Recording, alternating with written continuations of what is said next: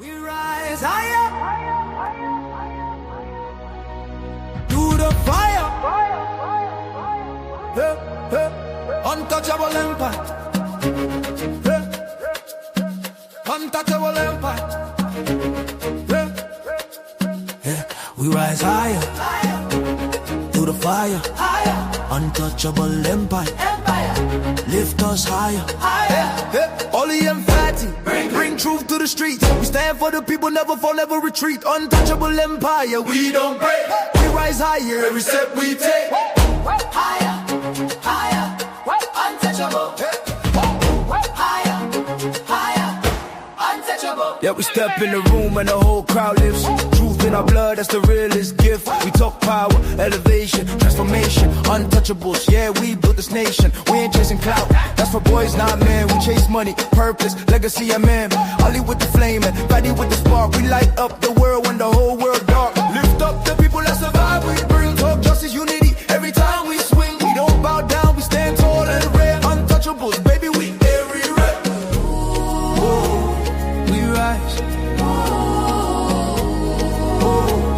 Through the fire, through the fire. We stand together in the light. Untouchable forever. This alright, this alright. Oh, we rise higher, higher. Through the fire, higher. Untouchable empire. Lift us higher, higher. Ollie and Fatty, bring truth to the streets. We stand for the people, never fall, never retreat. Untouchable empire. We don't break. We rise higher every step we take.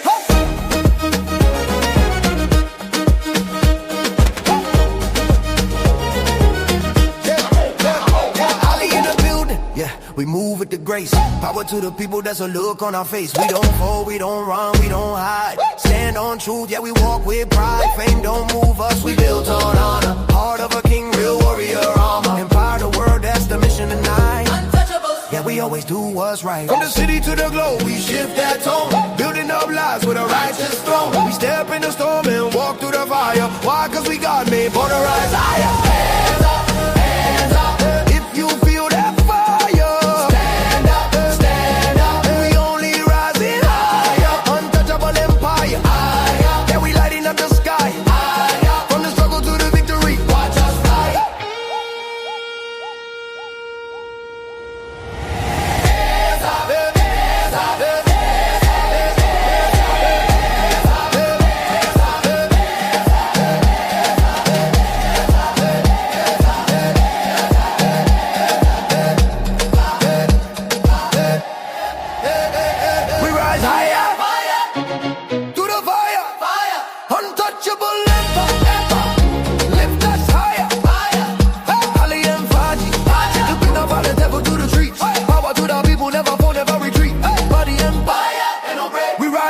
every move we make.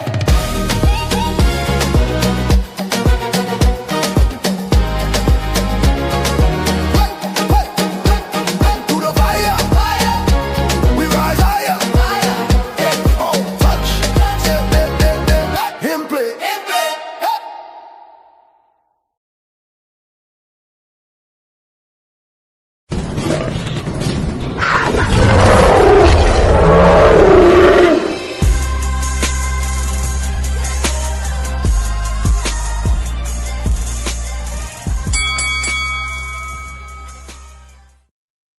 What's going on, family? What's going on, family? Bringing you another untouchable edition with Ilkhan Ali, man. I hope y'all having a good day today. I hope everything going your way today as well, too. As long as you deserve it, you ain't causing nobody no hardships. You ain't disrespecting nobody out. Oh, nobody out there, and you ain't living unrighteously, man. Hopefully you're doing the right thing, man.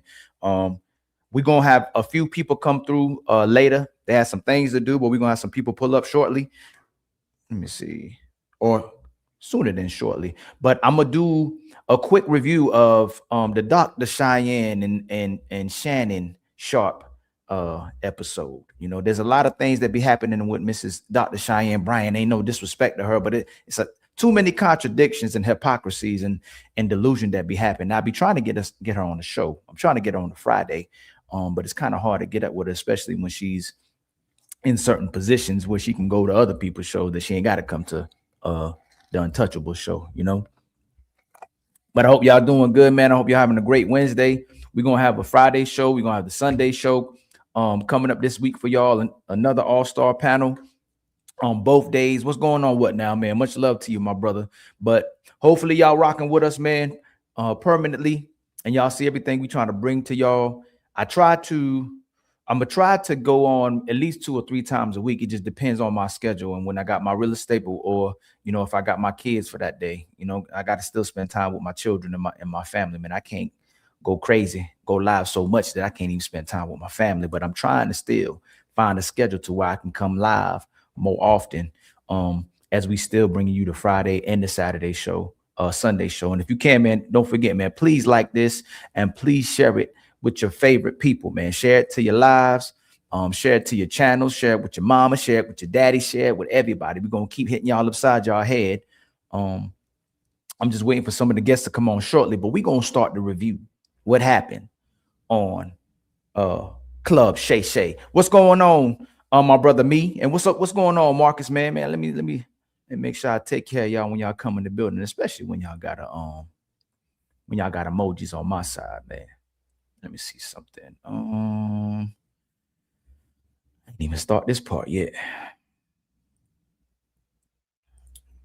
Okay, and I may not be able to review all of this, especially when the people show up. But then I'm planning on probably doing a pre-recording of the main parts of this that I want to review, or I may just review the whole thing and just cut it up in pieces, man. Do like part 1 or part 2 or part 3 of it. But it's good to see you, my brother Marcus, man. It's good to see everybody in the building, man. We're gonna rock it out now. All right. Let me get this going. Let's see.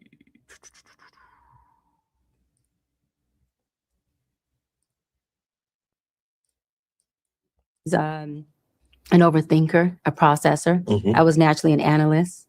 I've always been the leader amongst my friend group, who are also leaders. I don't have followers in my group. Everybody's leading. Everybody's leading. Everyone leads. I love that. We're all strong, and we all are so solid and vertical within ourselves that we don't need followers. Right. We solid with the leadership. I was a product of teenage parents. My parents were 16 when they had me. They were high school sweethearts. And they planned me. And so I was a product of a oopsie. They said, hey, walking home from school one day, a true story. My father brags about it all the time. He says, baby, you were made from love. And he says they were walking home and they planned me, and they can only afford a motel. And they went and paid for a motel, and they conceived me. Yeah, I was conceived in a motel, y'all. Okay. In a motel. And then, and then here I go. And so my grandparents stepped in and raised me, because my parents were obviously teenage parents that didn't understand that, you have to raise a child. Because they were basically kids themselves. Man, that don't even make sense. And this is what I mean by the delusion. Like, it's one thing to say that you was part of a planned pregnancy, and that you were conceived to come into this world by your parents, people who are established, got their own place, or at least in a whole relationship to where they can take care of a family. These was kids that had you. This is the delusion that I be talking about. How you gonna say that you were planned, you want an oops baby, and you were made out of love in a motel, but then they had to give you to your grandparents? So it's a lot of contradiction that goes on with Mrs. Cheyenne Bryant, and I don't know why Shannon Sharp don't be giving her no pushback. Well, maybe he'll get it off the show. That's why he can't do no pushback, because he'll lose off the show. That's what probably will happen. What's going on, my brother? What now, man? Thank you so much for the membership, my brother. I don't know why in these instances, and no, let me correct that. I'll say that for my emotions, because I do understand. A lot of times when they bring these celebrities or these figures to their shows, they know that if they say certain things, they're going to run them off the show. But how do we expect the society to get better when people come on the show and just be blatantly lying? It makes no sense. You can't say you were planned and then you got given up to your grandparents. It looks like it was a oops. It don't seem like that was planned. And if it was planned, then they should have been able to take care of you. And you shouldn't have to go live with your grandparents. But let's keep going, man. It's starting too early. I just started a video. She's talking crazy, y'all. Trying to raise a kid. Nobody had look. Yeah. There's really no guide to how to, be a parent. I mean, everybody thinks they had it figured out. But at 16, we're kids trying to figure out our life, and now we brought another life into the mix. There you go. And I mean, it's like you're growing up beside, like your parents are like 20, you're a 4 or 5 year old. And you're like, Is that your sister? Is that your brother? And so we grew up together. Yes. We grew up together. And what was that like? It was actually, no, it was amazing. My father, he ended up being one of the biggest gangster and dope dealers in the South Bay area. And, you know, moving weight to the East Coast, Ohio being one of them, Youngstown.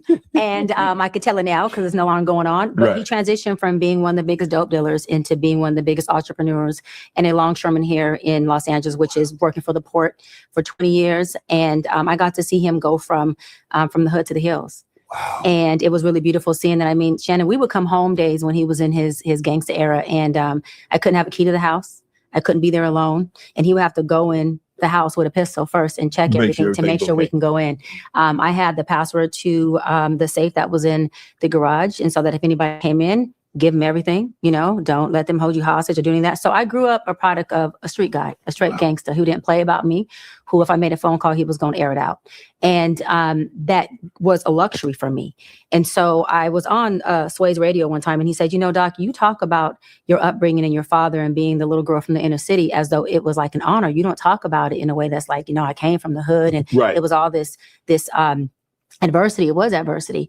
But I'm a proud little girl from the hood, and I'm a proud product of a father who was a street daddy. I'm a proud product of a mother who, you know, also was in the streets with him. And if it wasn't for me being a product of them, I wouldn't know how to create the piece and the tools that I have now to provide to my clients, to your viewers, to everyone else who follows me, because I wouldn't have had to bear crawl to understand how to get out this thing called the inner city. Wow. And I always say it wasn't me knowing where I was going. It was me knowing that I had to get the hell out of there. Right. And oftentimes I think of all ages, people get stuck in, well, I don't know where I'm going. What's my purpose? All you really need to know, Shannon, is that I don't want to fucking be here. I don't want to be here. And that day that I realized that, I put my track shoes on, even though people see heels every day now, and my track shoes are still on. I'm never taking them off. And I ran as far as I could. I ran into 6 degrees, 3 doctorates, a master's degree, a house at 19, my first home, a daycare at 19, 3 retail stores on Merrill's. Damn, you were a professional student. But I was a professional student for a long time and entrepreneur. But I really want people to know, and I know we're early on in the interview, but I want people to know who are watching that you do not have to know where you are going. You just have to know you want to get the hell up out of whatever you're in, whether it's a relationship, a circumstance, an environment, just go. And when you start to trust God, he does something really. The lady, so much love to everybody coming in the building. Uncle Rick, how you doing, my brother? Young Jay in the building, how you doing, my brother? And Philosophical in the building as well too. How y'all doing, family? What's going on, Uncle Rick? She's contradicting herself repeatedly. Like she's saying that she was a proud girl from the hood, and it created the peace inside of her and gave her the skills to be successful. But then she talking about she running as fast as she can away from the product that supposedly created her to be the best person she can be. So it's repeated contradictions, and she represents majority of sisters that we come across. They're going to contradict themselves in the same breath, right? She said she wasn't an oops baby, and she was conceived by a planned pregnancy inside of a motel, but then she had to be given up to her grandparents. And then she said, people like, dang, you be talking like you proud that you from the hood. And then she said, I'm a proud little girl from the hood. It gave me all the peace that I needed to give me the skills I needed to be successful in life. But then she said the reason why she's successful is she tried to run as fast as she could from the place that she came from. It don't make sense. God. But we gonna just keep listening. Dr. Cheyenne Bryant, please make it make sense. And Uncle Rick, you right, man. Like the way she's sitting down, that's one of the most bothersome things that I see from sisters and ladies too, where women would talk to cross their legs when they sitting, especially with other men. When a lady's supposed to cross her legs, and she got her legs wide open so he can see between her legs. And that must be coming from the product of where she came from too, because I see a lot of women that do not know how to act like ladies, that do not know how to conduct themselves the right way. But she said both her mother and father was in the street, and she was conceived by love, and it gave her all the skills she needed to be this lady and this wonderful person that she is, that got all these businesses, they got all these degrees, and brought her all this success. So one thing she forgot to do was close legs. Oh my God. Special, which is ordering your steps. And as he orders your steps and you stay vertical in who you are and you lean on him and all your understanding, nest in that when you call him out on his principles that are in the Bible that he promises you, I'm telling you, God shows up and he shows out. And he does give you back the time that the locusts and the cankerworms took from you, he really does give that back to you. So I want folks watching this to know that, listen, I was just a little girl in the hood, and I promise you, there was nothing around me, not to put the people down around me. There was nothing in my environment that I looked at and said, I want to be. There was everything in my environment that said, hell no, and hell no. And those hell no's got me to all my yeses. So I just want people to know that early on, because people look at me or use and they're like, you know, they're way over there. I'm not way over there for people. Right. I'm still touchable. I'm still that little girl in the hood. Wow. I just happen to grow up and make different decisions now. Right. But I'm still her. And I never, ever will not claim her. I never will not allow her to show up in a conversation and not allow her to be in her abandonment sometimes. And I will always make sure she knows, you can feel that way as a little girl. The woman in me, I have your back. And I'll knock everything off this table for you every time. That's what self-love is. And I want people, men and women, to know that, especially within our community, because it's important that they see our wounds, not just the healed Dr. Bryant, because that's not where it started. So you made a conscious decision that I'm not going to be a product of my environment, and I'm not going to be my circumstances in which I'm currently in. You made that decision at a very, very young age that, you know what? Yes, this is my environment. I don't really see anybody that I aspire to be like. Yeah. So let me get the hell out of here and find some people that I do aspire to be like. There you go. And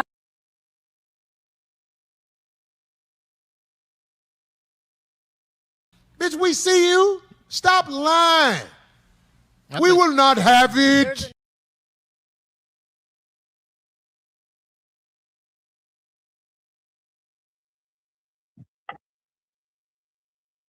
Another special guest in the building, my sister Becca. Are you watching this? Yeah. Is it making sense to you? She says she's proud from being in the hood. Then she says she did everything she could to get away from the hood, and there was nothing in the hood that she aspired to be, but she was bragging about her mother and father being in the streets. So it's contradictory when you say you love where you came from, but then you turn right back around and say you don't love where you came from, and there's nothing that you love. You know, what you think about it? So for me, well, when it comes to the hood, it's a love-hate relationship, right? That I hear a lot of people. I didn't grow up in the hood, so I visited the hood quite a bit. I wanted to run through the six with my woes. Oh my God! What was you doing in the hood? Hanging out with my no good boyfriend at the time. That was my introduction to the hood, and I was grown. You know, I was in college during that time. Right. But one thing I do understand, right, is that you can have an appreciation for where you're from, but you have to have the will to change that, right? You can say, yeah, you know what was good about the hood? The camaraderie. We stuck together. We was all we got, right? But at the same time, acknowledge the fact that the murder rate between Black people in the hood is stupid. Right? Like you can acknowledge, I think, both. And I think it has to be an honesty to say the hood wasn't the best place for me to grow up as a kid. And I want to change that for other kids in the hood. I think that got to be the message. True. But do you think, but you got to pick a side, right? You got to say it's one thing to say you proud of where you from, and then you turn right back around and then completely degrade the place where you from too, as well too, right? Or you think you can do it simultaneously, be like, look, I'm proud of where I came from, but it was a hellhole. I think you could be proud of some of the people, but I think you can't be proud of where you came from. If where you came from, you wouldn't put your child there, then how you really proud? Or if you could change things, you wouldn't have grew up there again. You know what I mean? I don't think you could be proud of it. I think you could say, look, I grew up with some great people, but the environment was crappy. My goal is to change that environment to make it better for the next generation. No, you can't be proud of that. Like, just say it was crappy and keep it moving. But do you think most of the people in the hood was crappy though? Or do you think there was just certain people that was in the hood that would like cause the dysfunction, cause the chaos in the hood? Like I was from the hood too, or at least right next to the hood too. But majority of the people weren't bad. It was some people who were involved in certain activities, but majority of people, you had grandma still in the hood, your cousins were still in the hood. Like majority of people weren't doing bad. You may not want to live in that environment because of the bad things that's happening, but most of the people I didn't come across were bad people. You know, most of the people weren't in gangs. Most of the people weren't selling drugs. Right. And then we have people that try to push narratives that say that the hood is just this hard place because of some of the people that are doing bad in the hood. And I think we should have better living conditions than the hood as well too. But there's a long history of how we got in the hood, just like there's a long history of how white folk got in the trailer park. You know what I'm saying? Correct. It's just like we just can't come and meet in the middle and go, hey, white folk, you know, your own people was doing you dirty too. They doing us dirty as well too. We both struggling, but majority of people are law-abiding citizens who just trying to make it in life. You know, we inherited that position. You know what I'm saying? Oh, I agree with you on that. There is plenty of brilliancy, you know, plenty of people who are great people who give you the shirt off their back. You know, there's some influencers who go around, you know, asking homeless people for something to eat, and they be the first ones to be like, yeah, I'll share the half of a eating, you know, peanut butter and jelly sandwich. I think a lot of taken care of, even when you're not taken care of, a lot of people in the hood is like that. Like, you know what I'm saying? Right. So no, I do agree that majority of people, and that's kind of where we let media come in and ruin things, right? We let them create the narrative that, oh, people are like this. People don't have access, right? And they don't have to know withal, and they trying to get it. I'm seeing more and more people come up out the hood or buy back their hood, right? And say, look, we can have ownership. You know, you can use this program, use that program. When your kids come home, help them with their homework. They don't understand, ask a neighbor who can tutor them. You see people trying to come up, and I think that's beautiful. And yeah, we was forced there. That's the truth of the matter, right? We was forced in there. I'm from Philadelphia. I can tell you, I know somebody. Most people don't know this, right? The Philadelphia airport used to all be farmland, mostly Black-owned farmland. Yep. The government snatched it. And I really know somebody right now. She's still living. She was just in West Philly. Her parents and them, they had to move to the projects because the pennies they paid them on $1 for their land. And they built that multi-million-billion-dollar airport on their land, right? Pennies on $1. They couldn't even afford to buy another house. They had to go live in the hood. Her parents scraped, borrowed, did whatever they could to try to get them out because, you know, they came from better. But it's too many people who got stories like that, you know. And it's a shame. And I think, you know, we as people, if most of our people in the hood, that's where we got to do the programs. That's where you got to, you know, the knowledge is power. And we got to take ownership of ourselves, though, ultimately. Right. No, you're right. But it is funny what you're saying. Like after the Reconstruction era, Black people got almost 15 million acres of land over time. It ain't like they got it right away, but they got the land over time. And by 1970, the government took it 90% of it all back, you know. It's some treacherous stuff that the system has done. But let me ask you something. What do you think about Dr. Cheyenne Bryant? Like honestly, from you being able to, you know, have the pleasure and the blessing to have her, you know, gifted to your life. Now, but I'm being funny. Like, what do you think about her? Honestly, I think she's a little incomplete, and I say this is because having the upbringing that she had, there are some holes, right, in her story and how she lives out the values that were placed in her that I think it's some misguidance there is what I would say. Some of the ways that I agree with her, you know, about some broken homes and how we have to come up as a people, but I think it has to be equal ownership and what men and women in the Black community have contributed to how we are right now as a whole, a majority of us, right? So I think if I were to say how right is she, I'd give her 75% on the topics. In her personal life, though, when she starts giving details, she, you know, it's kind of do what I say, not do what I do. Okay. Ooh, at least you admit that. That's what I'm talking about. Okay, so let's keep going.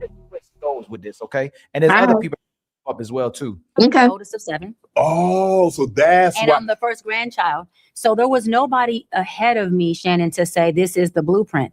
It was just folks around me to show me what not to do. And I say this about a lot of folks who are PCs, pastor kids, right? Or they got parents who've been married 30, 40 years, and the marriage is rocking and rolling.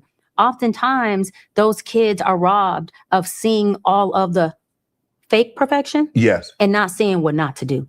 So they usually come out that household and they're extremely rebellious, and they end up doing the total opposite of what their parents did. And I say this, you know, because I love Cam. Me and Cam, we are great friends. Cam has thanked me for a lot of the impact, positive impact I've had on Cam Newton or Cam Newton. Cam Newton. Okay. Cam Newton. Okay. Because you say Cam. I know, Cam Newton. Cleared it up. Cam Newton. But I say, and I want to say, Cam is a perfect example of what I just described. He is a pastor's child. Yes. His parents are still married. Yes. He comes from good stock. Yes. And we're not saying that Cam ain't good stock, but his decisions are not good stock. Okay. So just want to show people the example of what I'm referring to. Then you get a little girl like me from the inner city, and parents are teenage parents. We got a lot of trauma and different drug dealing and drug addiction and things going on and trauma in the house. And I was now, this is what bothers me about her, right? She believes in so-called leadership. She believes in men and women coming together like they're supposed to do. And she says that she'll submit to the right man, right? But then when she speaks on the community, when she speaks on the behaviors of men and women, she believes she has the right to tell Cam Newton that he probably not making the best decisions, right? But if you're watching society, do you think, like, honestly, from your point of view, do you believe that majority of women are loyal to the man that they connect to, or do you believe that women are disloyal, like from your observation of today's society? Because I'm gonna give you my version of it. Okay, loyalty is supposed to be for life. If I say I'm loyal to you, that's supposed to be for life. And a woman's version of loyalty as well too is that she's supposed to entrust in you, entrust on your page, follow your guidance, even if sometimes she might not believe what you're saying or agree with what you're saying. If she trusts you, she should follow you. And if you make a mistake, she should allow you to own that mistake, right?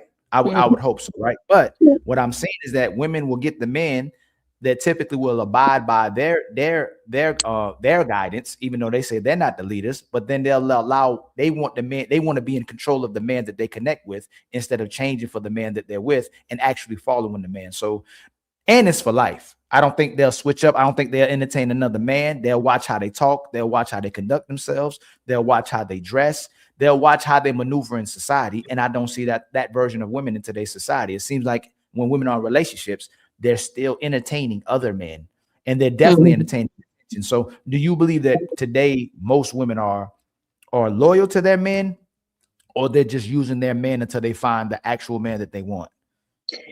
So I think a majority of women are loyal to their men. I think, but with social media and just human nature, we like to gravitate toward the negative more than the positive.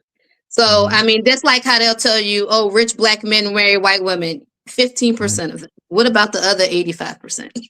Right? They like to create this narrative of this ain't happening, that's happening, right? So I think I see an overwhelmingly amount of people who are loyal. To your point, though, I think a lot of it comes to, in today's society, is misalignment. People want the glitz and glamour of relationships of these people, but not the reality of who they are.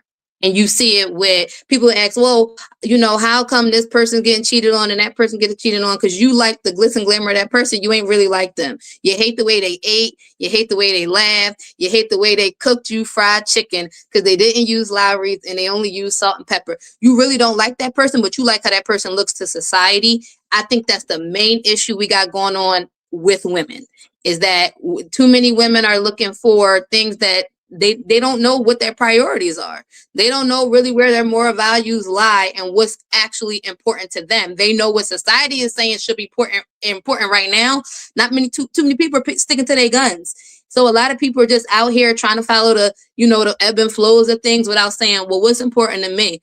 What do I personally want? Forget what the society is saying. Like, some people don't care that they men don't cook. They'll cook a meal every day of the week, every day of the year. Other people, they like, nah, I need somebody who's going to cook half the time. Some people say, oh, I need a man to pay all my bills. Most of these people don't pay all the bills. If you look at statistics, most households in Black America and white America, 50-50 incomes. You know what I'm saying? It's too many people trying to put on the glitz and the glamour.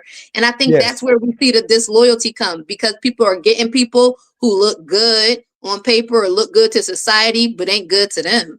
They don't really like that person. Well, you realize though, you just said the opposite of what you said. You said you believe most women are loyal, but then you said but then you turned right back around and said they like the glitz and glamour. Not too many of us. Too many. And when I say most, right, I'm saying more than 50%. I'll let you finish.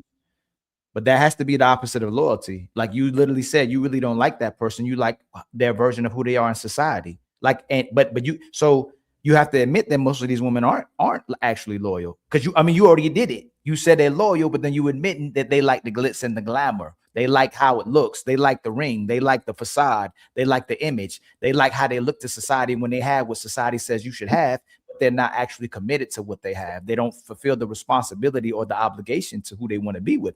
That's why I don't believe they are loyal. But you said it after you continue to speak that they're in it for the glitz and the glamour. That's what I agree with as well too. So we both have to be on the same page, right? Are they loyal? Well, I said majority are loyal, right? Now, I mean more than 50%. I see more than 50% of people sticking with who they with. So since you're going to keep doing that, because I'm with you with the glitz and the glamour, substantiate to me how you're saying most of these women are loyal and give me evidence of what you're saying. When you're saying most of these women are loyal, what demonstrates that majority of these women are loyal? Because we have the data to show it, and not only in relationships, almost 99% of relationships fail if it doesn't result in marriage. And if it gets to marriage, 70 to 80% of the women are initiating divorce, and 90% if they're educated. It's the stats we keep repeating. The women are leaving. Like, for instance, how many relationships have you had? 3. Who did you leave? All 3? No. Okay, how many did you leave? 2. Okay, 2 out of 3, right? Mm-hmm. Okay, so the one that I'm not gonna get into that yet. Substantiate me how most women are loyal when I agree with the glitz and the glamour part, that I believe most women want the glitz and the glamour, but substantiate to me how most women are loyal. I see. Okay, the majority of the women who I see are sticking with one person, right? They're not out here cheating. Most of the times when I see relationships or even marriages dissolve, it's usually over one or two things. Cheating, mostly from the man's part. I would say 75% of people who deal with infidelity, the man's initiated that infidelity, and it leads to, I'm not sticking around for this. I ain't signed up for no cheater. They're leaving, right? So when I say most women are loyal, I'm saying more than the 50%. Now, do I think that number has decreased over time? Yes. I think back in the day, you had about 75, 80% of women who were sticking around. I think that number has decreased. Why? Finances is no longer an issue because both people are working. So if you find out your man is cheating, most women are like, I'm chucking the deuces. You know what I'm saying? Money is the other thing. You have, inconsistency. That's with the money part, though. I look at that as a disloyal aspect of it. Because if you signed up for someone who has a teacher's salary and all of a sudden that's not enough for you because you want to go on vacations 4 times a year to leave that person because you want a better life, I would say that's disloyal. But I don't see that much. I mostly see infidelity being the reason why women are getting divorced right now. So when but that has to be a personal, because it says that the lack of commitment is why most divorces are happening. It's not because of infidelity. Most men and women don't cheat. But when you speak to women, they'll use cheating. You could take the time out too when you want. I know you got Google right there. You got Chat GPT up there. Most men and women don't cheat.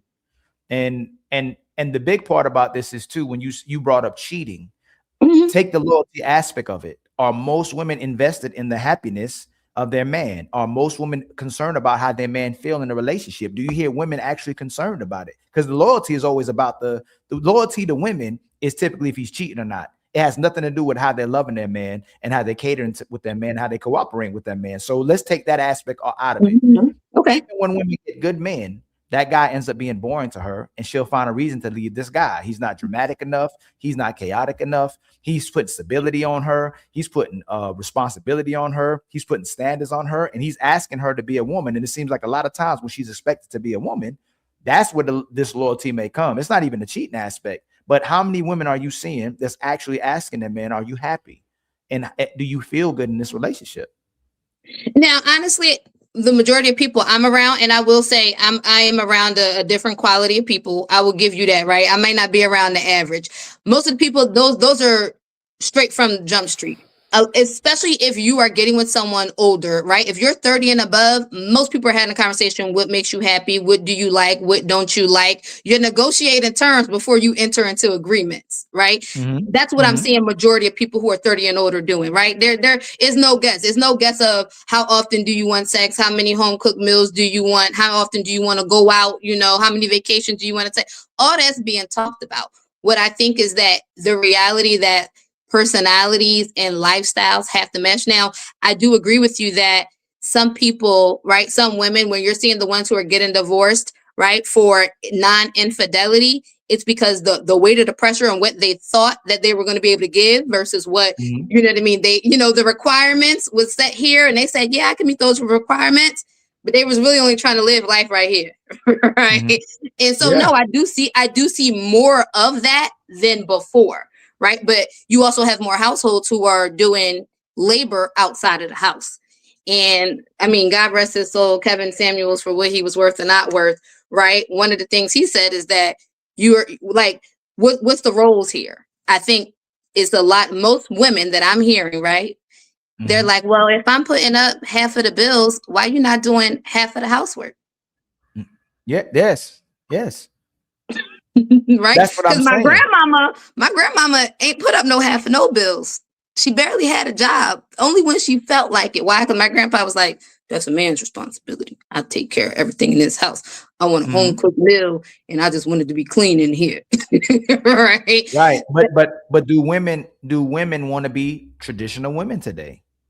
I think we're seeing a return in a society. I'm not going. You see how you dodge that? You see how I dodge that? I didn't ask you about that. I said, do women want to be traditional today? Do they want to be a stay-at-home mom?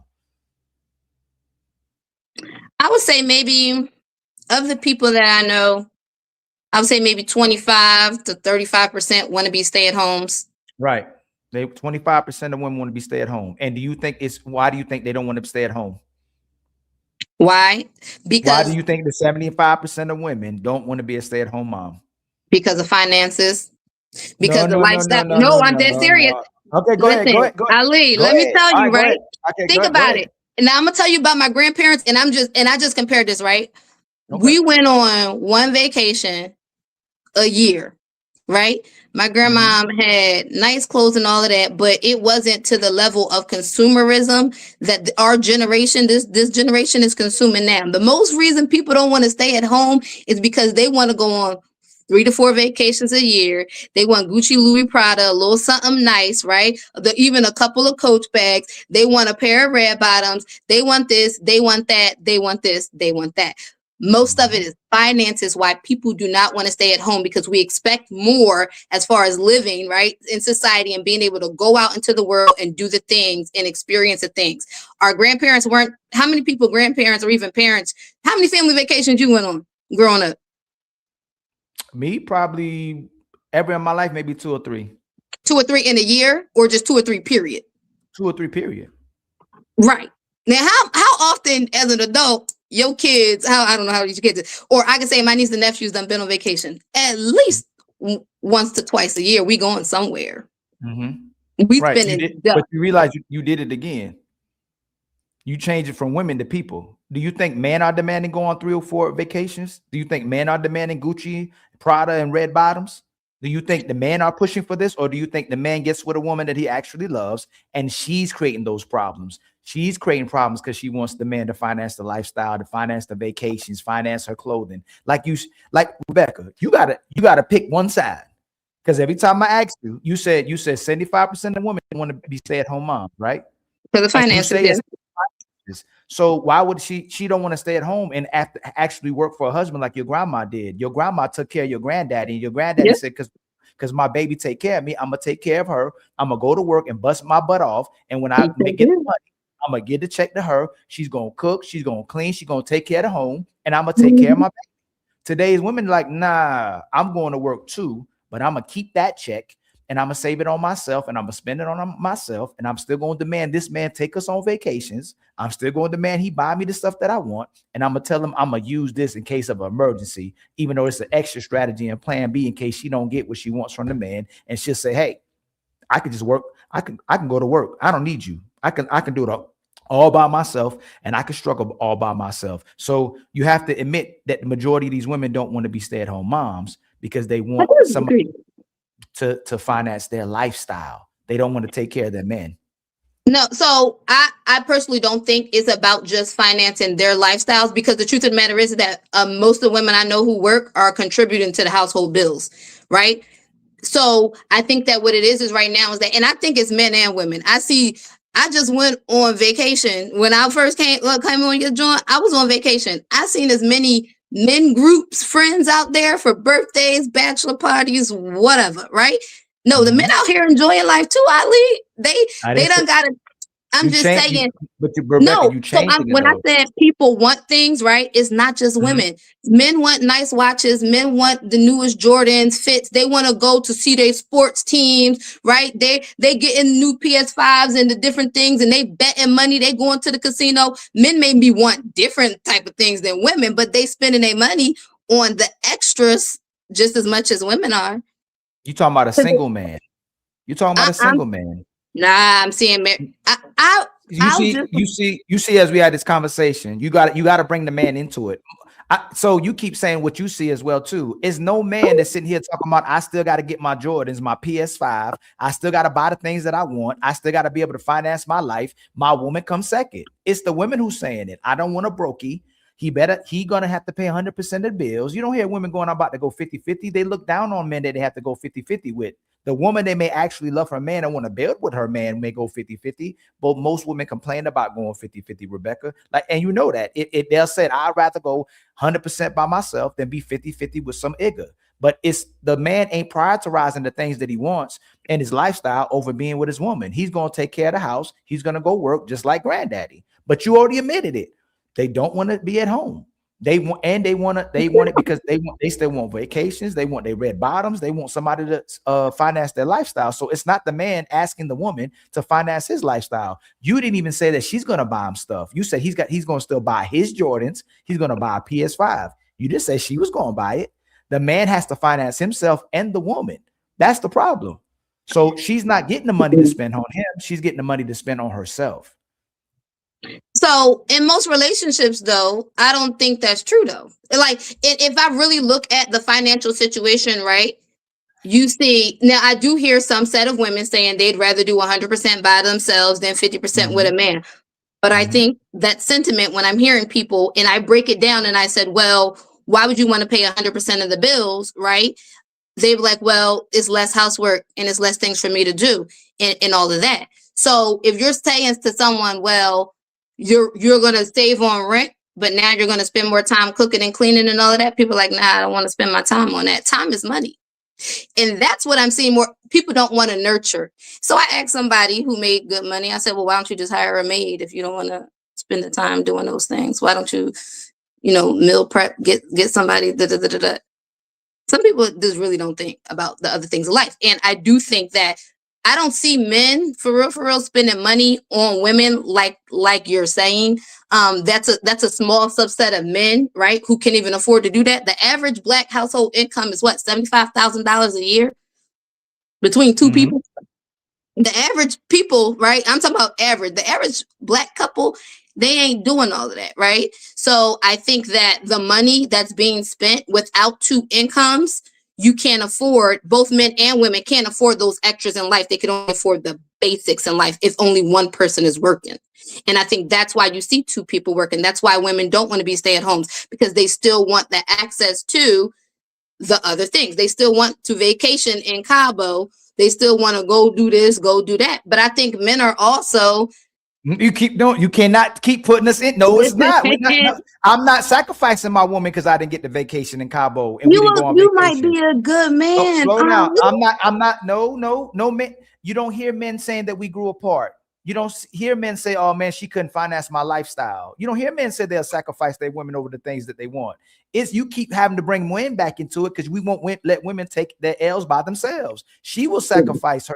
She will sacrifice him if he can't finance her lifestyle. It's not him. So how many men, you think a man gonna leave you because he can't go on a vacation? You ain't never heard that in your life. No, I literally. No. Here we go, Ali. I've met somebody. Hold on, Rebecca. Are the majority of you? Are you going to tell me? Oh man, it's crazy how y'all be meeting these guys. It's crazy to me. You know a man that left you because y'all couldn't go on a vacation? Ali, not me. Ali, I don't think you understand what's out here right now, right? I really don't. There are men who won't even get with women. I've heard men. I've sat and heard a man at the bar and his friends agree with him. Oh, I wouldn't get with a woman who make less than XYZ because, I want to be able to do this, that, and the third, and this, that, and the third. And they like, yeah, me neither, man. I wouldn't get with. No. Break it down. No. You got to give context. You ain't just going to say that. Why did the man not want to be with her? He did not want to be with her if she didn't make a certain amount of money. Why? Because he wanted someone who could be able to contribute to the lifestyle instead of him paying out of pocket for the lifestyle. So stop right there. Mm-hmm. Do you think he wants somebody to be a contributor to the lifestyle because he wants to depend on her money, or because a lot of men are getting with women who will just sit there and not do anything and make the man finance their lifestyle, and they typically bring nothing else to the table but looks and sex? No, well, shoot, most of the people ain't satisfied with the sex, so I just say looks and children. I'm gonna be honest, right? So right now, so the women ain't satisfied with the sex, and neither are the men. From most people that I'm hearing. Hey, how about this? Hold on, Rebecca. You won't commit. What are women doing wrong in 2025? We know what men are doing wrong all the time. Since you want to keep, without bringing the man into it, what are women doing wrong in 2025? You're telling on them, but then you keep putting it right back. Men are doing it too. Men are leaving women because they ain't got money too. Men are leaving women because they can't go on vacations too. Men are leaving women because they want to go 50-50. Oh, they won't go 100% with somebody too. What are women doing wrong in 2025? Listening to society about where we should be at instead of where we're at, and living in the reality of where we are as Black people specifically in society, and what it will take, the sacrifices it will take to reach the next level. I think that's what, in general, women are doing wrong. They think that we can jump all the way up here when, as a Black society, we are right here, and we need to actually take the next step to get up on the next ring of life. I think Can you expound on that? Like, give me more context. Where are they trying to jump? Like, what are they doing wrong? Where are they trying to jump from? There is, unless your household income and your kids' college fund is fully funded, I don't understand how anybody, Black, right? Specifically, I'm gonna just deal with my people, owns a Louis Vuitton bag that costs $1,000, or any type of label, Louis Vuitton shoes, whatever. How do you, as a person, spend thousands of dollars on Christmas, and if an emergency came right now, you couldn't afford to fix a broke washer and dryer, get your car, whatever.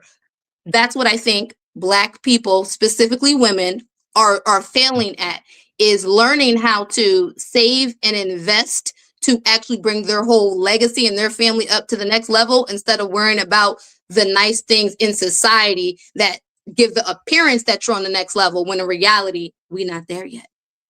So you're saying women are struggling with investing in the wrong thing. And you're saying they're spending. Instead of investing, they're spending on the wrong things. Yes. So then why do you come right back and say that these are the same women who are trying to invest in the family? So investing in a family, as far as I think investing in a family as far as giving values, morals, support is no. thing. Listen what you said earlier. I did. Because this is what you said. They're struggling with being stay-at-home mothers because of finances. And then I'm asking you, what are most women doing wrong? Today's women are doing wrong, 2025. You said they won't invest, they're spending. So is it safe to say that these women in these households are overspending? Because I know countless men, and I'm sure you do, that talk about how much their women won't stop spending their money, won't invest, won't save, so that they can invest in the future of their children, so they can invest in their future. They won't stop spending on the things that they want, especially the Amazon. Amazon truck stays in most of our houses. Like, the dude might as well just live there. Like, if you're admitting to it that they are spending too much, then in the relationship, the man is not making enough money to keep up with his woman's lifestyle. But that's why we see women working, so that they can keep up with their own lifestyle, is what I'm saying, Ali. Right? This is not the money that women are spending on Amazon ain't pulling from that man's pocket. If you go to Rebecca, you are saying, you realize you're saying everything that's happening, and then you'll still put it back on if she goes to work, she's still going to want to spend my money. She's not going to want to just spend her money. She's going to spend her money too, but she wants to spend my money too. Now, that is an aspect I personally don't know about. Let me just tell you. I'm going to be serious. I don't really know the average, right? Now, you're talking about rich people, that's something. I'm talking about the average woman, right? She's not going up there spending a man's money, because we as a society, we don't have that much money to spend. We spending our money on the wrong things, right? Instead of saving for our kids' college fund, we buying dumb stuff, right? Things that are no substance. You just said you don't know what I'm talking about, but you admitted that women are spending money on the wrong things. So how don't you know what I'm talking about? Because the money that they're spending is the money that they're earning. You're saying that they're spending their money and a man's money. I don't know too many women who can just up and spend a man's money like that. You get what I'm saying? So annually, right? And I meant to bring, women are spending outside the household. The man's typically spending $40,000 to $50,000 a year outside the household, where a woman will spend $0 to $5,000 outside the household. Most of the time when we step out the house, most of the time when there's purchase done outside the house, 85% of the consumers are women. So then when I ask you who's misusing the finances in the household and that the man still has to finance her as well too, you made all these general assessments that she's spending unwisely. She's spending on things she doesn't need. She's spending on things that she can't afford. But then when I ask you about the man spending on his woman inside the household, even though she works, you go, now I can't speak on that. I don't know about that. You're telling me from your experience, even you personally, that you don't know women are spending their man's money even though they're working as well too. Like they want to not other than date night. I'm not seeing that, Ali. Other than date night, right? Where okay, we're going out to the bar and doing that. You talking about the things that women are Amazon shopping, this, that, and the third. That's the money that they're earning at their houses. They're still contributing to the bills. And instead of them investing that extra money into something substantial, right? Instead of doing that, they're spending it on dumb stuff. Are they spending it? You said the bills. Are they spending it on their man? Only for special occasions, holidays, birthdays. Yeah. But is the man still spending on his woman with his money?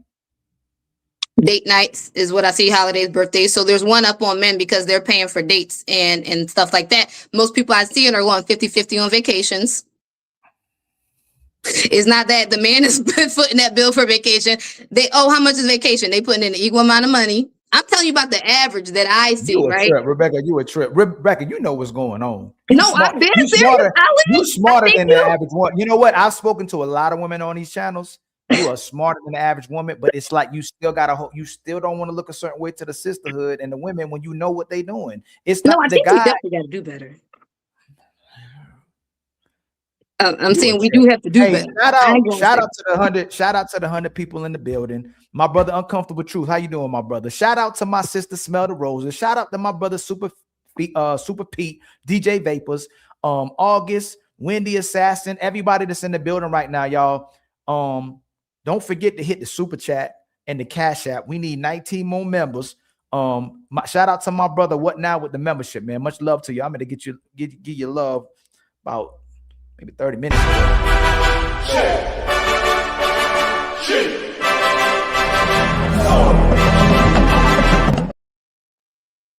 So I'm gonna bring this video back up, but let me come down here real quick. My brother, Truth.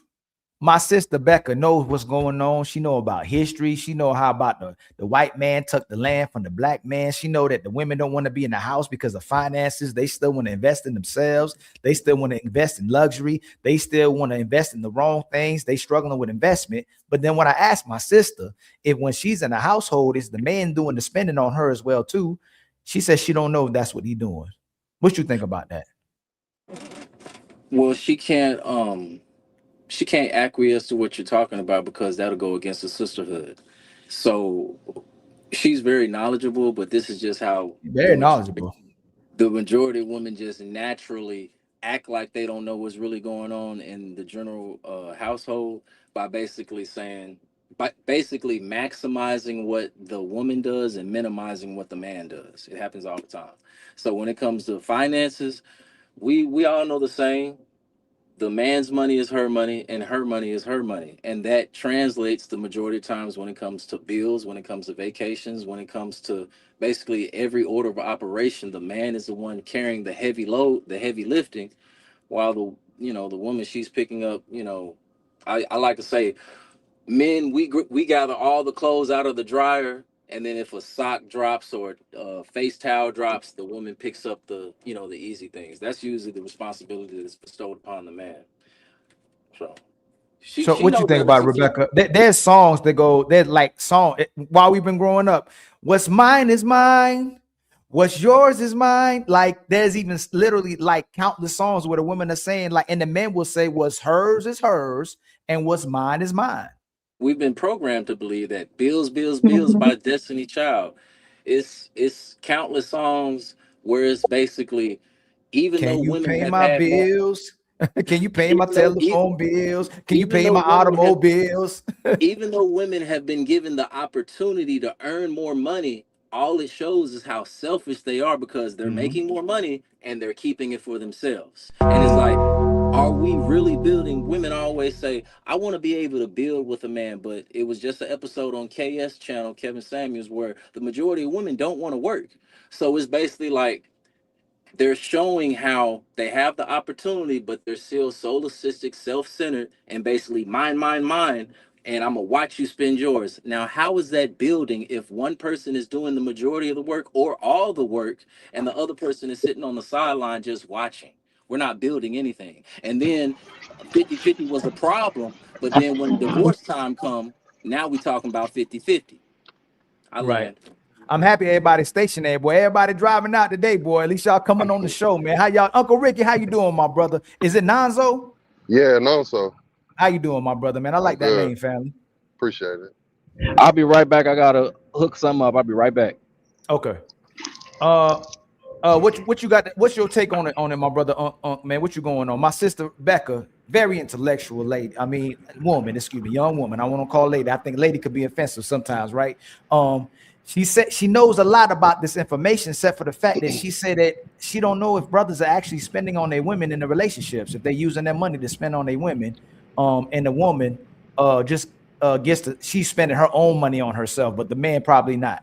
So what y'all think about that? Y'all think she knows exactly what's happening? She spent other brothers' money before, or she the only person that don't know about this?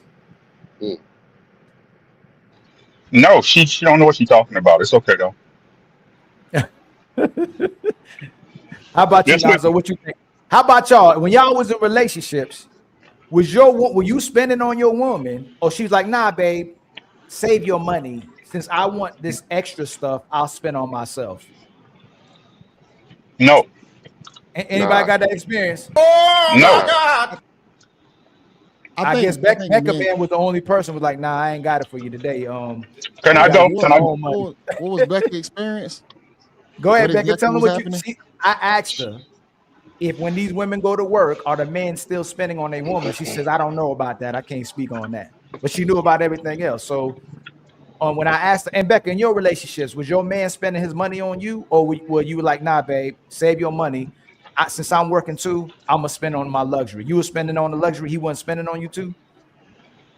So when I was in a relationship last, he spent slightly more money on me probably than I spent on him. But I was, I'm the type of person, right, that I'm going to make sure your clothes look right. You know what I'm saying? If we're going out to dinner, then I'm going to cook as much as we go out. Like, so I prefer, just personally me, I prefer that there be more equilibrium. And so the money exchange might not be equal, but I'm gonna make up for it in other ways, which for me is cooking. And I'm a great cook. So it's like, all right, we're going to the restaurants and I'm gonna make sure, that we keep things good at home. So that was my dynamic. But now I did look it up, Ali, because like you said, stats, right? But you try to run away. You try to run away from it. Oh, go ahead, JB. She says she like to make up for it in other ways. Yes. Most men are okay with doing more to gift giving, spending more money. We just want some type of reciprocation that's met with what we want. And that's usually the case. We really don't care if y'all spend gifts and buy things for us. That's cool if y'all do, but usually we just like the things that we want out of y'all. If y'all do that, if y'all stick to it, we okay with that. Mm-hmm. So, I got something to say. So when the women go to college, get all these degrees, great jobs, why is it so hard for them to spend? I mean, we've been doing it for hundreds and hundreds of years. Y'all got all this education, great money, and y'all don't want to spend on y'all husbands, y'all men, nothing. I don't get it. It's because they doing it for them and not you. That's why. Okay. They go to college and get these careers for them. They ain't doing it for their husband. We go to work so we can take care of our family and our children. They go so Yeah. they can take care of themselves, right? So, the sister, shout out to y'all, man. What's good, Ali? Brothers on the panel, everybody in the chat, What's right? up? The truth is, right? This what, and all women do this, even the good ones. Hey, good girls do it too, Ali, right? Yeah, that's true. Is that because so she spoke in the verbiage of, okay, she's working and she's making her money, right? And she's able to do Amazon and do all this stuff, but she's able to do all that stuff and spend that money because 9 times out of 10, not all, I can't say it's everybody, not all, right? But 9 times out of 10, she know that man is taking care of the bulk of the responsibilities financially, Yeah. right? Yeah. So when you sit up there and you say, "Oh, she's able to do that because as a man, I provide a foundation, the base, so you ain't got to worry about the rent getting paid or the lights or the car notes or the insurance, right? So when you spending your money, you spending my money. That's what y'all don't get, right? But I can understand if you used to picking and dealing with men who don't support you 100%, right? I can understand if you dealing with men who say, hey, you can't fuck with me unless you take care of me like you know what I'm saying? I want the money that I give you. That's different, right? But then y'all in a partnership, and that's why they don't last. Because after a while, you can't even look at that man as husband material or somebody you look up to because y'all even Steven in this bitch. You understand what I'm saying? Yep. Yep. And I want to add to that, like, the women fought for equal rights, just like to be a man. Now you have the opportunity. We're supposed to come together and be even more great than what we are now. But I feel like women are now making it hard for marriages to work, for all of that, because they're making money. Well, I think that's why I think you got to be in control of your woman money or have some control over it. Yeah, I agree. Yeah, I agree. You need to know, like, when she get paid, you need to know exactly where the money is going at. And I know that sounds unrealistic, but it's not easy. But I do it in my relationship, just being honest. You right, but how many you think most relationships gonna end if somebody go, hey man, let me get that money. What you got in your bank account? But she want to know what you make though. She can know what you make, but you can't know what she make. Now a real man don't ask a woman how much she make. Yeah. I mean, you'll just know if y'all in a relationship, things got to be open, things got to be transparent to where you know what's coming in. Like I'm very transparent about the money that I make or what comes into the account or whatnot. So basically, I want to have it structured to where when her money comes in, I'm in complete control over it. So I'm not a tyrant where she can't do whatever she want to do, but at the same time, we work together. I'm better with the finances. So I'm going to be the one that's going to be kind of laying the groundwork and foundation because I think about the shit that she don't think about. And that's kind of like the balance between the two of us. But I think that's fair. If your woman still wants to go to work, what should happen is her check goes to you. Like if she wants to still go to work, the finance, it should be in your hands and you decide where the money goes. But a lot of times, man, like I said, we all know that majority of the time when she's going to work, it's to benefit herself. Typically, you make some of us have some women out there that's going out there to make sure she's evenly doing a contribution to the family and she's helping what you build with the family. That's a minority of women. Most women, they want to stack up their bread in case something goes wrong, in case she got the bounce, in case you trying to negotiate. She go, hey, look, I could just go get my own money. Like if we either going this way, I could just go back to my own money. And I'm just, that's all I'm trying to get Becca to ask. Because Becca believes that most women are loyal and most women are investing in their man the right way, even though she admitted that most of these women are doing it for the glitz and glamour. So I'm trying to ask her to pick a side. Does she believe that like we know it's glitz and glamour. We know she's trying to get that ring. She's trying to get that notch on the belt, and then she'll divorce her man. But I'm trying to get Becca to really truly process this and work this down and go, you know what, Becca, you already admitted that they want the glitz and glamour. It ain't really about the man and the responsibility to her family. But she right though. They are loyal. They loyal to the situation, not the man. You see what I'm saying? They loyal to the situation, not the man. Most women ain't holding their man down if the situation changes. Right. As long as the situation fits them, they okay with it, and they consider that loyalty. Right.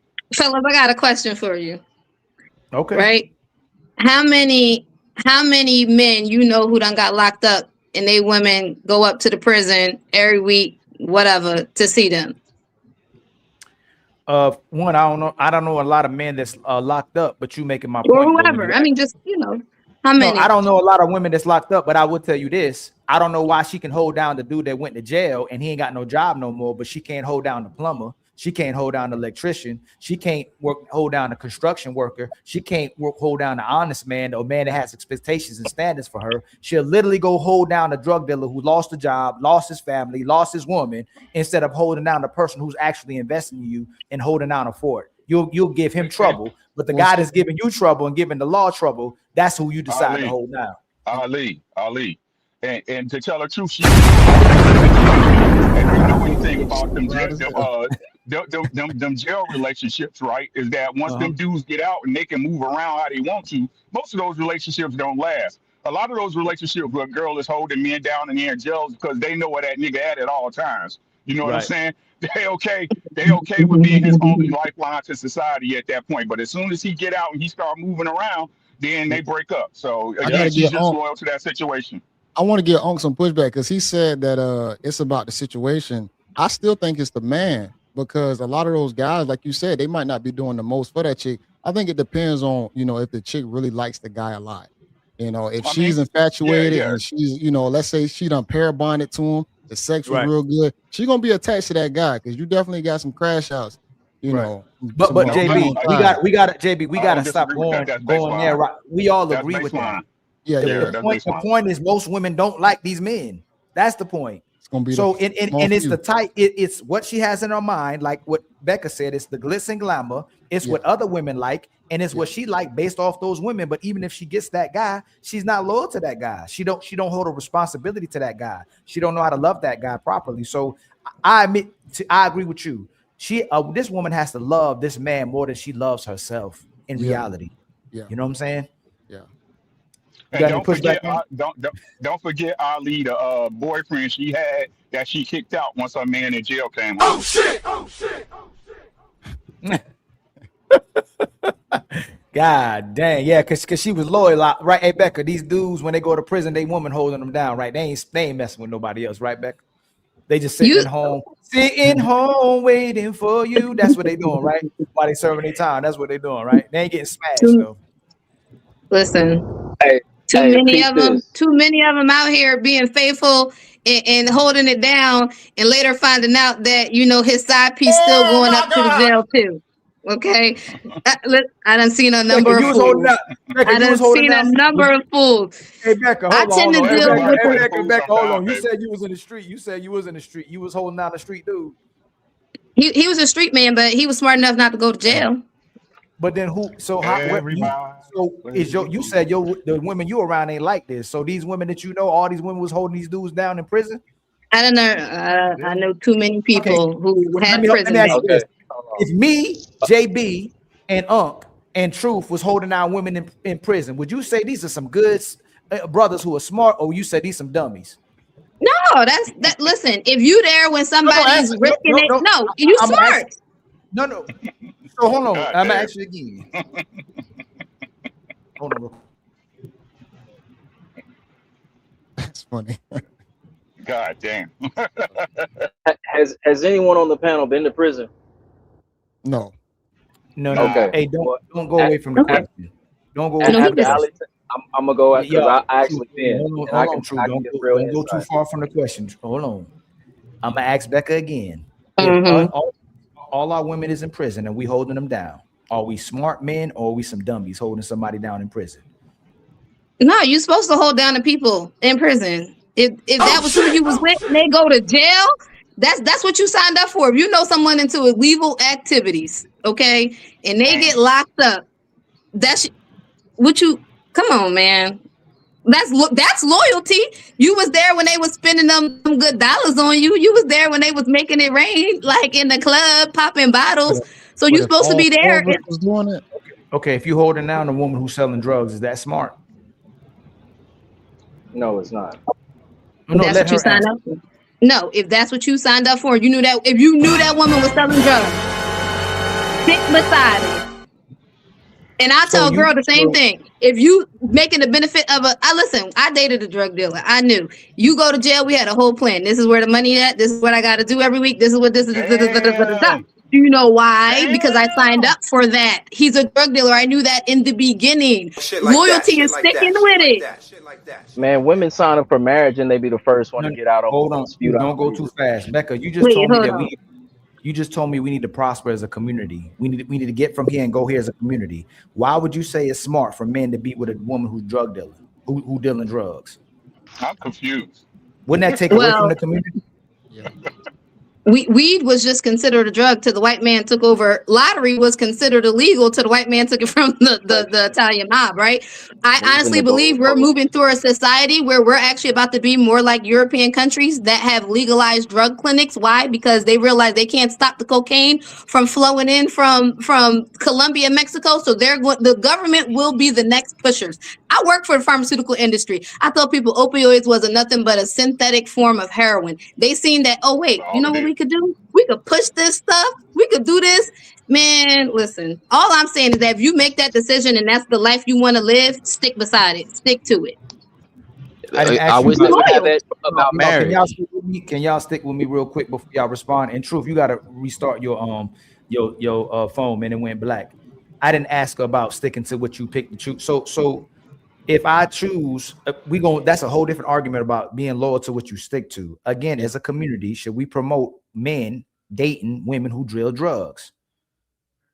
No, we shouldn't promote it. So stop right there. Don't come with the but, because it's like the need to be right. It's strong with you right now. Should we promote women to be with men who deal drugs? We should not promote it. Will that help us be prosperous by dating each other, selling drugs? Can I answer with a caveat? No. Then I'll just say no. Okay. Number 2, if we are dealing with someone who sells drugs, should we stay loyal to them? Yes. Okay, that's what I'm saying. Yeah, it's crazy. All right, go ahead, y'all. That went kind of far right there. Can you hear me? It's crazy. Real quick, for somebody I was incarcerated for a crime I didn't commit, and I can tell you when mail call came, around certain holidays, you would see the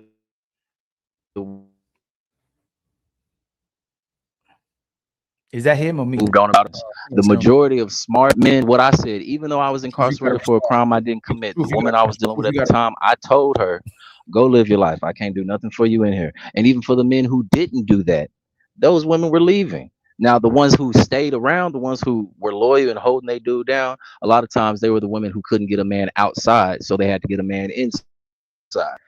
No. So hold on. His women out. He got to restart.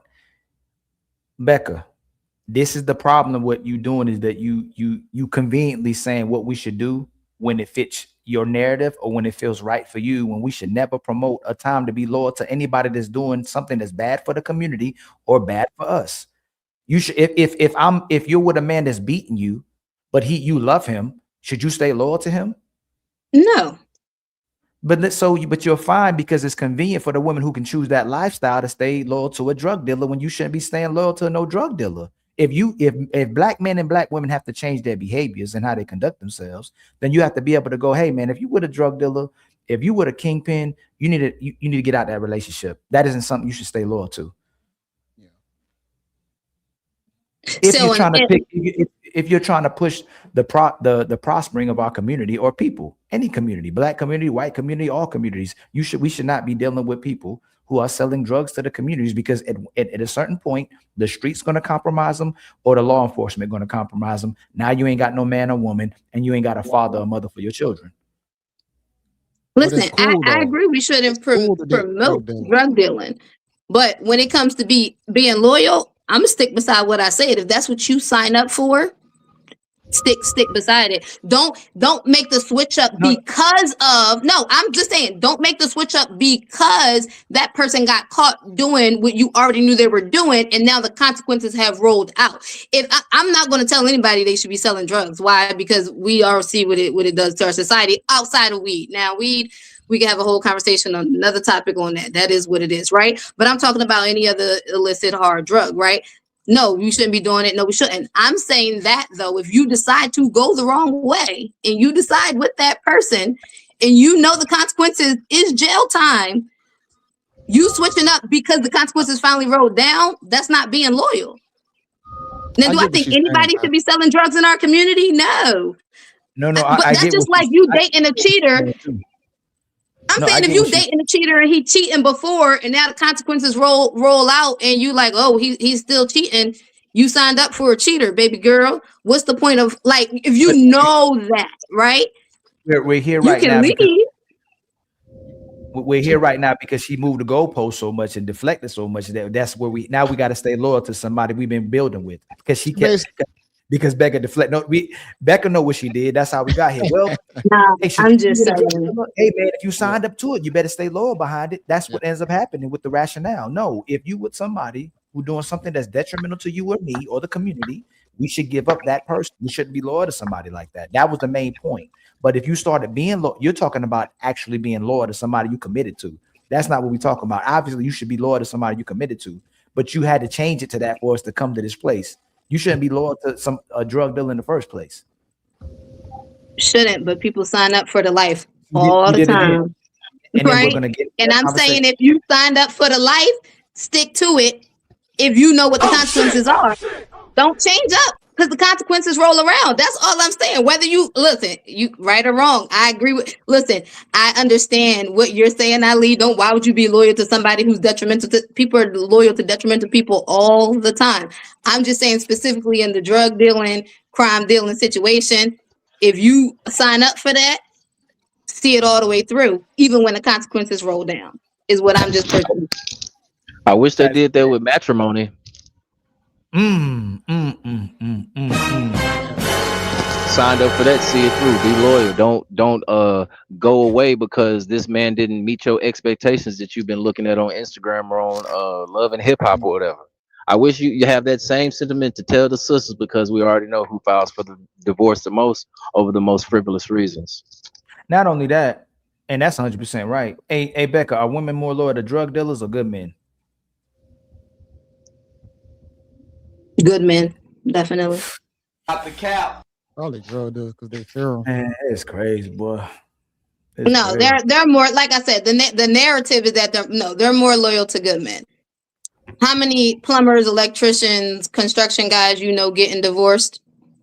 They actually disrespect those guys for having those positions. They look down on guys having those skills and that experience. They look down at plumbers. Like most women ain't pushing being with a plumber, even though they make good money. You remember the guy they called the Ninja Turtle?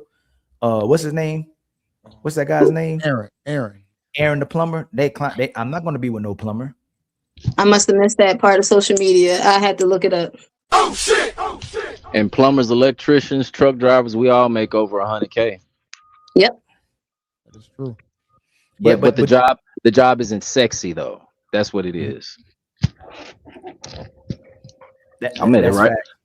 That's where I'm at right now. Women, look, let me tell you right now, when I get off work and I got my work jacket and I step out in my overalls when I'm at the gas station, women don't pay me much attention. It's not until I pull up in my Escalade and I'm dressed a certain way, like I'm a white collar worker. Now they're lingering around the pump to see if I'm gonna holler at them. But when I'm just in the blue collar clothing, they look at me like I got onions all over me or something. That's so.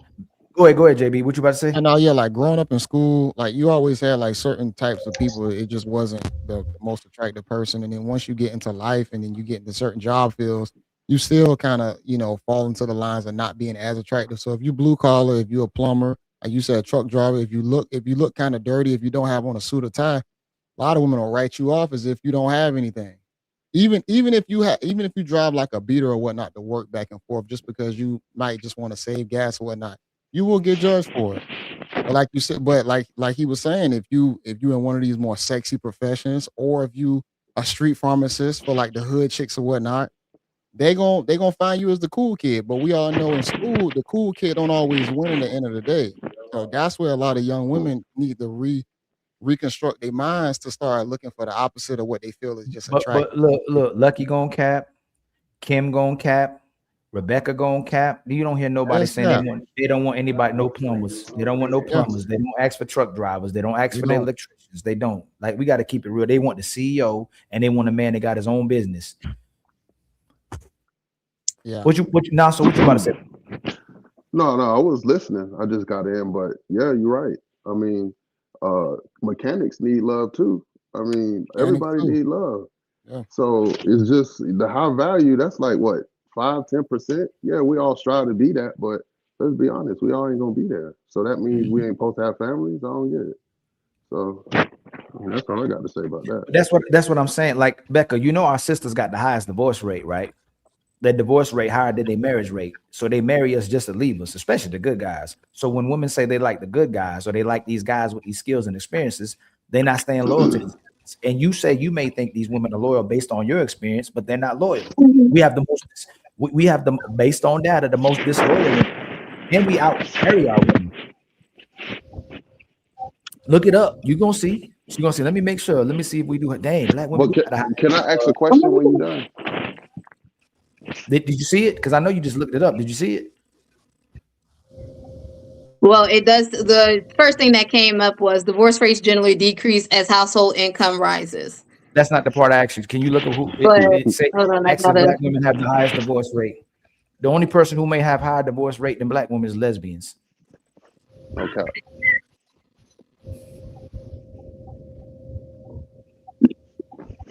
What you about to say, Monster? Oh yeah, I was gonna say. What was I gonna say?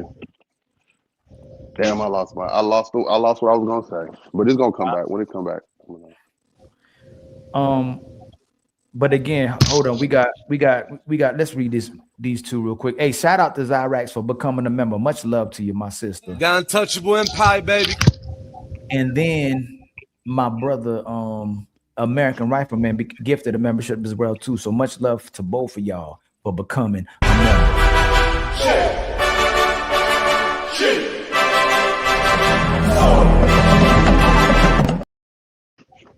And then Pink Panther 5200 says with the $5 super chat says, Ali, think about it the wrong way. Let her be loyal to Pookie.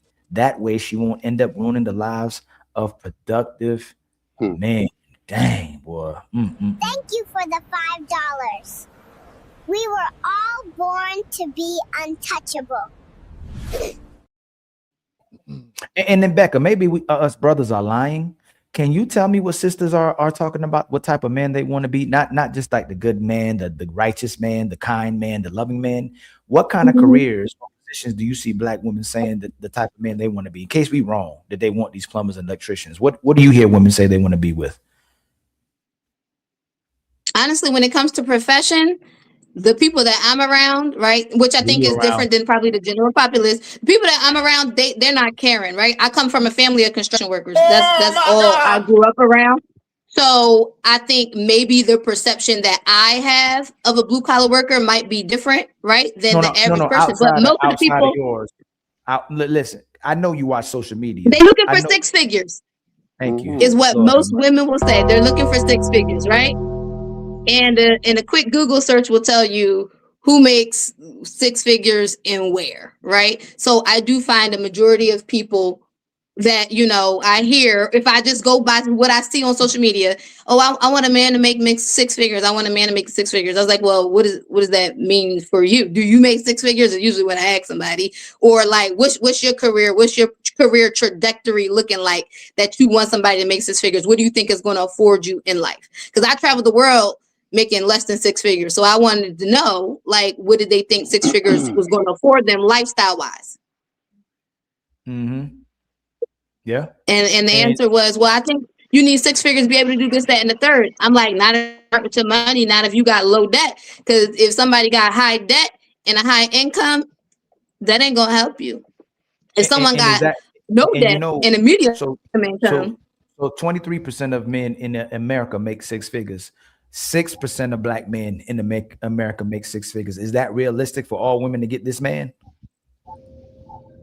No. It's not even realistic for all black women to get a black man. It ain't enough for y'all to go around no more. What? It's 86% of black men marry black women, ma'am. So that was wrong. No. No, it's not. Listen to what I just said. There are not enough straight black men for every straight black woman to marry one. Look up it's been the like that general since the beginning of the time. Women have always outnumbered men. Women have always outnumbered men. In every species on the planet, ma'am, the female always outnumbers the man because of the incubation. Make a baby, the female has to outnumber the male. When the male outnumbers the female, that's an extinction level event, ma'am. Females have always outnumbered every male on the planet, no matter what species. So right now, the women outnumber men in America, but globally, man, we're close now. Like this, we're close to equal. We always been close to equal. That's why I said. but black, if you. But what you said, I'm pretty sure abortion had to do with that. Most black men ain't gay, and there's more gay black women than gay men. So we'd have to go back to the percentage and look at that. There's more gay black women is way more than gay black men. But do you think women going to eventually have to share, or they're already sharing? No, I think black women are going outside of their race more and more and more and more. It's becoming more normalized. Our rate of going outside is true. Our rate of going outside of our race for marriage was at like what? 4, it was like 3%. It was super low. A men's rate of going outside of marriage, black race was like at 15 to 12%. So until black women catch up to the same rate that black men are going outside, you're going to have a level of unmarriedness. Here's the problem with that, ma'am. Other races of men are not running in droves to marry black women the way other races of women are in droves to marry black men. You got to restart again. Your screen went black. No, but think about it, right? And this is why I'm saying it really, unfortunately, statistics. Most black women, it was like 85% of black women will not date other than a black man. Right. So, and I think that yes, but listen to what he just told you. Listen, data wise, and the surveys they do, black women are the least desired globally by other men. That's what he was trying to tell you. So even if you're talking about going outside your race, most men outside your race don't want you, and they don't want us like that either. But a lot more want us. But they don't. Black women is the least desired. Yeah, they want to have sex with you in America. No, globally. Go look it up. I'm gonna look it up. Go ahead, Truth. You back now. One of the things I wanted to point out, every time this subject is brought up, the majority of women, the first thing they list is the lifestyle they want to live, where they want to live, just basically everything on the outside. But nobody talks about character of a man, integrity of a man, morals, values, all of the things that's going to make a marriage basically have longevity. Versus the surface level things is the reason why they don't last as long, because the majority of what the women want, they're never going to get it anyway, but they're going to be wishing on a star saying that they deserve it, and they're basically setting themselves up for failure from the beginning because the numbers show there's not enough of these men that they want to go around in the first place. So it's I'm listening to women, I'm not attacking you, man, because y'all pretty much all say the same thing. But it doesn't make any sense when it comes to what can tangibly be taken or what you can tangibly get. It's like y'all all want this fairy tale that you're not gonna get. You're not gonna get it. The majority of the women are not gonna get a man that's over 6 foot. The majority of women are not gonna get a man that has 6 figures. But they're still gonna say that they deserve that. And when they don't get it, they'll break up a whole family and think that the grass is gonna be greener down the road as they get older or as they have gotten kids. It's ridiculous. Delusional. Yeah. And a lot of times the man that y'all were best suited for, you done already walked past. You done already, he's in your rear. So what you about to say, Becca? You got a rebuttal? No, I agree that wanting someone solely on finances and not on character is stupid, right? So I don't care. Somebody makes $1 million. If they are not an integral person, they're not a morally based person, it ain't gonna go nowhere. And I do think that's a problem that has flourished with social media and the glitz and glamour of the lifestyle. Is that the average person isn't thinking logically? No, you did it again. No, the average woman. You got to say woman. The average woman. The man don't care. A man don't. Becca, you could end up in the Bahamas, in Dubai, anywhere, Africa, wherever you want to go, and you right now, a man will take you there. Most men, ain't no woman about to finance that for us if she's a high earner, and she'll take one of us there if we broke. But a broke woman can go anywhere in the world, not a broke man. So we're not the same. But in retrospect, a man will be with you if you don't have money. a woman is demanding now that you have to have money, and typically she still doesn't give that man loyalty, even if he has money. That's the problem. And then you came back and go, oh, most women are loyal because the women in my circle, but most sisters are loyal to the finances. And if you have to have money to be with a woman, then she's not loyal to the guy. She's loyal to what he's bringing to the table. Mm-hmm. That's true. Because we actually. All right. So I got a question for you, Ali, though. Now, okay. We do a lot talking about women and what they want and what they don't want. Now, from a man's perspective, you don't care about finances, but you care about looks, or you care about body type, or you care about whatever you care about when it comes to a woman. So do you think that on the opposite end, that men are rejecting women who meet their criteria, but they don't look the part? There's some men that are like that. Nobody can deny that, especially it depends on what kind of man you are, but most men stay in their lane. Like if a man isn't attractive, he'll be with a woman who's unattractive as well too. Like they'll stay in their lane, and he'll make her his princess. Where women, if she's a 4, will still think she's a 10. So most men will date in their lane. And honestly, even if they're not that attractive, if those men that are average, below average, they'll be with those women. And sometimes the woman's so good and cooperative that she can get a guy that's attractive, more attractive as well too. Like we'll be with women. Most women who get married are between 5 and 7s. They're not 10s. Yeah. Like most people you see married, they don't have the most beautiful wife, because a lot of beautiful women come with a lot of problems. That's true. Can I say something? Like sometimes we gotta think about the root of this problem, right? Because it's a big problem in the Black community, especially with the women and the men. Because I see a lot of topics like on this subject. So it's like, where did the problem start? And I feel like the problem started when women started making money.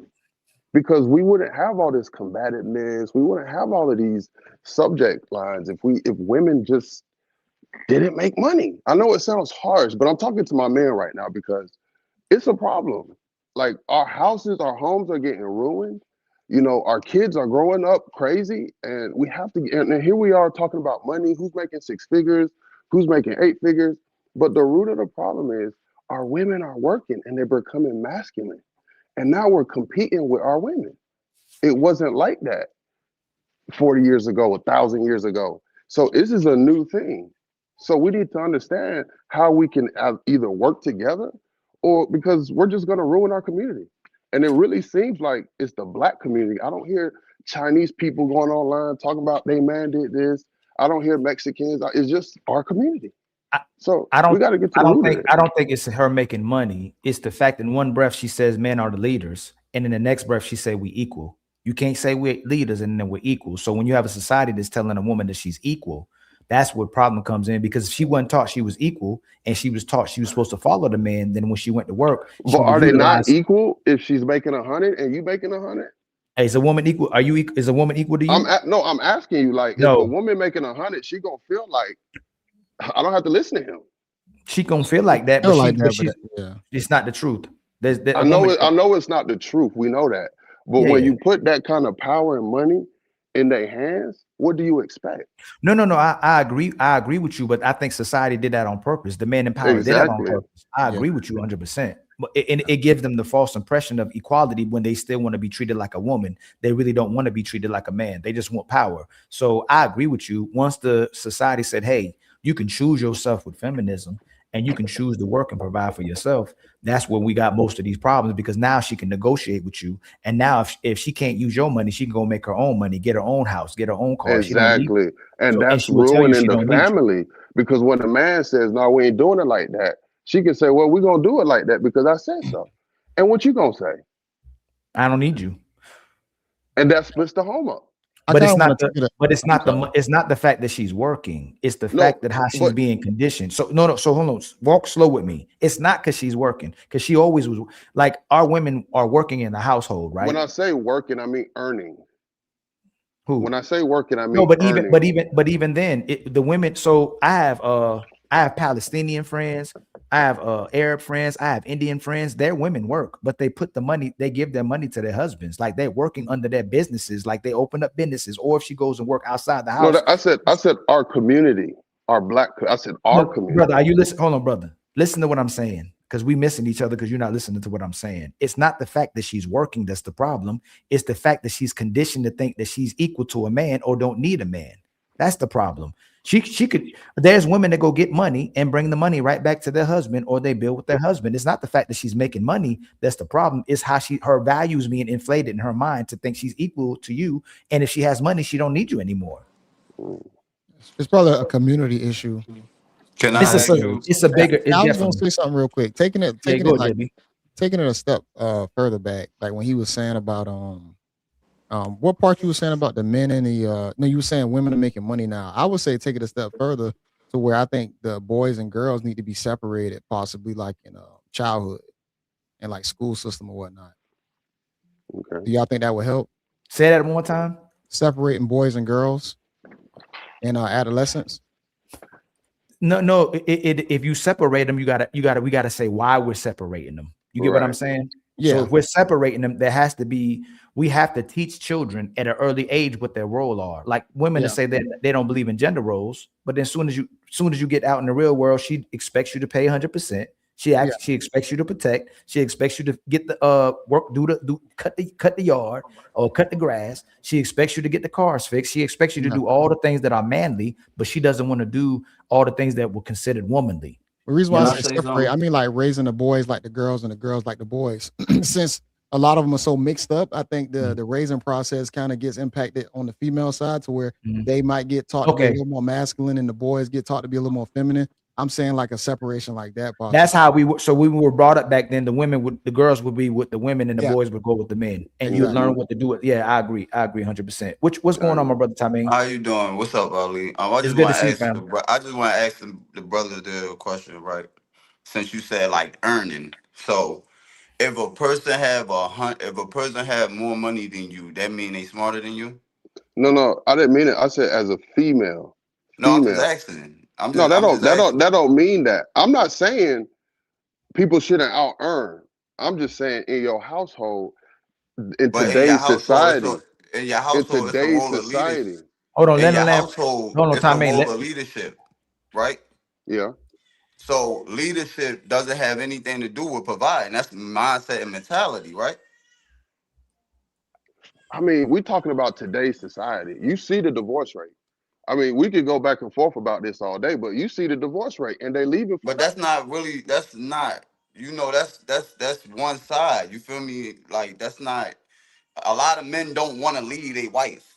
You feel me? Huh? A lot of men don't want to leave a wife. They forced to leave a wife through divorce. That's what I'm saying. So women are leaving. They got bread. They got bread off of you. Really? So I got a question. So me and Ali had this discussion of why do people get divorced, right? So we know finances and infidelity, I believe, are the top two reasons that people lack of commitment. Get divorced. Lack of commitment is the number one. Lack of commitment is number one. You missed that one. So make sure you go back. Well, okay, you said lack of commitment. Yes. Who you think is typically not committed? Number one is lack of commitment. Number two is lack of communication. So, no. The stats that the stats it shows. I think the second one might be I think it's lack of communication. It's lack of commitment, then infidelity. Infidelity is number two. Lack of commitment is the first one. And typically, who switches up, Becca? Is it a man or the woman who says, "I changed my mind"? The woman. Yeah, I told y'all before. Y'all not even the same person. 2 days, 3 days in a row. We got a 28-day cycle period. Of course we not. We're the same person every 28 days. come to justification. All I'm saying is that JB is the same person he is every time he comes on my live. Nonso the same person. Tymaine say, "Hey fam, make sure you keep that outside. You could smoke. Had to smoke out, but don't have it don't have the actual blunt or whatever." I'm trying to learn how to do what you do. So thank you for that. No doubt. Yeah. You can have the smoke in there, but don't have that in there. But trade the same. All the brothers are the same person they are every single day. Your lady or your friends, y'all don't even know if y'all the same people. Y'all inconsistent to each other too, and you know it as well too. Y'all not the same person you're not the same person every morning. So I'm gonna ask you a question. So when women want to be loved, is that a duty or that's just something that happens? Wait, you said when women want to be loved, be loved? Is it a duty or is it something that happens? What do you mean? Is it a duty? sorry. See, love, like when you love a woman, it's a duty. Like it's a duty for me to provide for you. It's a duty for me to lead you. It's a duty for me to protect you. A lot of women don't understand the duty when it comes to their role because they feel like it's work or hard work. It's not. Right. It's just what it is. If It's you true. love somebody, it's your duty to do right by them. Yep. I agree. I agree. And who struggle? So one thing, remember this: sisters will say we equal, and at any given moment they'll say all women will never act like men. Get over it. We are all different. No, we know we different, but you keep trying to move like you a man, and as soon as we treat you like a man, you want to go back to being a woman. But Becca, the man keeps loving you no matter how he feels. It's the woman when she feels a certain type of way that she stops loving you. She'll even love her babies, even though women are struggling more and more to love their babies too now because like all this it's becoming an inconvenience to even love your child. Like but you'll hear women say they love harder than men, but you don't see a lot of women killing themselves over men. You'll see a lot of men killing themselves over women because they lost everything. They lost their love of their life. They lost their children. They lost this. You don't see women killing themselves over men. You don't see that. So when y'all say y'all love harder than us, it's kind of hard to comprehend. You feel me? Not only that, when they break up with their man, they'll celebrate it. We don't be celebrating when we break up with y'all. If we lose y'all, we be messed up for a minute. Y'all be celebrating. You wonder why a nigga be you don't want to keep going through this shit. Like, you feel me? Like, to build something great, it take time. Every time I gotta take the same time to build something with you and you don't want to listen, you want to be disrespectful, your behavior is like a kid. Like, a lot of men don't want to go through that when you are over a certain age. You feel me? Like a lot of women say y'all the new niggas. The only reason why is because y'all figuring out that y'all adults, so y'all gotta take care of yourselves. That don't make y'all niggas. Providing for yourself don't make you no nigga. That make you an adult like everybody else. Yeah. Thanks.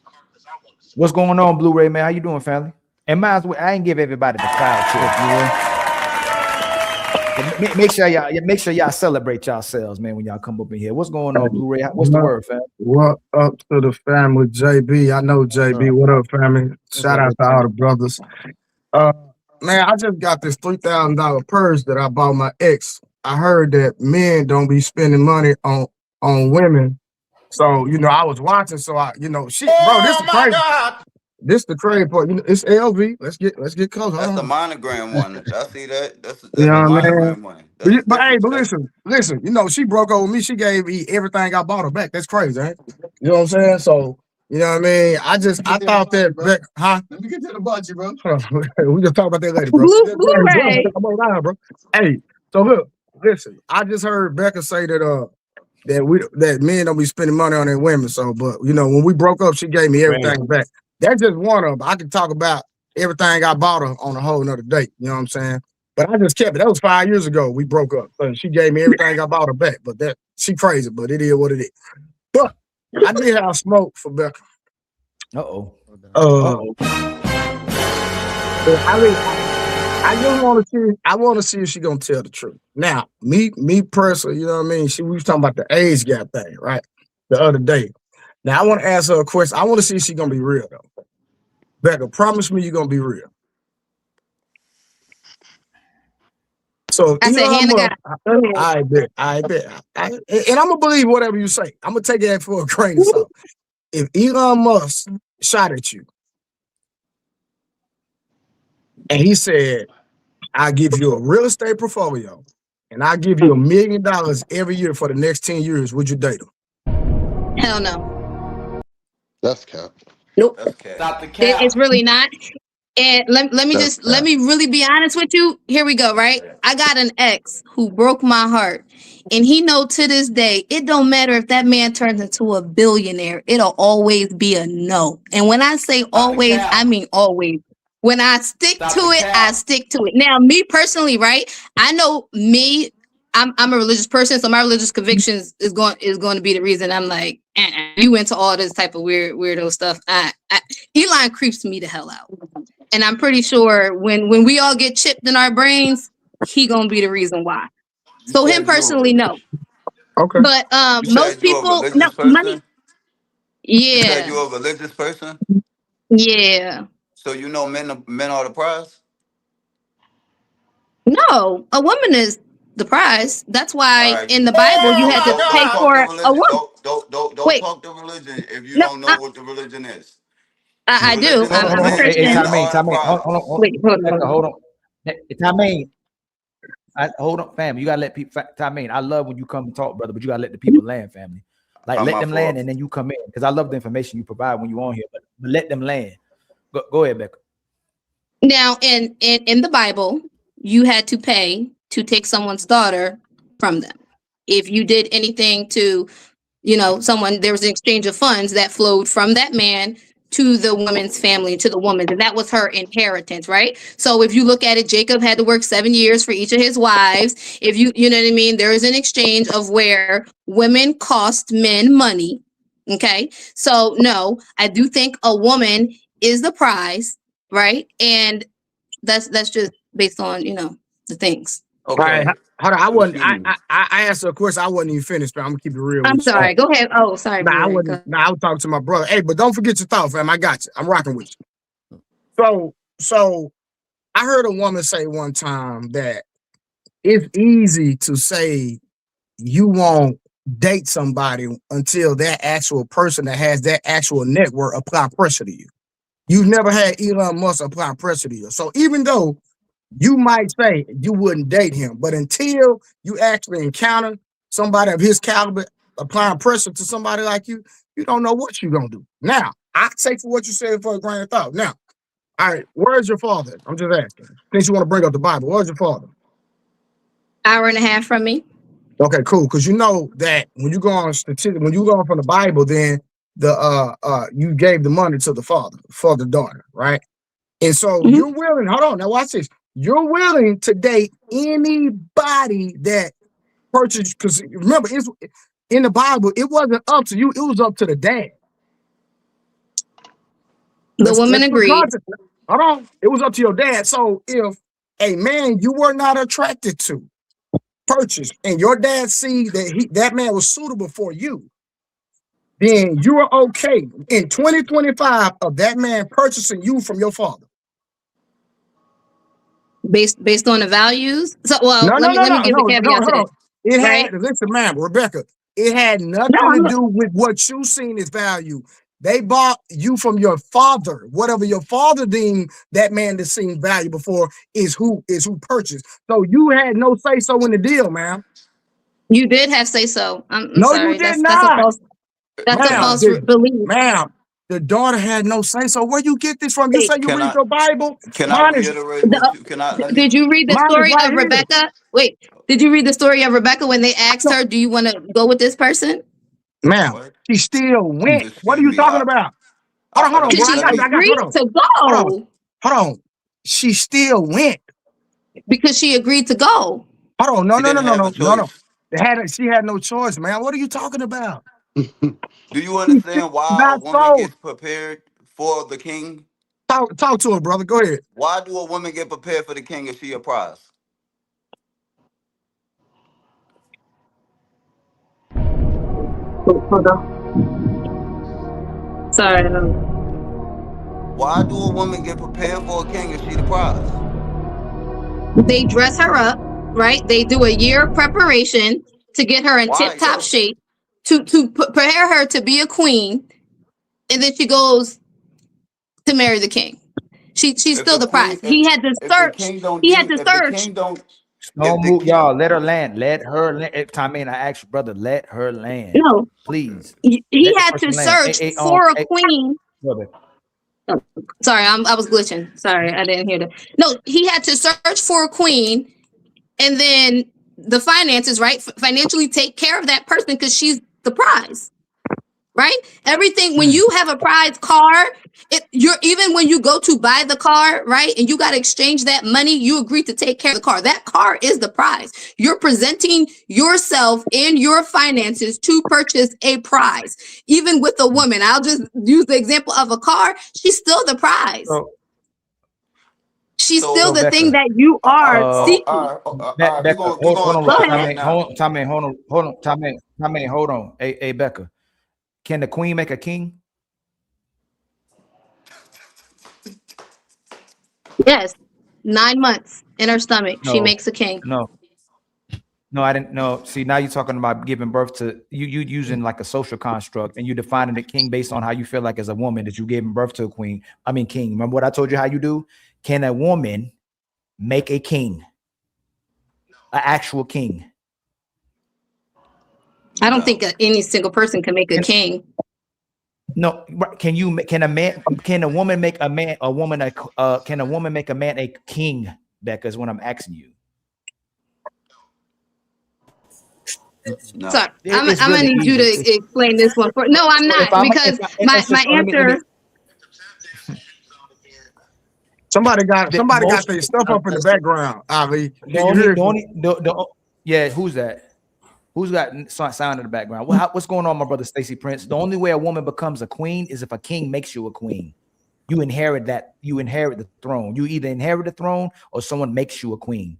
A woman can't be a queen without no king.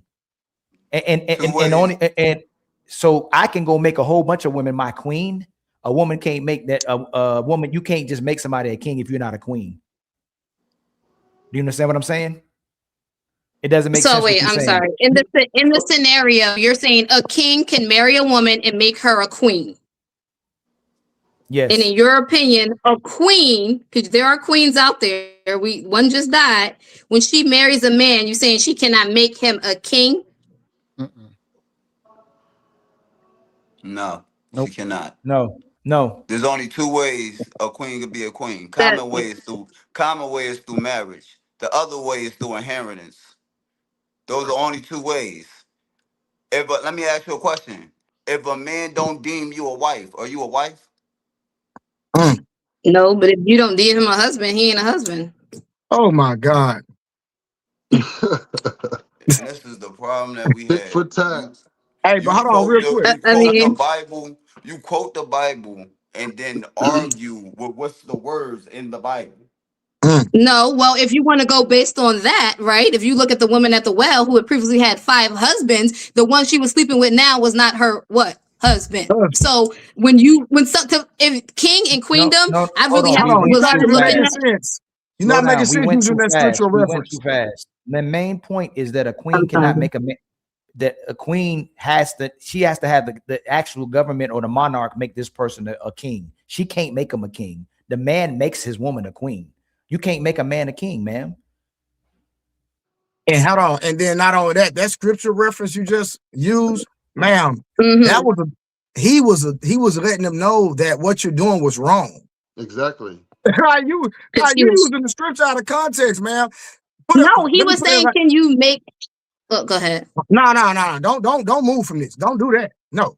Again, the scripture reference you tried to justify your point with, the man was actually condemning her for her actions, ma'am. Just in case you didn't know, you need to read your Bible a little bit more. Now, I agree with hold on, watch this now. Why you use that don't make no sense. But hold on. Now, I'm gonna tell you something. Is he messing up? Nah, I'm good. Is Trey messing up? Okay. All right, listen, ma'am, you don't want to ever use women in cars in the same reference. I'm telling you right now, because all of us on this panel will destroy you using cars and comparing women. Because when we talk about having real money, most people lease their cars. So if you want to go to leasing, we can lease y'all. Get a new upgrade every year. Is that what you want from men? Okay, then. Now, let's deal with this who the prize. Let me help you out, man. I'm gonna just ask you a question, and I'm gonna land my plane. Prince, what up, brother? There's something called pocket peas and there's something called dildos. You're familiar with those, right? Okay. Which one do people purchase more, pocket peas or dildos? I'm assuming the D's. So why something that men have? Why do y'all purchase them so much if y'all are the prize? Oh my God. That's a good one. Because male prostitution is not that popularized versus female prostitution is everywhere, sir. So let's say before the P. I need you to help her out and make it resonate in her mind because she didn't understand me. I help her out, bro. Either Stacy or Ali gotta help her. My brother Stacy, you want to respond to that, please? My brother, you ain't even got to speak yet. Turbulence, people.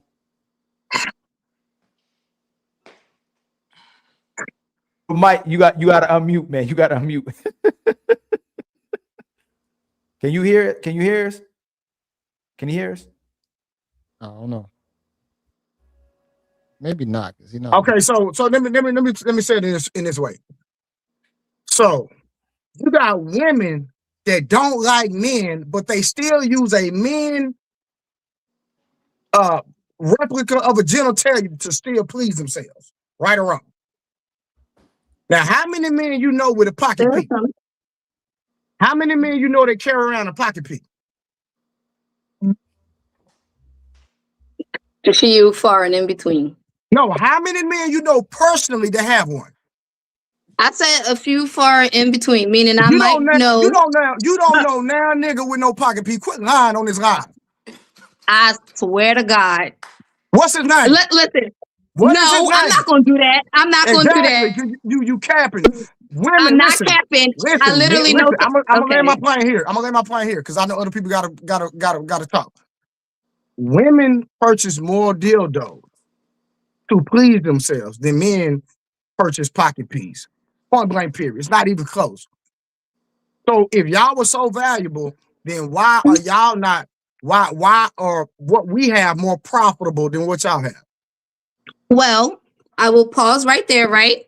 Now, you use the example of pocket peas, right? But let's just talk about peas that are purchased, that are attached to the woman. So if you can tell me that while women are purchasing detached D's, men are purchasing attached P's. If you see what I'm putting down, right? The oldest profession they like to claim is prostitution. Well, that's so easy to debunk. Let me help you out, man. I don't know why you try to conflate to that now. You're talking about people. You talking about, listen, let me tell you something. You talking about niggas that's buying pussy that couldn't even have a conversation with me when we was in high school. You talking about lames. You talking about dudes that rode the short bus that became adults. They can't get none. So of course they got a person. Hold on, stop. So we're talking about people that are making decisions to go please themselves, that has nothing attached to it, versus a conscious soul. Two different ball games, man. Two different ball games. Don't even compare. I don't even know why you try to play that game. We're talking. Go ahead. I want to just level out the conversation real quick about the whole prize thing. I think when you get in a serious relationship, whether it be marriage or whatnot, I think both people become the prize in each other's eyes because you end up appreciating each other, especially if it's a healthy relationship. Y'all both care and appreciate each other. Y'all should both look at each other as the prize and want to make sure that y'all are, upheld and uplifted. That's how I feel about it. I'm married, so I just kind of look at it a little bit different. So. I agree in marriage that should be the goal, is for people to appreciate each other equally. Now, before marriage, right, and then the dating scene, do y'all see women as the prize? Because I always hear, I found a good one. I found a gem. That's why when it comes to a man finding a woman. It's still going to depend upon once you meet somebody on how much y'all end up liking each other and how much y'all trying to build each other. Because in that guy's eyes, if he really likes her, she might be the prize in his eyes. I'm not saying it's the right thing to do as a guy if you like her more, but it's still going to be game on your side to find somebody that like you more than you like him possibly, and vice versa on the guy's side.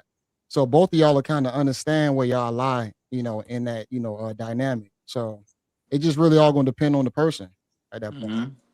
I think, let me see if I'm up. I think everything universal in this world it has to have a description. We have to know how it works. We need to know the mechanics of it so we can establish its value, right? I don't think a man should be walking around saying, that's my property, right?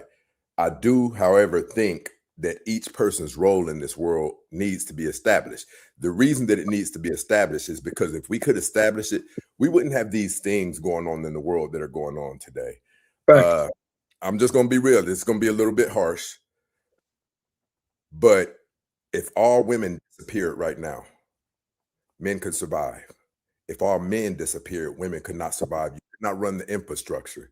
This infrastructure alone needs maintaining by men. Even if we just think about, if you look at the Golden Gate Bridge, like that's a phenomenon. Now, the reason I'm bringing that up is this. Imagine this. Imagine if women really did look at men for the things that they do and paid attention to it, right? There would be tantamount levels of respect. And then we wouldn't have to in turn, because to be honest, we shouldn't be having this conversation, right? But the reason we have these conversations is because women are challenging men at a very heightened level, right? But to be honest, depending on whose faith is what, there was a time that men existed on this planet and women didn't. There was never a time where women existed on this planet and men didn't. And I'm not saying that to mush in somebody's face, right? I'm saying once we establish hierarchy, then the just amounts of respect could be implemented. And men, just by nature, just think about this. I have a thing where I tell people, if you are rough around the edges, you grew up in the hood, things of that nature, and you want to know how to be feminine, I tell women, master the art of kissing a man's ass. Now, here's what I mean. I don't mean literally being a doormat. I mean all of the things that your girlfriend said, girl, you kissing his ass.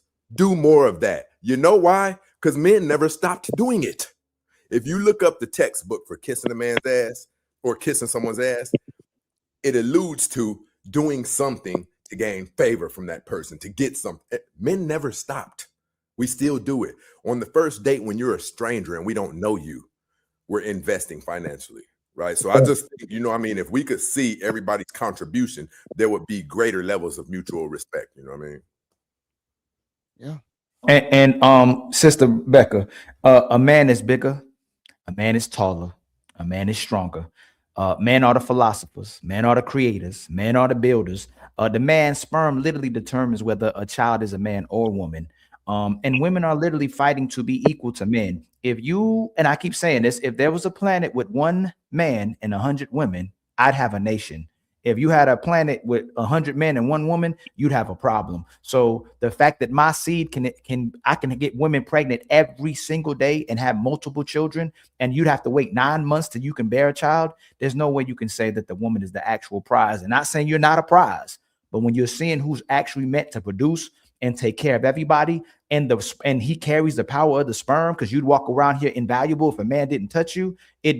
We have to be the prize, because I have to invalidate you to be valuable. If you don't have a man in society, you're looked as invaluable, whether you want to lie about it or not. If you're not having a family, you looked at as invaluable. If a man doesn't have a family, he's still looked at as valuable. As simple as that. That boy preaching. So I got a question for you, right? Yes, ma'am. So you just, in the example you just used, right? Mm-hmm. You just said that a woman's ability to procreate is more rare than a man's ability to procreate, which makes the woman infinitely. Wait, you just said that. You just said that you have the infinite ability to procreate, and I only have a finite ability to procreate, right? Who would be the prize? It takes me. Who would be the prize? If I can always produce. If you run out of how would you be the prize if I can always produce? If I can always exactly. You right can do something common and at a greater, you're more common, right? It's like how they try to make us believe diamonds are rare, which they're not, right? Rubies or sapphires, I think, are more rare than diamonds, which makes them more invaluable for the same cut and cost and everything. We have been tricked into believing that diamonds are a rare commodity when they're actually not. They're actually a more common gemstone. My rarity to reproduce makes me more valuable and more singular and more, you know what I'm saying? Because I can only do one. Meaning that it takes the time, meaning that what I produce is not common. To your point, it takes 9 months of hard work to produce another human. I didn't say it takes you 5 seconds to nut. No offense. No, I didn't tell you that. I said a man is valuable whether he creates children or not. Your value is literally based on if you have a family or not in society. No, and I honestly, no. Let me just tell you, right? I don't know if that's a more Americanized look at it, but the truth of the matter is that if a man does not have a family in most of the world, it's a problem. When kings, right? Think about it, right? Kings pride themselves on reproducing and having a huge legacy. If you do not, as a man, produce in most societies, and I think that goes for men and women. I'm not saying that women also aren't looked that way, but I think in American society, we done got it effed up, man, where we're saying like, oh, if a man doesn't produce, he's more valuable. When the truth of the matter is that that's not the truth. If you don't produce a legacy, what have you done? I literally know people from Africa and the Middle East, to your point, they meant nothing in their parents' eyes, so they produced, both men and women. It was like, oh, that career is great, that money is great. Where are the grandkids? No, ma'am. And like I said, you gotta go ahead, JB. It's way more important for y'all to actually get a family, whatnot, because your father's gonna be taking care of you until you get passed on to your next situation. And usually in a lot of cultures, well, I think in like Asian culture, they call them like shin yi or something like that, some crazy term, and it's basically leftover women. It's spoiled milk. So I would say that it's definitely detrimental that y'all definitely get into a long-term situation and get married off to somebody. Not only that, the life's experience makes us stronger. It makes you weaker and jaded. That's why women have all these psychological issues and social issues and cognitive issues. And you always complaining about being traumatized, and you always got to heal. These brothers ain't coming on here talking about they broken and got to heal. All these sisters, because of life experiences where they did it by themselves and thought they can do it without a man's coverage, they always complaining about how much they struggling and how messed up their life are because they didn't have a man. And they're to complain about how their kids are messed up because they didn't have a man. They just won't admit they need one, and that men are valuable. Men right here, that is equivalent to a two-parent household. It actually makes them stronger. It makes us, our value goes up with experience of life. It actually hurts you when you have too much experience of life. Where's the rebuttal for that one? No, I'm really thinking it through for a second. Hold on. I'm a think it through. Now, unfortunately, I don't think that's true. And here's why. And I'm gonna tell you here's why. Right now, if I look at, to your point, women are more verbal with their issues and with their complaints, right? Men are more internal, meaning you will not let out the pain or whatever has happened to you, traumatized as you go on. But based on the fact that y'all die quicker, why? Because of stress, which leads to heart issues and all of that, it tells me that no, you are experiencing life as a human being, and the trauma is affecting you just as much as it's affecting us. The difference is we're going to talk about it more. I'll give you that. We're going to talk about it more. You're going to internalize it more, and it's going to kill you off sooner. So, and then if you just want to say that, yeah, verbally we may express it, but statistically wise, y'all express it through violence. So y'all can always say, oh, women got to talk, we got to do. But if you look at the violence statistics, the suicide rate, the homicide rate, the crime rate, when y'all are experiencing harsh realities of life that we're all experiencing, it's showing in y'all, maybe not verbally, but in your health and in the things that y'all do, it's hitting home. Men have always had you're a human being. Go ahead, JB. And Time ain't spoken yet. Let Time go, and then JB, you go. I like how you just said the crime rate and all that, right? Let's go with statistics. And those crime rates is the statistics off of what? People being raised, youth being raised by a single mother, not a father. You want to go off statistics? Do you? Let's go off statistics. They was raised by who? A single mother. The ones that's emotional. That's why you're talking about all the emotional shit a man would do. That was raised by a single mother. Raised by his father, he wouldn't do it at all. It's a big difference. So you can't preach statistics if you're not going to stay with the statistic of a single mother. Because that's where all that comes from. Hold on, she might got a rebuttal for we've been wrong about everything else. How about that one? What you think? Yeah, I've been wrong about everything else. This has been a good dialect. I'm actually enjoying it. Typically, you like, I don't agree with that. Answer his question. Is he right? Is the typically the most data wise, the most violent and criminal children come from single mother households versus a household with a father in it? Yes, an absentee father makes you more likely to do crimes. No, I didn't say absent. No. You see how you switch that? Is a single mother led home? No. So is that a single mother home? I said the truth. The lack of the presence of a father is the number one reason why these people out here have detrimental lives. Right? Because they have shown. Hold on. Because they've shown.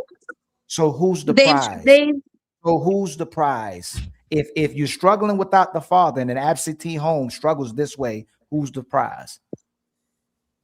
Well, men struggle without the presence of their father, as they're the most violent when they do not have a father present in their home because they do not have a model. Do women struggle without the presence of a father? You're going to struggle. Yes, they do. So who's the prize? I'm still going to stick beside women being the prize, right? I know. And here we go.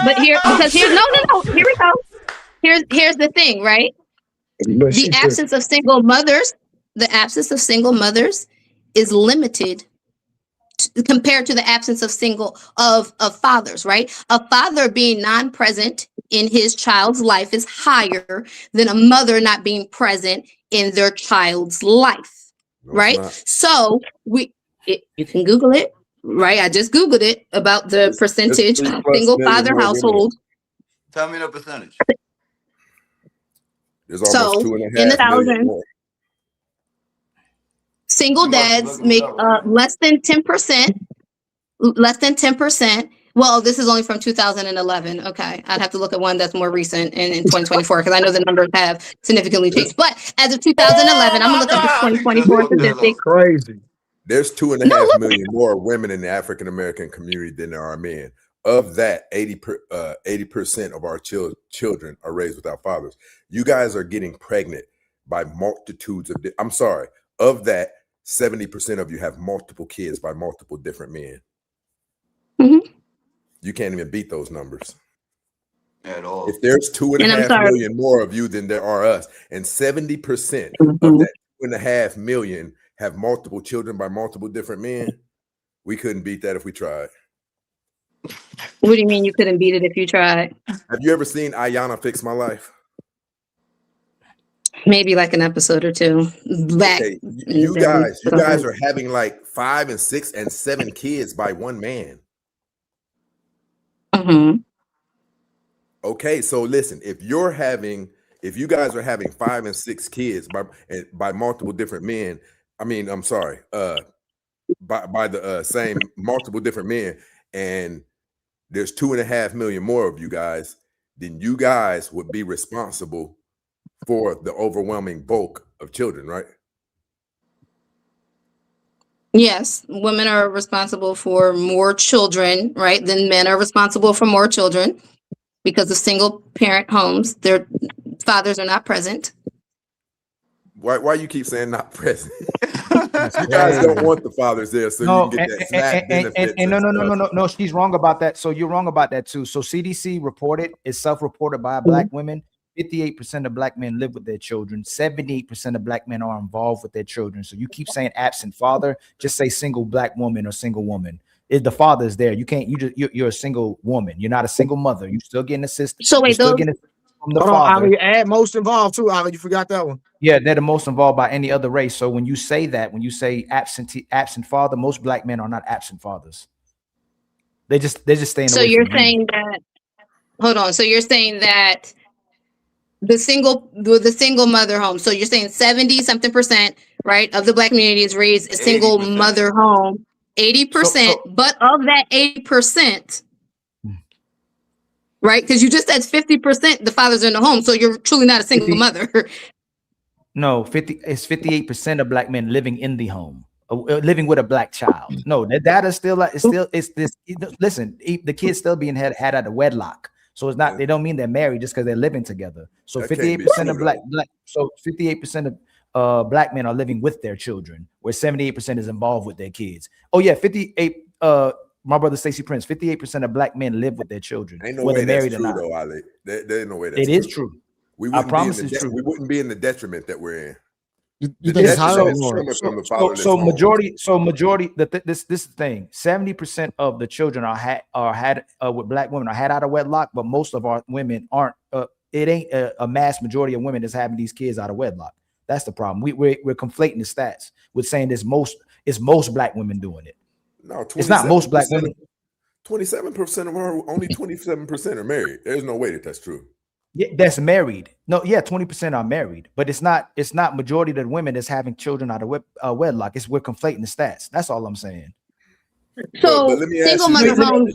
I'm gonna pull it up. I used to know about the back of my hand. Let me pull it up real quick. Keep going. Let me ask you this: you really believe that the majority of our children have a father in their life? There's no way that's possible.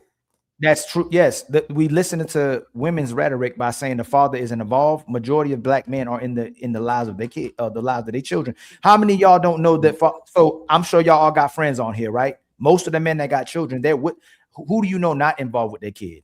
Like all the brothers on the panel. How many daddies y'all know are not involved with their children, especially this generation? The way that women keep saying we're not involved with our kids. Stacey Prince, you know black men that's not involved with their children? A ton of them.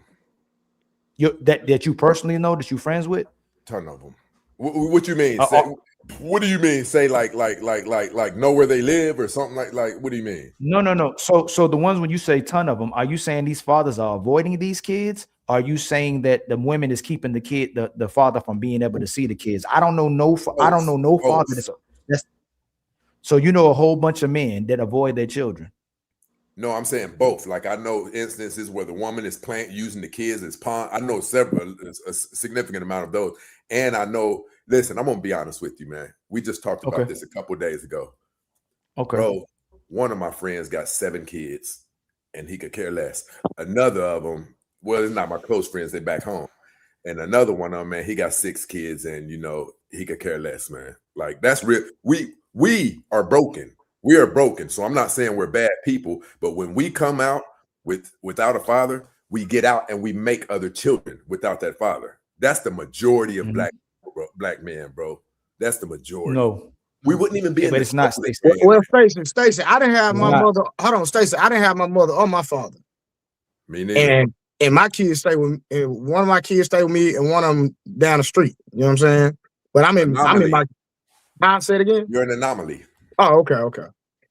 And out of my personal circle, I only have one cousin that he involved in his kids' life, but not like I would like him to. You know what I'm saying? But everybody else solid across the board. I know like a bunch of people like what Stacey talking about, like as in the baby mom give them all types of problems to get to their kids, from child support to the police to domestic violence to you name it. I know some people like that, but I know a lot of fathers still fight to be in their life. So y'all both got a point of view. You feel me? Because I know a lot of fathers that won't stop no matter what's going on. They might go to war, whatever the case may be. And then there's a lot of fathers that'll just sit back and wait till the kid get older to get in their life. So I'm gonna go off my child. I'm sorry to cut you off, but I'm gonna go off my child like elementary school. I'm actually shocked when I go to a lot of the programs, like how many fathers I actually see show up and are involved. Like I'm kind of with Blue and Ali on this. Like I don't know a lot of guys who just say F them kids. I mean, I might know one guy, but that's like an associate. But everybody else, they pretty much show up in their kids' lives. A lot of them in situations where their baby mama's kind of trying, push them away. But for the most part, I mean, most of the black dudes I know, they always trying to take care of their kids. But JB, hey, watch this, JB. JB, I got a partner. And it went up to 60. So it's 60% now. 60 now. It went from 58% to 60% of black men. Like I'm looking up the data, 60% of black men live with their children, and 78% is still involved. It should say 80, but since that went up, but it might not still. It says 78% are still involved with their children. Just because they don't live with their kids, with their woman, don't mean they're not involved with their children. Hey, Jay Prince. I mean, Stacey Prince. I want to ask you, JB. You said I'm shocked. Tell me where that comes from. Well, I'm saying like I was shocked because you said that it's more because you know better. No, yeah, I mean, in my day to day, I still see a lot of guys at least trying to show up and take care of their kids. Now, whether the relationship between them and their girl didn't work out, I don't see too many dudes just saying F them kids. But tell me why you say JB, hold on, JB. I'm gonna tell you this. Some men do it when the woman is controlling the access to the child. Some men be like, well, man, I'm not finna let her control me. So men do it when a woman is trying to control the man. That's facts. Yeah. So can I jump in here real quick? Now, I think modern times right now, we're seeing a resurgence of people realizing they have power. Black men realizing they have power. I have personally helped 4 black men get 50-50 custody of their child. I said, don't go argue back and forth with that girl. Take her to court, get your 50-50 custody to reduce your child support. You need to use half your DNA. You need to spend half the time with that kid, right? But I think that is something that up until recently, in the last 10 years, that was not the precedence, right? We did have a precedence of people giving up, not fighting back, or, and I don't know, JB, about you, but when I was growing up, there was more people without fathers than there was with fathers, mostly because of drugs. A smaller percentage because they mamas was crazy. I met some of these people's mamas. Some of their mamas was thrown off. Okay, I'll give you that. But there were a number of fathers who, were absentee or only around minimally during the 90s and the early 2000s. I do think, and like I said, in the last 10 years, those numbers have kept going up. If you look at what the stats was in the early 2000s, it was what you were talking about. Like, it was a high percentage. So we're seeing more people stay together, even without marriage, because marriage has been people believing in marriage, not believing in marriage, doing whatever, whatever.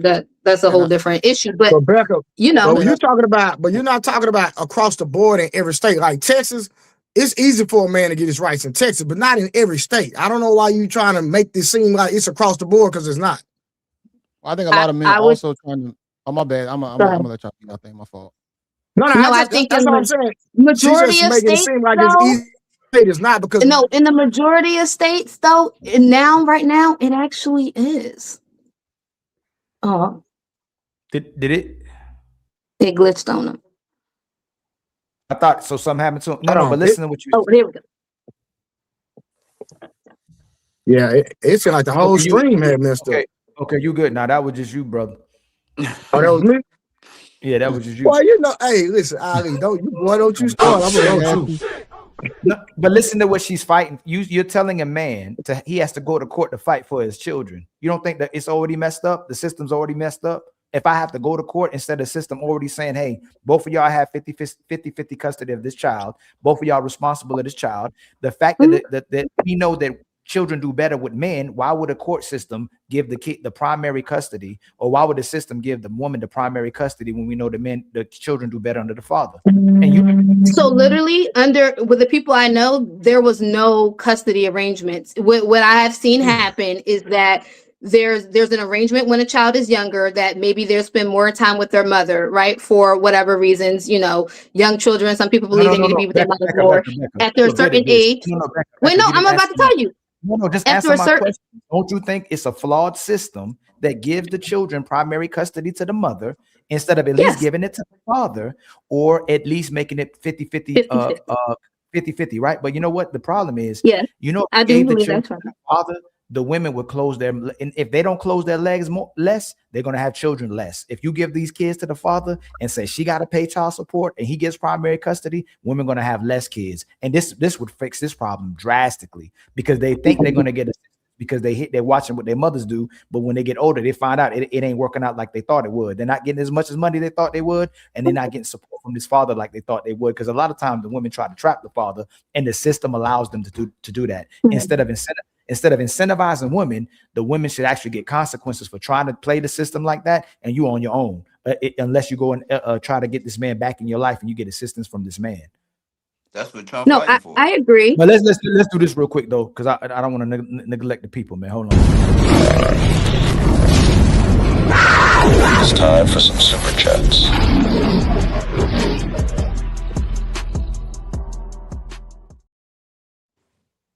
Hey y'all, much love to the 265 people in the building. Hey y'all, don't be afraid of the Cash App, y'all. Don't be afraid of the Cash App. Much love to my let me see. I think we were to get my brother American Rifleman again with the $5 super chat. Why can't women just admit they love Pookie? Thank you for the $5. We were all born to be untouchable. And then my brother, Classy Young Man 35 with the $5 super chat. I think American women in general are going to overprice themselves out the market to the point there will be a rise in prostitution. Brother, most women are already prostitutes. The untouchable empire, baby. If you want to keep it real. If you got $200, you can afford 70% of the women that's in the United States. My brother brother Classy Young Man 35 came back with a $5 super chat. Most people in general do not date and marry outside their race. It's not racism, it's more tribalism. That's facts. And then my brother Mills 0040 with the $2 super chat. She either sexually attracted to you or not. It's that simple. Yep. And then Pink Panther 5200 with the $5 super chat. We always hear about how women mentally check out of the relationship long before it ends. That basically means lack of affection. Great discussion. Much love to you, my brother.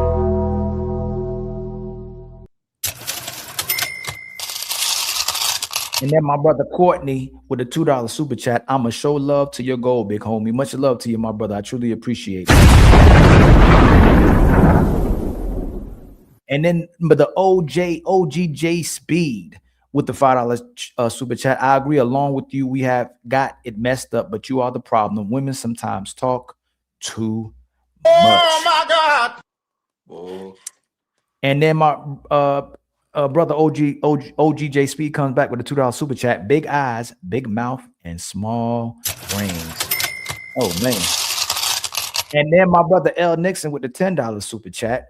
If we attribute it to the lack of fathers, then men should accept that factor. However, if single father homes produce better results, then women have to accept the results they produce. We just got $10, kinfolk. You know what that means, right? We back on our feet again. I ain't gonna hold you. Support be healing people.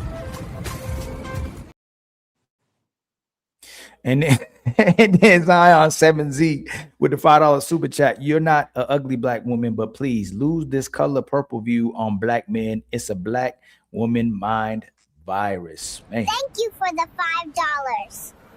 We were all born to be untouchable. And then I believe that's a sister, Asia Janae 5824 with the $5 super chat. Men traffic on the 405. I can't find a wife, stub my toe, and it's snowing. Yep, it's because of single moms. Girl, dang if you do, dang if you don't.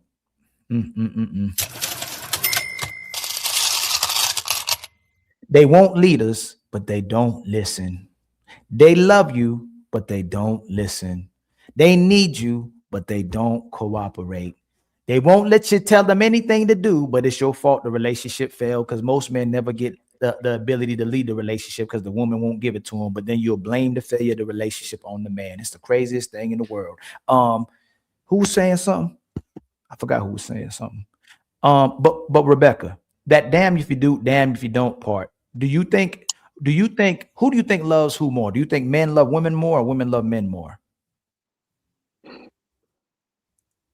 I don't know. You don't know now? No, do women love unconditionally?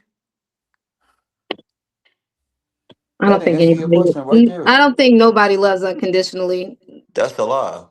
I honestly no. Everybody has conditions. I personally believe everybody got conditions to their love.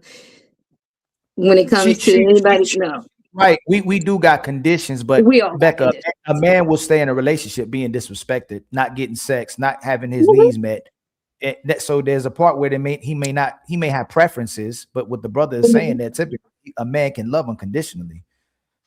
Whereas sister, as soon as she don't get her way, she already checking out the relationship.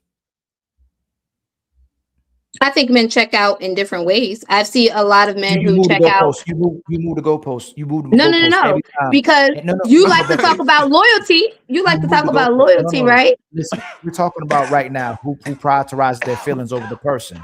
The man will prioritize the woman over his feelings. The woman will prioritize her feelings over the man.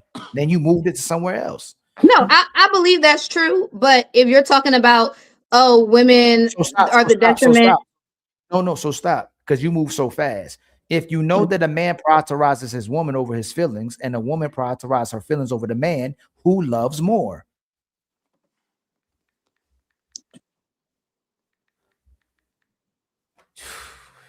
Becky, you know you got a man in the background that'll probably do anything for you.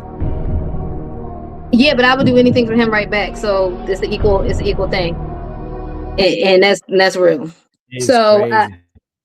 So that's why I'm saying. Can I ask you? Let me ask you a question, Beck. Let me just ask you a question. So you said women love unconditionally, right? No, I did not say that. I said I think people all got conditions to love. People got all conditions, right? So why women sacrifice their family for their happiness? Men do the same thing. Dang, she can't ever, boy. He didn't ask you about men. He asked you about women, Becca. You can add that context. He asked, why do women sacrifice their family for their happiness? Selfishness. Anybody who sacrifices their family for happiness is selfishness. Okay, so when do you hear about men? When do you hear about men sacrificing their women for their happiness? Where are you talking about? Sacrificing. Hold on. He said, why do women sacrifice their family for happiness? I see men sacrifice their family for happiness when they cheat, when they slack off in other ways. I know people, what's really interesting. I didn't know that there were people in my life who I grew up with who hated their fathers because their fathers were absent. Their fathers cared about playing their video games. Their fathers cared about they drinking. Their fathers cared about doing XYZ 1, 2, 3, not paying any attention to their family. So I think that men tend to, and I see this with women too. I think women more sacrifice for materialistic things, right? Of, I want this, I want that. I see men sacrifice it for personal pleasure, right? Which is I see with women, with liquor, with, games, with whatever. So in this regard, yes, I do think we have a universal problem in the Black community. I won't put it on men or women overwhelmingly. I'm seeing this issue in both sex. Okay, so since you said that, right? So you said when men cheat. So who deems that the man broke up the family when he cheat if he come back home? I've seen kids hate their parents when they found out. You know who's a prime example of this? John Washington. You know Denzel Washington's son? You ever see him talk about his mother in comparison to his father? That's because his father cheated on his mother for 10 years with a well-known actress who I shall not name. We talking about Denzel? Yeah. What does Denzel have to do with the question I So you said who broke up the family, right? I think men messed up thinking. I didn't say that. Hold on. I didn't say that. I said you said something about cheating. Who deems who deems cheating as breaking up a family if the man is coming home to his kids? The wife he made a commitment to and the children. When you are cheating, you're spending time outside of your home on other things. That's time you could be spending investing in your wife or your children. That goes for a man or a woman. You think that people think that they maintain the same level of, involvement in your desires and your time and your focus and your resources are often geared elsewhere where they should be geared in your home. That's not so always cheating. True. A lot of the times you got a lot of women that will just end up meddling and just trying to find things, and they'll F up their own reality. They could be having a great situation at home and they just want to look, and then they might happen to find something. That's on them at that point. Just being honest. If everything is happy at home and you still go to dabble in somebody's phone and check things, that's your insecurities that you got going on right there, baby girl. What would make you want to dabble though? Let's just say why you looking though. I'm just asking if everything is good. If everything's good at home, why are you going and just looking through someone's phone? Because I don't think everything is good at home. That's why people go looking. No. You have some people that just look, but because they're insecure, they want to find something. You said it's not always the case that things are just wrong, or I'm giving you red flags, or I'm giving you signs of infidelity. A lot of women just do it just because of themselves. I think. Go ahead. You said what would make them dabble? The things no, that what you would doing make them right. look? Wait. Hold. What would make them dabble is the things you doing right now. The simplest shit. Of can't listening. You can't listen. You can't answer a simple question. You talk around in circles. Just the simplest things of that will make them go out and dabble.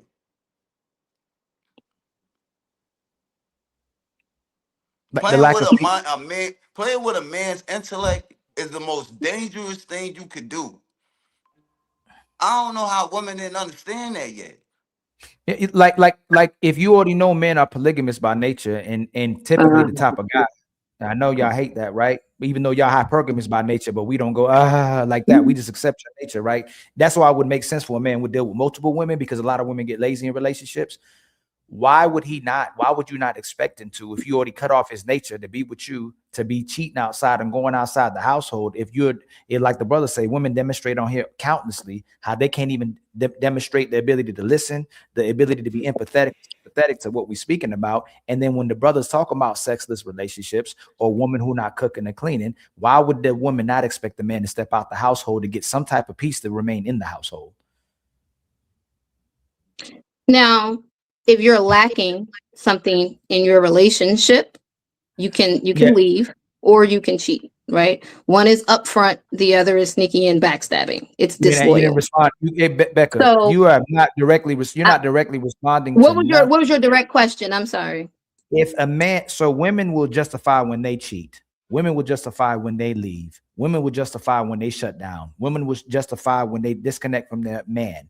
What I'm saying is, if the man's nature is already to deal with women, multiple women, and then the woman is not giving him consistent sex, she's not maintaining in the house, she's not cooperating with her man, if he chooses to step out the house, wouldn't it be understandable versus breaking up a home? If he was already like this in nature and he was just dealing with you in a sexual manner, but now he's wifed you up or he's in a relationship with you, wouldn't it make sense to keep from having a broken home that he steps out to get peace from a woman who's not giving him peace? Because if he leaves, you still gonna say he broke up the house. Like, women won't sympathize with the man and go, "Hey man, this man left, lady, because you're not taking care of him. You're not loving him. He sacrificed all his hoes to be with you. You're supposed to be his 304. You're supposed to be the freak in the sheets and the lady in the streets. But you're not doing neither of them. You still entertain the men outside the relationship. You still so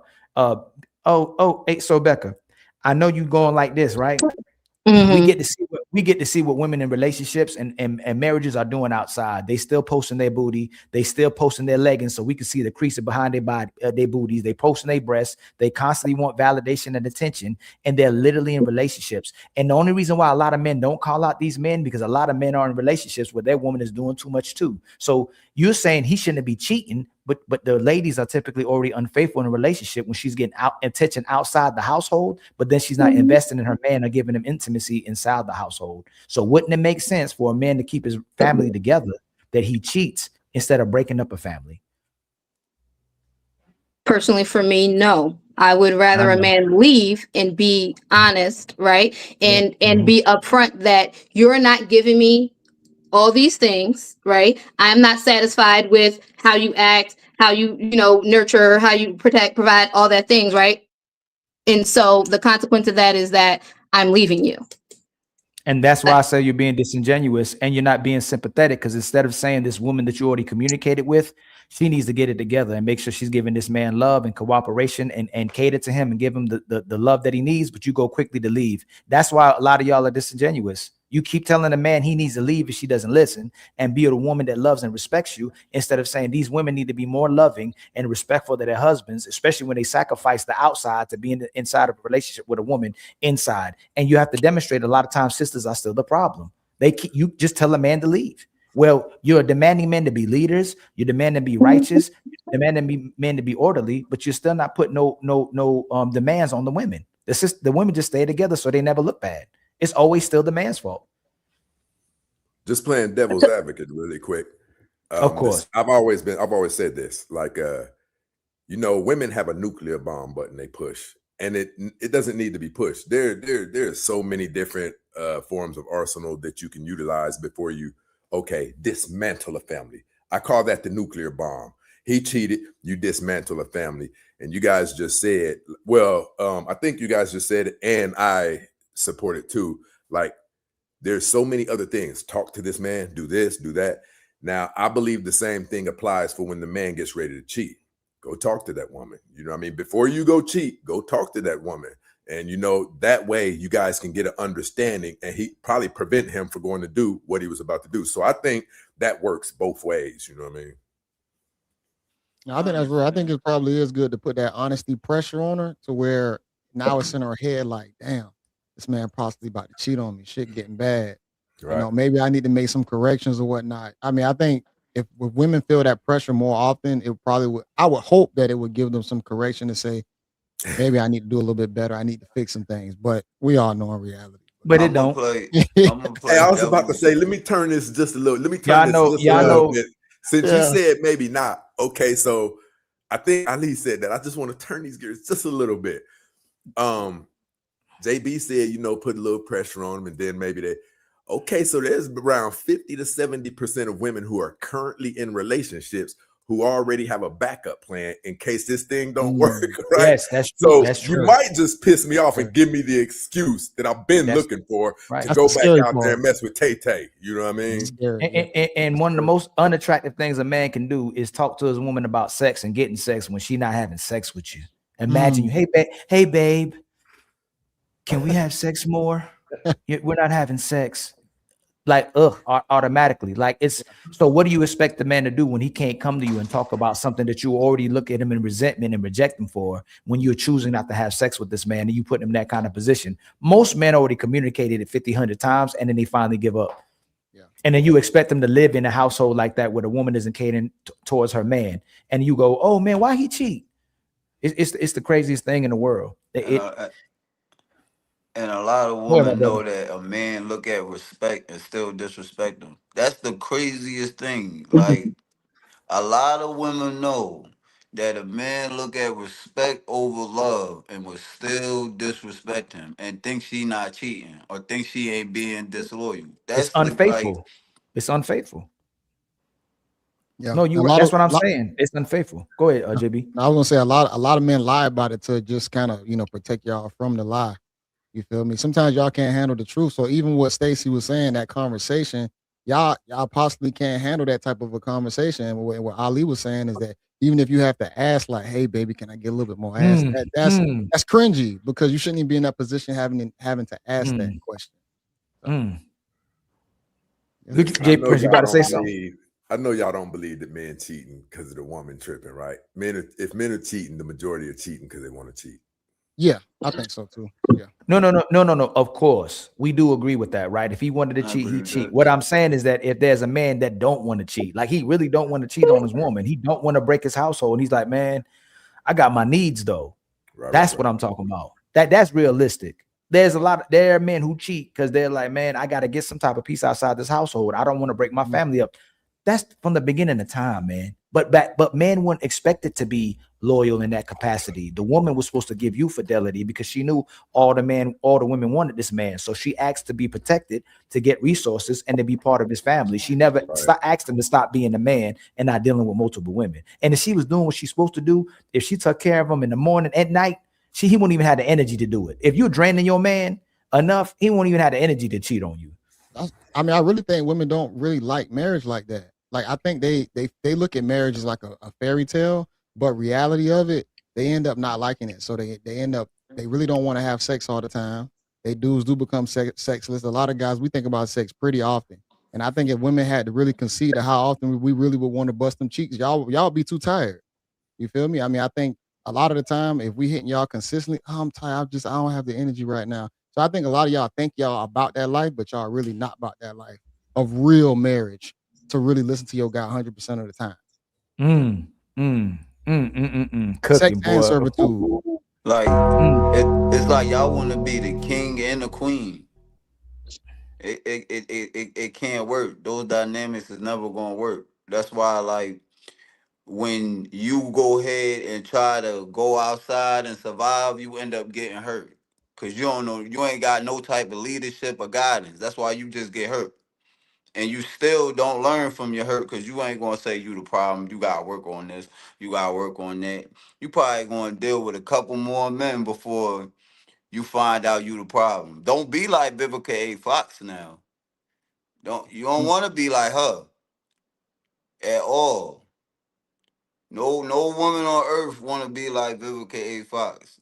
Where to the point she was so masculine, she couldn't let a man be a man, and now she just don't trust men. Yes, they do. Where you see all these women admitting that they wrong? Yes, they do.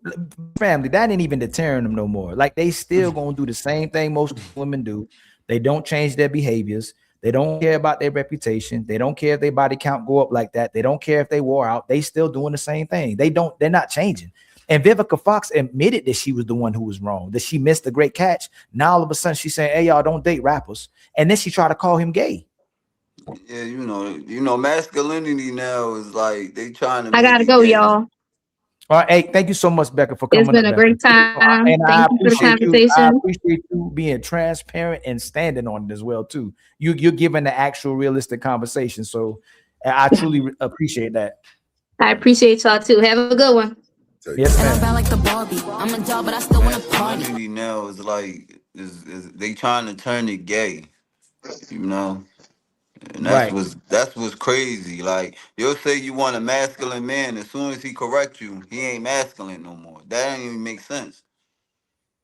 You feel me? It's basically they've come up for names for anything that goes against whatever it is. Listen, this whole fight, man, my personal opinion, this is gonna be bad. This sounds bad. I know it does. It's not my take, it's reality. You guys talking about this marriage and women not wanting to be in these. I believe around 70% of our women are not fit for marriage. They're not fit. They've consumed too much of this man-made, man-manufactured black culture. This isn't even black culture. This is something that has been created and gave to us via music industry, feminism. This thing is cultivated and crafted like a plate with all of the fine fixings on it, and it's deliberately being given to us. And what it's doing, see, it goes back to what Ali said earlier. Men's pain, especially black men, our pain threshold is significantly higher than women's, right? So all of this damage that we have taken, mass incarceration, rap music, where we're talking about taking each other's lives, it affected us too. But men can rebound from damage significantly faster than women can, right? Now, our women, on the other hand, I always liken human beings to a light bulb that you can drop it and break. Well, human beings can break. They can literally break. And I believe that what we're looking at is a 70 percentile rate of destroyed human beings. I believe the majority of our women are destroyed. They're still walking. They still have a heartbeat. But look at them. From state to state, city to city. They talk the same. They walk the same. They dress the same. All of them have the hair weaves, period. And we're talking about how are they behaving the same, walking and talking the same, got the same body counts from state to state, and they don't even know each other. They're broken human beings. That's real. Yeah, that's real. That's real. And you know what? I thought he said me and 70. my boy, I'd have gave it 80. You know what I mean? me and my boy were talking about that. We were talking about that yesterday. I don't know if there's no turning back from that, and all we can do is save it from the next generation of men and women we're raising. But look what we keep raising. Like, I don't see them changing. Most people don't change, and as much as we've been pushing and pushing and pushing, and as much as the women come up here and we keep having this conversation, the rhetoric doesn't change. I haven't seen nobody in these spaces in the last 3 years go, you know what? I see exactly what y'all was talking about. I change. Like, you don't. Yeah. So I think I think most of us are who we gonna be by time. Like, definitely, like, whatever you're receiving from 0 to 8, and then when you get into middle school, high school, that's typically who you're gonna be for the rest of your life. And I mean at the core. You know what I'm saying? That's why a lot of people who get money, they still the same person. Like, they never really change. So if the guy was lame when he got money, he's still a lame with money. If this woman was a no good person when she got money, she's still a no good person. It actually puts an emphasis on who you as a person. What's going on, Leo? I'm lagging. How you doing? Am I lagging? You just got good. Yeah. You good. Just keep it still. I think it might help. Yeah, just keep still. I think you can you hear us? Go ahead, OG. She getting it together. Yeah, I can hear y'all. Oh, okay. You good. Okay, you good now. Oh, OG, you got to get. I don't know what's going on with y'all in the mic. Your mic, you got to do something to your mic. Your mute button is off, but we can't hear you. And talking ain't gonna make it come on.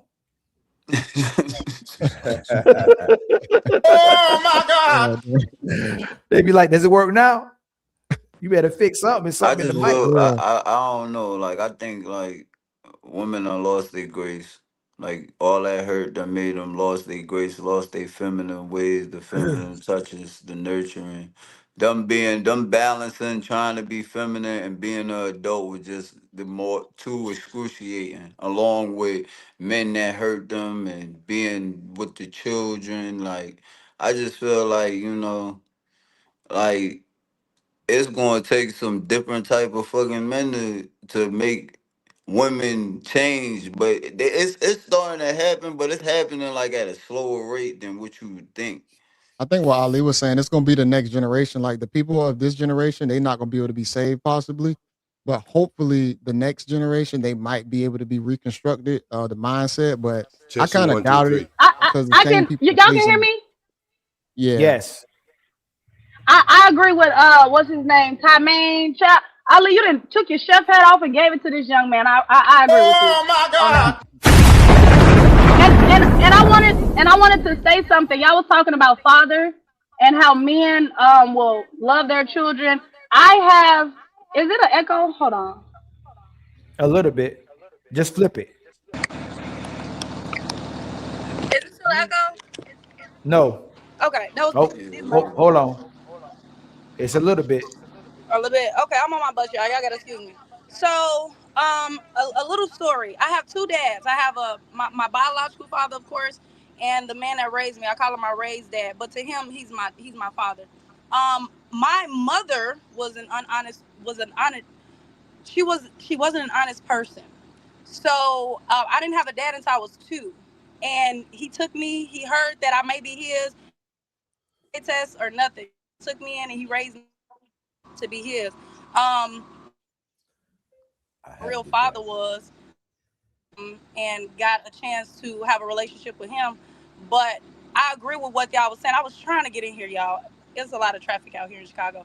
But I agree with what y'all was saying, because the men, they will take care of their kids for sure. My dad, my raised father stepped up and he raised me. So yeah, I agree with that. Yeah, a man will raise somebody else's kids.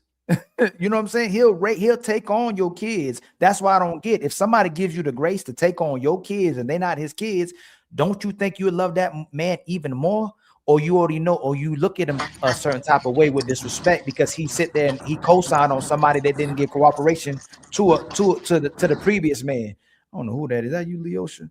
Like a lot of times I believe like women feel like when a man does get with you and they have kids, a lot of times that woman may lose respect for the man, because she be like, dang, I won't be with no woman with no kids. So she still disrespects that man the same way she disrespected the father of those children. If she didn't respect them, how's she gonna respect you even if you take care of her kids? That's the thing that's crazy to me. But if you got a man that'll take care of you and the kids, how do you still disrespect that man? Because a lot of women... No, he was never my stepdaddy. He was a man that raised me. He was not a stepdaddy. He was fucking with my mama, and she just didn't know who the daddy was. He was never my stepfather. No. Oh yeah, I know. I agree. I was saying that there's men who will take care of someone else's kids and they still get disrespected. That's what I was saying. Yeah. Go ahead, Tommy. What I was saying was like, and I understand your point, but a lot of women, like when they go through stuff, because women think like when they having a baby, they're gonna have a family. They don't understand like that's a man's choice by nature. They don't grasp that. So when things happen and the man decide he just want to be a father, or he just don't want to be with you, it grow a hatred for men. like that grows a hatred for men. So it don't matter if this person come in and try to be the best father, that's not the biological father. She's still gonna have a hatred towards men because of what the previous baby father did. Or what she said he did. Or what she said, exactly. Yeah, Allegedly. what she said he was good. She did. You know, he like won the like problem when she was on her back. You know, he was the man when she was on her back. But soon as she don't get away, now all of a sudden, it's always after the kid come out. It's always after you didn't get your way. It happens like that majority of the time. You feel me? And as men, we gotta like come with more sexual discipline. What you say, JB? I gotta step out for a little bit. I'm gonna try and come Ain't no back. problem, man. Yes, sir. As men, we gotta have more like sexual discipline within ourselves, you know, to vet and groom these women the way we need them to be, so we can stop going through this. Right, JB. I mean, J Speed. I think that's you with the echo. For some reason, echoing on your side. I got an echo again. Yeah, you got the echo. I think you wishing bad luck on me today with that nudge you gave me. I support OG Speed. You resemblance of what I grew up with. You know, you the embodiment of what I grew up with. I love when you come up here. I'm not gonna try to get you out of here. See, like now the echo went away. But yeah, man, you know, like it's a shame, like, you know, like everybody say a child is innocent, but then say you cheated, you sacrificed your family. That I don't know how that makes sense. You know, because a child's love to a father is unconditional. Is anyway it's supposed to be.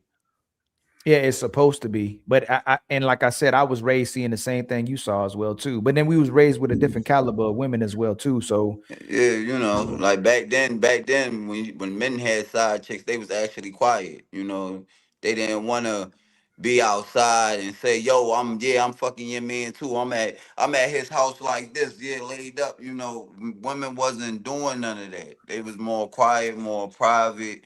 You know, and that's how shit worked. You feel me? Yeah. Until now, everything is so out in the open. Women not private no more. You know, they're not feminine no more. You know, they don't want to be. Right. Oh, hey, Leosha, should men keep fighting for marriage if women just file for divorce when they get married? They should, but it's no winning when the woman wants to leave. But that's what I'm saying. Women they'll keep saying men don't want to get married, but when men do get married, the women file for divorce. Should men keep pushing for marriage if women are divorcing them? I say yeah, they should keep pushing for marriage. God dang. Why it's not beneficial? Why would you push for marriage if you get mad? You just gonna break us up. You're not even gonna care about our vows. Well, I'm not, but I understand where you're coming from. I get what you're coming from. Because wealth is where family is. That's why I say keep fighting for it. But I get what you're saying.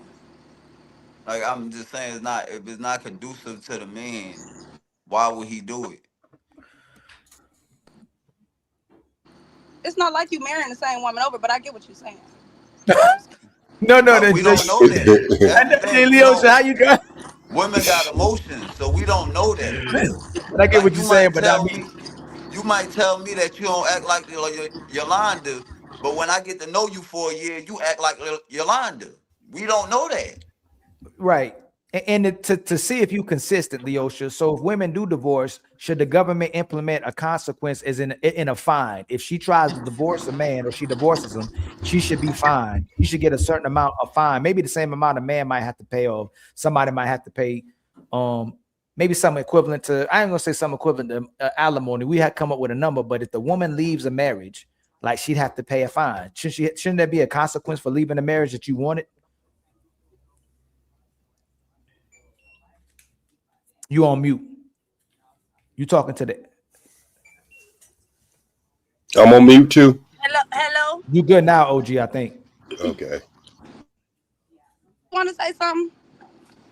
What was the question? Can you start the question over? Should the woman get fined if she files for divorce?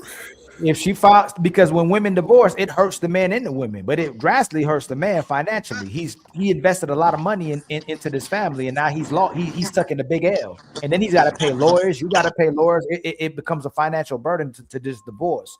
If she ends up initiating divorce, should she have to pay for the lawyers? Should she have to pay a fine for divorcing?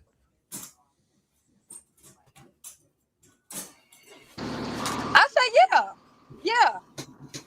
If you want to be the one to end a marriage, to break up your family, whether it's happy or not, I say yes, she should get fined.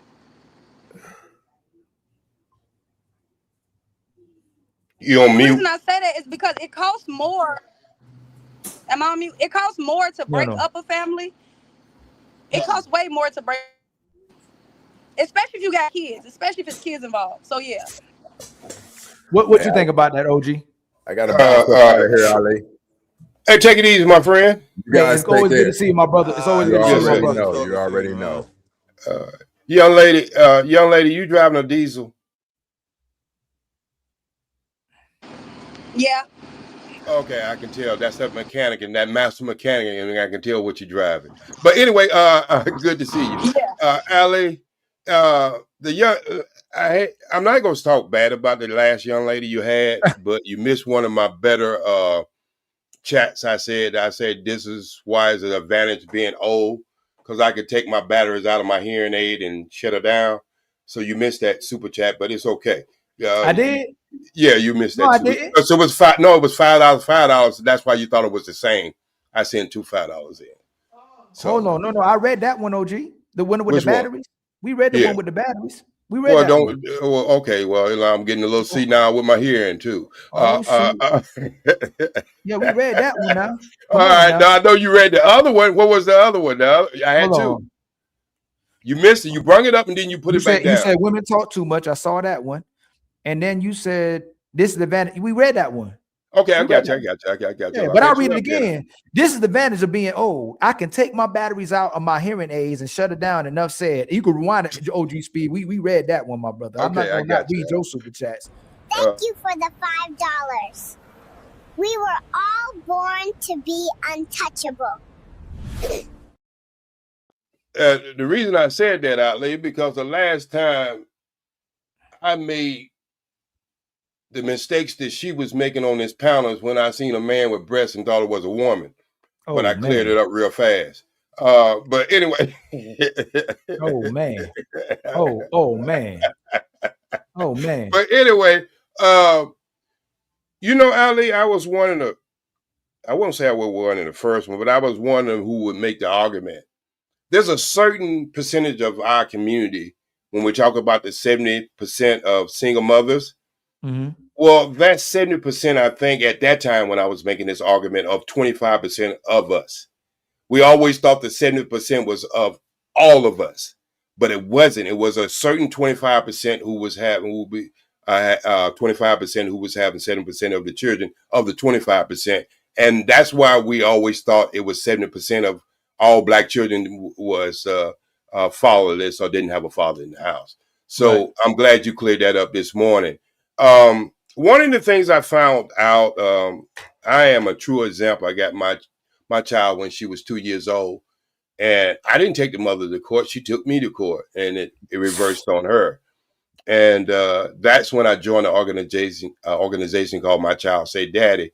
And we are 1,000 members strong in California. We changed some of the laws out here as far as when women go get on social services, they have to find a daddy to approve it. And if they don't find a daddy to approve it, then he don't have to pay back pay or pay anything to social services. If you can find me to get money from me, you can find me before she gets on social services. So we made that law in California. I started to see five states now are making it 50-50 automatically when you get married, as far as when it comes to child custody. So when you do go to court now, the only thing you're trying to do is get physical custody because. Right. Hold on real quick, OG. Hey, how you doing? Hello? Hello? Hello. How is your day today? Good? It's good. What's your name? No. No. How can I help you? How do you know us? I saw you on before. On the live stream. Oh, what did you see? You, and I found this channel on the live stream. Yeah, I hear you. Oh. Hey, you better come get your brother on. Your sister on, Leosha. Hold on real quick. Yeah, that's your people's. Nah, sorry. Let me go ahead and I didn't even see her. Nah, you ain't got to. Don't worry about it. There's some monkey business be going around here. Go ahead. Yeah, so what I'm finding out is that 5 states are leading with this 50% now. So what it did, I think it cut marriages down within a certain period of time of 60%. So there are a move to the court to understand it. Let me just get something straight, guys. When it comes to family court, there's no paperwork to say mother. This is the mother's rights. It's a parent right. But what the problem been with that is they always lean towards the mother. So the laws has already been there in place. It's equal, but it's not distributed equally. Right. So now men have started talking in the last, 9 to 10 years, and it's making this push. And regardless of what you think about this president, I think before this president do leave office, he's going to make some adjustment when it comes down to family law and child custody and the way we play child support and everything.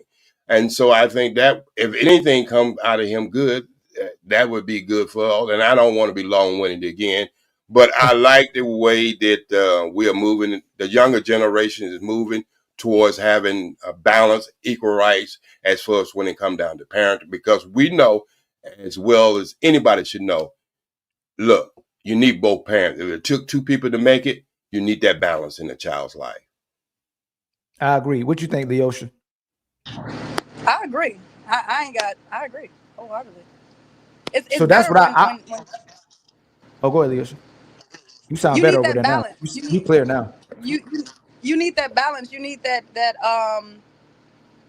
the feminine energy and the masculine energy to raise children so they can understand the difference when they grow up. Because now women call a man sassy for literally nothing at all. They use that word very loosely.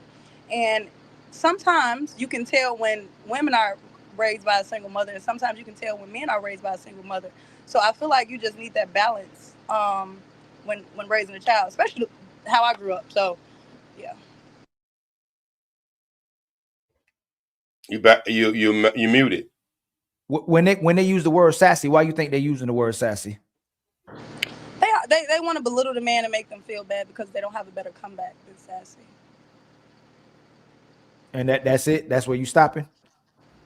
Yeah, that's all. That's what I've been getting from it. That's all. They just use it very loosely. They have nothing else to say. Depending on if the man doesn't do what they want them to do, they'll use that word. They use the word with anything, and a man not being there. What you think, OG Speed? Why you think they be calling a man sassy? As well as they call a man abusive. They use the sassy, and then they got another SA they use. It's all about balanced power. You got to understand, women been in this game for a long time, man. We just catching up. And they have had the court system to provide them an avenue so they can take that journey. I think people are getting smarter. And I think it ain't just all the men. I think that some, the dudes are having brothers, sisters, or aunts, and they're starting to see where it affects somebody that they care for. So they're starting to speak out too, against these types of women who would choose to do something to take the children and turn against the father. Because you hardly ever just find a person who don't have kinfolks who they see going through the same thing. And I think that has a lot to do with it. When you really look at it, I think we just come into senses that human behavior is a human behavior. And if you've been historically with bad behavior, how you raise your children and turn it against the father and using him just as a pension plan, and not really father. I think it when it really comes down to it, Ali, is we focus so much on the finance. I think as we go further with this, we're going to have to focus on the parenting.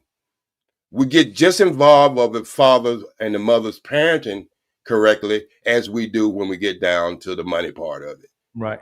But that's why what's going on, my brother Byron? That's why I was reviewing. I want to kind of review a little bit more of that Dr. Cheyenne with Shannon Sharpe, because I think she's the epitome of the woman trying to play both sides. She wants to be in her feminine. She wants a man to take care of her. But then on the same page, she don't want to be in the house. The Dr. Cheyenne Bryant.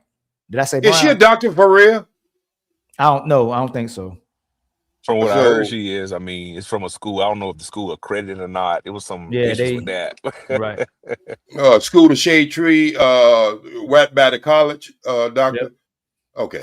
But she's using like, we don't use our degrees, we don't use our credentials to use it against the woman. We use it to build with the woman and to invest in the woman and children, where they'll literally tell us that we're being financially abusive or trying to use that to inflate our ego and our self-worth. But it's literally what she does. They all say they got their degrees, they got a car, they got a house, they got all these credentials, they got all these things that makes them a better woman outside of not having a child, not having a family, or having a man. Everything that makes them great, it would be the same thing they'll disrespect us for having if we say the same thing. Or why you actually value me because you want me to have those things, but because I'll build with you. But they use it to go against you. But I wanted to play. And Byron, you got anything on the tape, my brother? I want to play a little bit more. No, not right now. Just before Ali, just before you do that, I'm gonna tell you something, my brother, and I don't think we all ready. AI finna balance all that out, because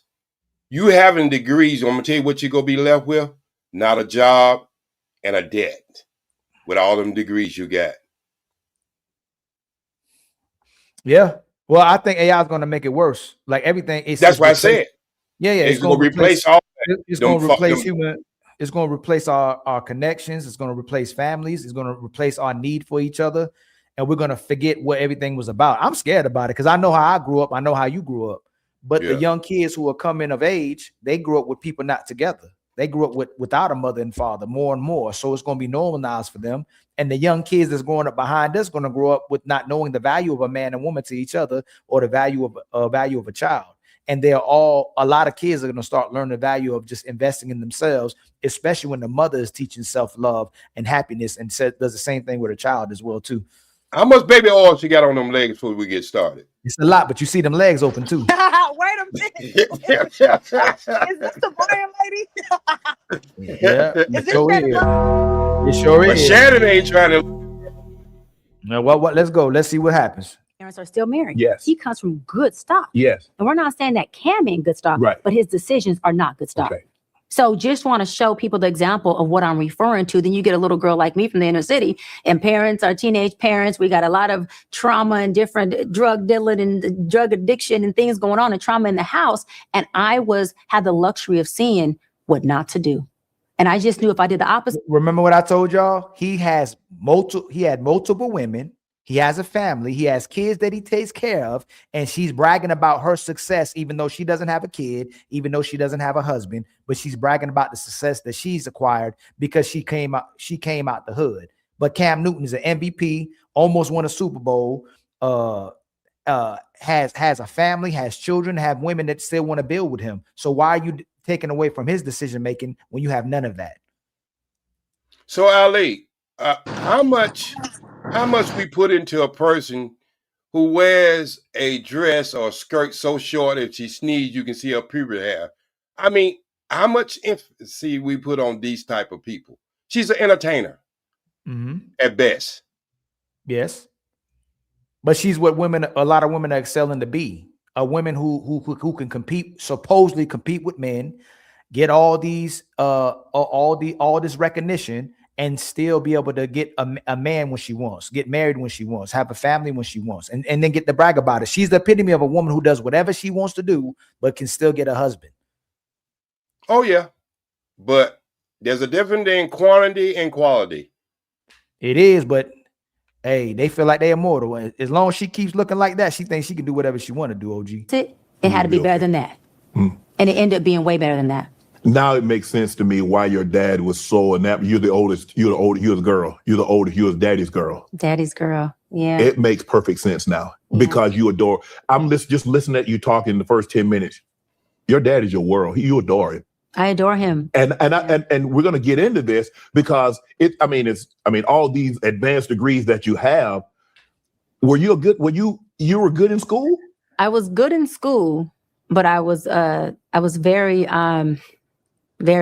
you got me up. Oh no, there you go. I was very good in school, but I was very like, you're not gonna talk to me anyway. You're not gonna disrespect me. And one thing my parents did, and I say my parents are my mother and father, Kim and Darren, and my grandparents, Mariah and Bailey, because all four of them was the village that raised me.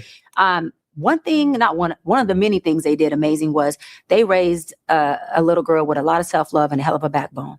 I'm very vertical. And so I stand very strong on respect and on boundaries. That wasn't something I was lacking. But when those boundaries were crossed, when it came to, K through 12 academia was amazing. But I was one that I got kicked out of LA Unified School District and I had to go district permit to Long Beach Unified School District. I was just not going to tolerate no BS. And so if that... Hey, this is what I mean. Leosha, what's she talking? Like, this is what I mean. Like, she got kicked out of school. For what? How do you flip that back to, hey, I ain't gonna tolerate no BS. I ain't gonna tolerate no disrespect. And again, he asking her, but there's no genuine pushback to, ma'am, how does that make sense, ma'am? Like, when I was in school, there was teachers that I didn't like. I didn't like going to school every single day. The best part of school was the first day and the last day, but I did love learning. I wasn't gonna brag about getting kicked out of school. Ali. She made perfect sense. You heard that one term she used. She was vertical, right? I believe her legs can scratch the paint off the ceiling because the way she, get down. That's what I heard. Oh my God! What you think, Byron? What's your take, my brother? I guess my thing is there's not really accountability there because she's saying she got kicked out of school. And because you ain't taking nothing, what that got to do? I mean, where's the accountability for getting kicked out of school? That's a problem in any case.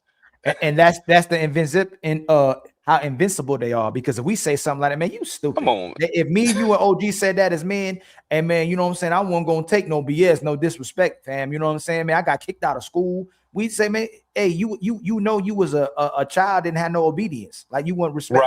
You actually weren't respecting the teacher. You weren't following the directions. You weren't following the rules. You probably was disrespecting the teachers, and you're gonna play it off as you not taking disrespect. Disrespect from who? Yeah. But let's see if she break it down. Meant that I had to strong arm or use muscle, whether it be verbally or physical. Then I was going to make sure that they understood that this is a tree you don't bark up. And looking like this, because normally when we came up, women like that had this complexion like this, and what do we do? They were like, "Oh, I'm not going to even entertain this." So listen. I think I brought the entertainment, the production, the cameras, and I edited it just the way I wanted to be edited. Yes. You brought that life out. But also you have to remember that I was a little girl who had the privilege of being able to make one phone call. They were scared. You see, you had them scared of your dad.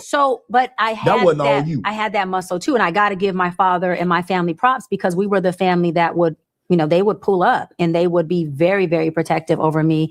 My father has done many. Yo, it's making me so mad. Listen to this woman talk, man. Like it makes me mad. Like it just like it's like he's sugarcoating and glazing over what she's really trying to say. He's not holding accountable. She said both her mother and father was in the streets earlier. She also said she wasn't an oops baby. She was made out of love, but her mom and dad got a motel to have her.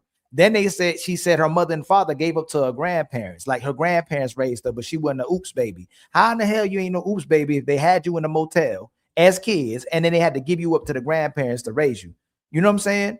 Then she brags about, like she says, she honors the fact that she's from the hood, and people ask her why you feel so honored about being from the hood, and she says she recognizes the hood did things for her, but then in the same breath says she fought so hard to get away from the hood. Like it don't make no sense. And now she had people who could pull up whenever she needed, and she bragging about getting kicked out of school. But she just a lot of women have that womanese where they can just repackage something that's supposed to be wrong and they make it sound right. What you about to say, Leosha? I'm gonna say this. Do she coach women, this lady? I believe so. Yes, she do. Yeah, she coached women. I mean, men too. I think. I'm gonna say this: single women keep women single. If she's coaching women, keep women single, because what does her being kicked out of school got to do with anything? And Shay so goofy. He can't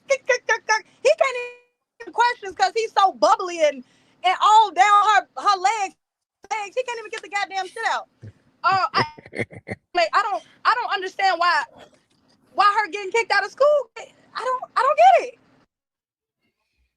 Yes, you do. Well, let's keep watching. Things that has protected me. He's ran into clubs. He's done a lot of things on behalf of me, alongside my grandmother, my mother. They're a very protective family. You will never get no bad. Well, listen, my father passed away 2 years ago. Okay, I'm sorry. No, I'm sorry to hear that's that. okay. So being that, yeah, I might get one now, because to your point, he used to be like, ain't nobody coming around. And he used to say, and he gave me a ring when I was a teenager. Funny you said that. And it was his pinky ring, which is a big ring with a lot of diamonds, and said, put this on your finger, and until a man gives you a ring, don't take it off. Well, I've had 2 rings, but he also wasn't too fond of me being married, because he would say, baby, successful women don't have to get married. I'm like, Daddy, no, You see what I'm saying? Like, she's been engaged. She's been getting engaged twice. Then her father turns back around and father tells you don't got to get married. When you and your mother and your father was together, and you promoting men and women to stay together, but then you'll turn right back around because you're not with somebody to promote that you're not married, and you don't have to get married to be successful. Well, Ali, somebody said how many rings? That's funny. Lord of the Rings. She Lord of the double talking too. Go ahead, OGJ Speed. How many for the males and the females on this panel?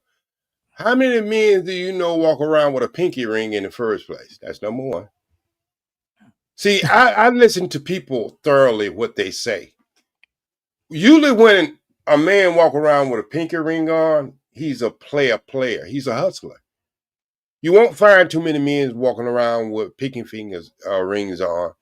That's something you see from a pimp or somebody, usually somebody who's dressed well, a mama's boy. And so you got to understand where she get these ideas from. So, you got white privileges, you got pretty privileges, and that's what she's got to understand. So even the ladies that she are coaching, they're not going to be able to produce what she's producing. Right. I got an issue with her father, though, doing that, because, to say that successful women, don't get married is just kind of like, that's bad advice. So I don't think he even set her up correctly to even give her that type of advice and stuff. And I've seen that happen before where fathers do that. I agree. They be extra, man. Like, they telling them to do certain things that's just not wisdom. And then the woman comes out with a certain expectation based upon what her dad said that wasn't positive. So that happens too, though.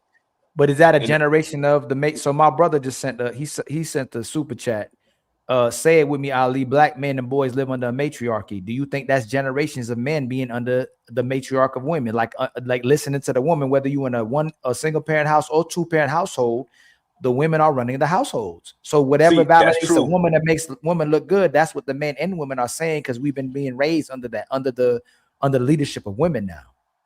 That's true. And a lot of times, like, if the woman is dominating the home, you will have that type of rhetoric being said, man.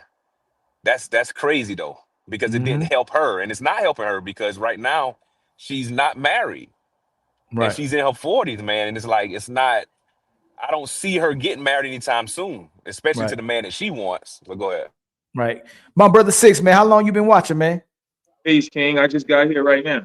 Okay, we just talking about. Sound like her daddy raised her to be single. I see who on the screen, and I called her out over a year ago. I just never put the video out because I had a hard time addressing publicly a black woman. But long before Paul Pierce, when she was at her hottest, I called her out. I can show you the time and date of the podcast episode. But I was like, you know what? It didn't feel right with my spirit. But I've been like, it's easy for this. She ain't fooling nobody but fools. Right. But a lot of us are under that foolishness. Like, a lot of us are brainwashed and conditioned to listen to this. Like, it's a lot of us don't get till our 30s that when we start recognizing all this rhetoric and what it actually means now. You know what I'm saying? A lot of people don't wake up to their 30s. Like most of us are under actually the leadership of women and listen to what women say. Like there's a minority of men who may not listen to what women say, what women are saying, but the majority of men are acquiescing to what sisters are asking for because that's what's leading the community now. And not just the Black community, I'm saying America in general. Absolutely. Let me just say this real quick. Not only that, in addition to that, when little boys are born by their aunties, grandmothers, mothers, and sisters, they are already taught what a woman expects and how they should treat a woman and what they should do for a woman and groomed to be that way. Now, if they grow up and deviate and become wayward, that's a different story, but they're already programmed in that manner. Women are not programmed in that manner. They're programmed in a manner to, let's say, navigate a man, not how to nourish a man, how to treat a man. They're groomed to, hey, don't accept this, don't let a man do this, don't let a man do that. But it's never, what should I be doing for a man? Two, and I'll button it up right here, men, from the time we're little boys, have an exclusive relationship with reality. Women are allowed to have a non-exclusive relationship with reality. And what I mean by that is, from the time you kind of enter elementary or junior high school, if you're short, you've been told, hey, you're short. If you are ugly or people don't find you widely attractive, you know that. Women, on the other hand, get to have a non-exclusive relationship with reality because they can be broke and still go out and have fun. They'll get in a club for free, someone will buy them a drink. Their world does not begin to the real world for them don't begin to materialize until the closer, as they become closer to 30 years old. Because in a dating marketplace, their age begins to work against them when they stay on the scene. So when they hit 31, 32, 33, 34, 35, I don't care how young you think you look, go be around a real 25-year-old. And when you playing the game of milk and honey, if I'm a man and I got to take care of a woman 100%, either way it go, am I going to choose the 37-year-old woman or a 27-year-old woman, 25-year-old woman? I got to pay either way it goes. So therefore, they begin to change their narrative, what they call lower their standards, but you're not lowering your standards. That's not lowering your standard. That's not what they call, what's the other word they like to use? Settle. You're not settling. You are right where you should have been this whole time. Settling is like, I got accepted into USC, but I'm gonna go to community college. That's settling. Right. You're not settling. The type of man you want didn't want you. You get what I'm saying? But you get to run again. You get to escape that reality until your age hits you. This is why I teach young dudes, look, there really ain't no such thing as a gold digger. Not really. Because every woman is gonna every relationship is gonna cost you something. Okay, every relationship, even if you a passport, bro, their gold is just different. Their gold is a green card, but every woman is going to cost you something. The difference is a lot of women have an overinflated estimation of themselves. True, but I agree with everything you said, but the gold digging part. Like I think it's nothing wrong with a woman having the expectation of you having finances to be able to take care of a family. But when she prioritizes the finances over the children, over her man, and her responsibility to the family, and she just wants nothing but resources, there's definitely a lot of gold digging women, my brother. Well, no. Yeah, and that contextually, you're right. Contextually, you're right. But if you're the type of man that don't have the discernment, I just wanted to say bye, y'all. I'll see y'all later. I gotta go. Hey, thank you, Leosha. You leaving? Right, be safe out there. She'll probably Thanks for having me. Thank you so much, Leosha. If you're the type of man that lack the discernment between a woman who's into you and who's into what you provide, then that's a self thing. Every man should have a high level of discernment, especially if he's a high quality man, because every woman wants a high quality man. You can't just trust that she loves you for you. You can't just trust you that she's going to be wifely. A lot of times these brothers in this era, they fall in love with their eyes, but stupid women will raise stupid babies. So you can lure in a woman with your money, but that money cannot turn her into a wife and turn her into nurturing. And I preach against young brothers going into relationships where I call liability love, a type of love where they have to pay for everything and do everything. I heard you even say one time, what the hell does a woman have to do 100% of? Because it's inherently embedded in us. We're supposed to pay 100% of the bills. If trouble comes, we fight and die for trouble. We walk on the outside of the sidewalk. We go with, there's a long list of things that we have to do to fit the criteria of a real man. Little girls don't have a criteria for themselves. They get to grow up feeling like, hey, I just get the princess treatment. But it doesn't work like that. So I preach against any man practicing liability love. No, every woman that you tether yourself to should have a vital role in the success of your relationship. So that's crazy to me that these women don't want to play a vital instrument in the success of their own relationship. But that means they want the resource. Those are gold diggers or prostitutes. So you got the gold diggers and you got the prostitutes. So they basically the same thing, where a woman is looking for living off your reputation, living off your resources, living off of everything that you created, built on as a man. So, and you already admitting if the man picks wrong, that's two separate arguments. He could pick wrong and he picks a woman that's a liability that wants him for his money. I agree with you at that too, that he took on this woman who was doing these things. But we have to admit that most of these women, they care about the finances more than they care about the actual quality of the human being. Absolutely. Ali, I got to go. Ali, I got to go, but thank you for letting me up. And I want y'all men to think about one thing too, as we're having this discussion. A lot of things that we are talking about is the now. The now is that you are in this situation because the older generation, as I came up, always looked at the woman as being the weaker vessel. And that's why she has so much power today. But you got to think about it in this way. If you run to the door and help a man who's in a wheelchair to open the door, and he gets up after you push him in and open the door for him and start dancing and saying, ah, la, la, la, in your face, sooner or later, you go change the way you look at things. And I think this new generation is changing the way they're looking at things because they have heard this from women, ah, la, la, la, la. So now they're saying, okay, let's see where this go at. Peace, love, and always strive for the truth. Thank you, Ali. Keep doing what you're doing. You too. Yes, sir. You too, my brother. What's going on, American Rifleman, man? What you got on the take, man? What you got, man? I know you got the ammo, man. What's going on, man? Nah, shout out to you, Ali. Just the one observation that pisses me off personally, that I guess you can say I feel aggrieved, even though I don't, do anything. I don't treat women in a different way or whatever because of it. But I just hate the whole, I can be ratchet and ghetto and whatever, but I'm classy, sophisticated, high level, high class. And just no, if you're either one or the other, you can't just do this melding of both. And there's too many modern women that try to act like they can do that, or at least see other women that are in a higher socioeconomic status that are able to have those aesthetics. So it's really just distressing to me because a lot of women end up having bad outcomes as a result. Right. But the thing is this, right? And what we try to had a real conversation, and we saying we red pill, is that they are getting away with it. That's the thing. They're getting away with demonstrating all these horrible behaviors. And even if they can get a husband, they still don't keep the husband. So all the things that men say they won't do, all the preferences we say we have, we'll give up that to have the woman. Well, she'll give up the man to have what she wants, you know what I'm saying? And still have her way. Even if she gets the high quality guy, she still will compromise that guy. And we'll say that he should have saw her as a liability, but there's things we can't do as men, and we can't control if a woman changes her mind. So your woman is only as loyal as she wants to be, and you're him to your woman until you're not him to her. So we have to have an increase of high quality women if you're going to have a progression in our society, in relationships, and with baby making, man. It's the degree of women have to change their mentality and what it is they're actually looking for. It's one thing to have finances.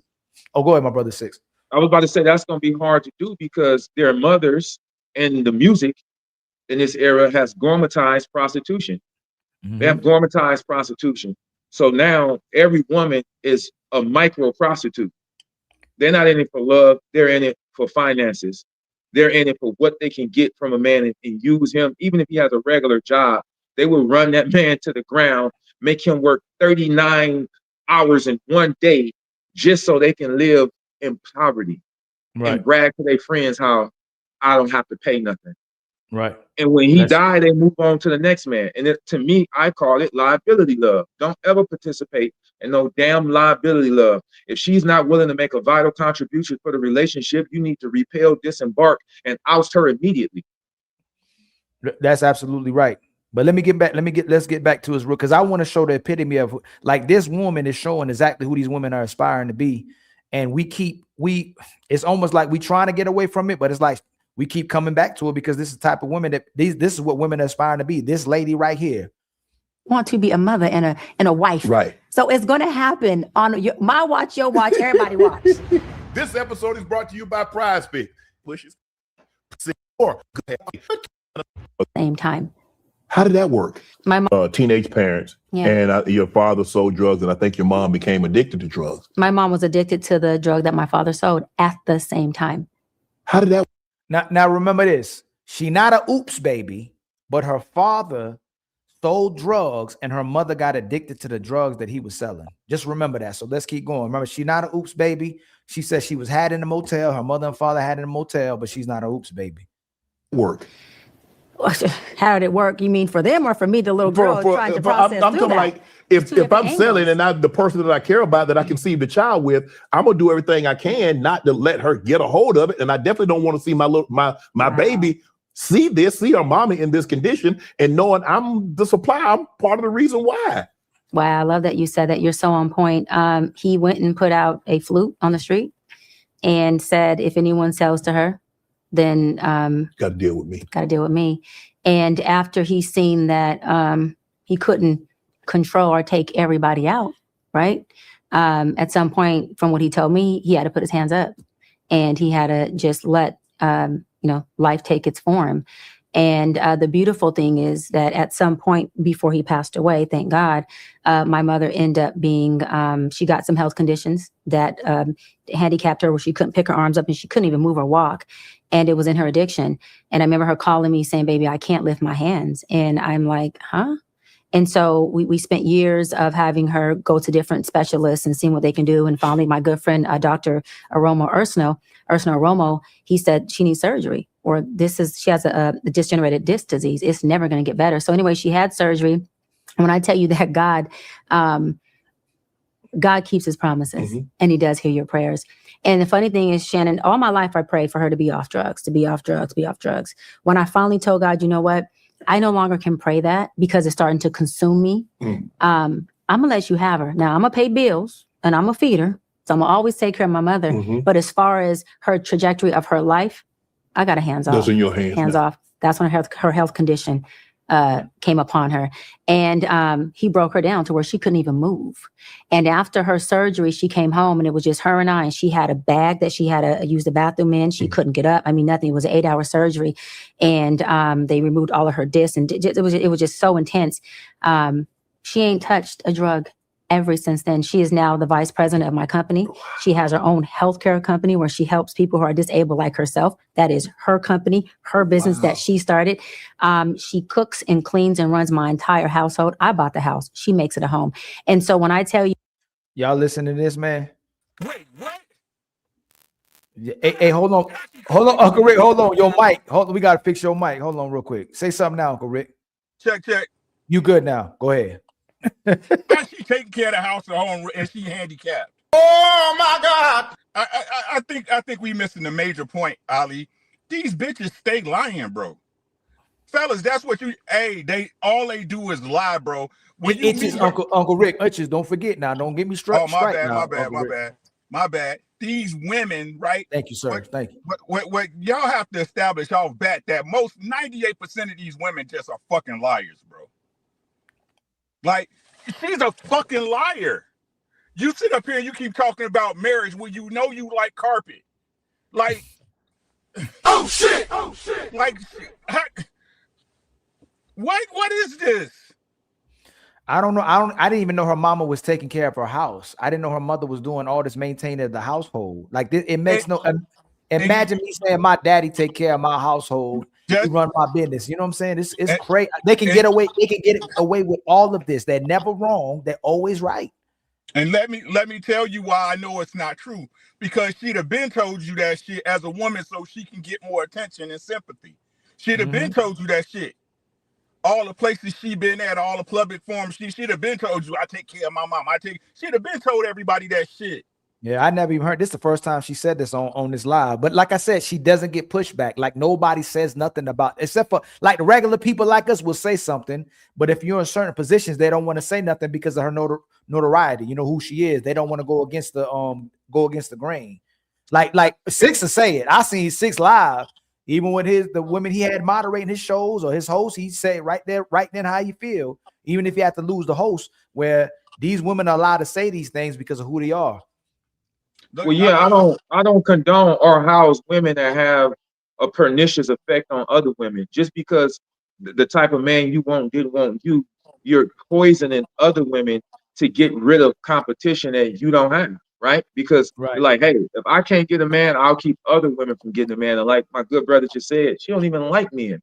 So from the time that she started to speak, because I also have a background from the streets and my story is similar to hers as far as my mother go. So game recognized game, and everything that she was saying from the time she hopped on the scene was indicative of a woman that is not fit to be a wife. So my problem with her is that you are now a professional ultra crepidarian, meaning that you're teaching and preaching and speaking on something that you have no knowledge or success in. And that's my problem, because a lot of things that she was even teaching and preaching, because it's under the guise of, hey, I'm a doctor and I know what I'm talking about, is under that guise. So women were latching on to this information, but I know this information is colored by malevolence. It is a fallacy, and it's going to have a pernicious effect on good women that do have a chance of pair bonding with a man and being in a happy, healthy, fruitful marriage or relationship. And she is anti that. And it came out later because there's three things that will always come out: the sun, the moon, and the truth.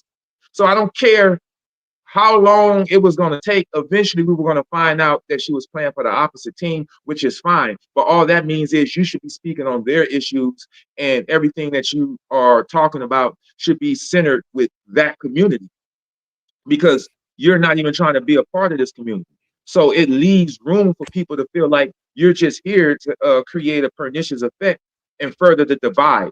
And that was my personal issue with her. And they always turn to the women when they can't get the men to do what they want them to do. And then, you know what the crazy thing about it? The woman she in a relationship with is with now, she used to be one of my childhood friends. I ain't gonna drop her name on here and stuff.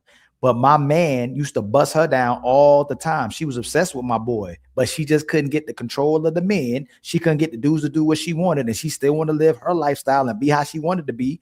And this is But can I say this, Ali, real quick? One thing I think that y'all didn't really peak, because a relationship, in order for it to be successful in any capacity, whether it's romantic, business, or platonic, it has to have balance. Now, a lot of women like her, when they get money, they feel that they're equal to a man, right? And they no longer have to dive and lean and recline into their divine femininity and do things that are intrinsically important and turn men on, like cooking and cleaning and being nurturing and being nice and being soft. She said, because she's taken on the role of a man and has a masculine tilt, she said, my mother takes care of the house.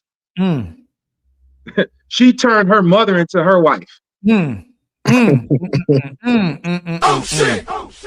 Because a man, no matter how much money she making, no matter how much notoriety you have, no matter how high up you climb on the social echelon, a real man is not going to capitulate and bend and begin to do work that he is intrinsically attracted to when a woman is doing it. So she got her mother to do it, so that she can to retain that masculine tilt. And that's what I peeped when she said that. And I'll be remiss if I don't say, I commend you. Your mother was sick and you taking care of your mother. But the way you frame that, again, I'm taking a deeper dive into your words, because I have to, because you've already showed me that you're willing to be hyperbolic.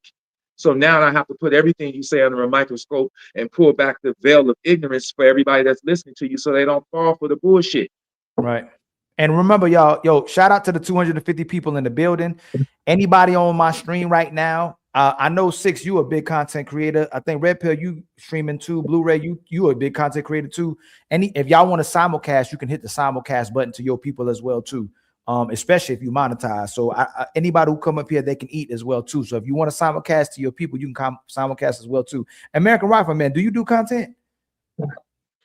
From time to time, I'm really more active on X, but I'm really just a regular guy. I'm trying to find time to want to do it, but I'm really just trying to be involved in the community. Okay. And y'all, please like and subscribe. If you're new to the building, please like and subscribe. Help us reach our goals. I think we almost got our super chat goals. Help Ali get his Cash App goals. Ain't nobody hit the Cash App yet. I told you I'm the light-skinned Aisha Curry as a male. You know, sometimes my Cash Apps be dry, but her DMs be dry. She complained about it, even though she probably with one of the best men ever walking the earth. She's still complaining about the fact she didn't get to fulfill her dreams and her career, as if it was going to be bigger than what he doing. But I ain't gonna say nothing. You about heard that. her say on the interview, she thought she was going to be bigger than him. She thought he was going to be a coach and she was going to be the one. That's what she said. So, and even going back then to when they were post-adolescence and in college, I believe, post-adolescence, she felt that she was going to be the one to dominate the relationship, which makes sense because when a person speaks, sometimes they laughing, but they ain't joking. She doesn't like the fact that he is the one that is carrying the relationship. So what? She ain't never touched a basketball in her life, but she lived like the greatest basketball player on earth because she is married to the greatest basketball player on earth. She doesn't have enough scruples to watch her tongue when she goes on interviews. And even if they have a understanding between each other, like, babe, I ain't tripping. As a good wife, you would think she go, yeah, you ain't tripping, but I don't want to see them drag you. I'm gonna watch what I say. I don't want to see that. That hurts me. I don't even want them to believe that. I don't want those optics for my relationship, but instead she doubles down and triples down. But again, I said this a long time ago before podcasting was a thing, before she was even a thing. The first thing that made me raise an eyebrow at Aisha when she was bad-mouthing women that were half naked on the internet. Now, I'm gonna say this and I'll land.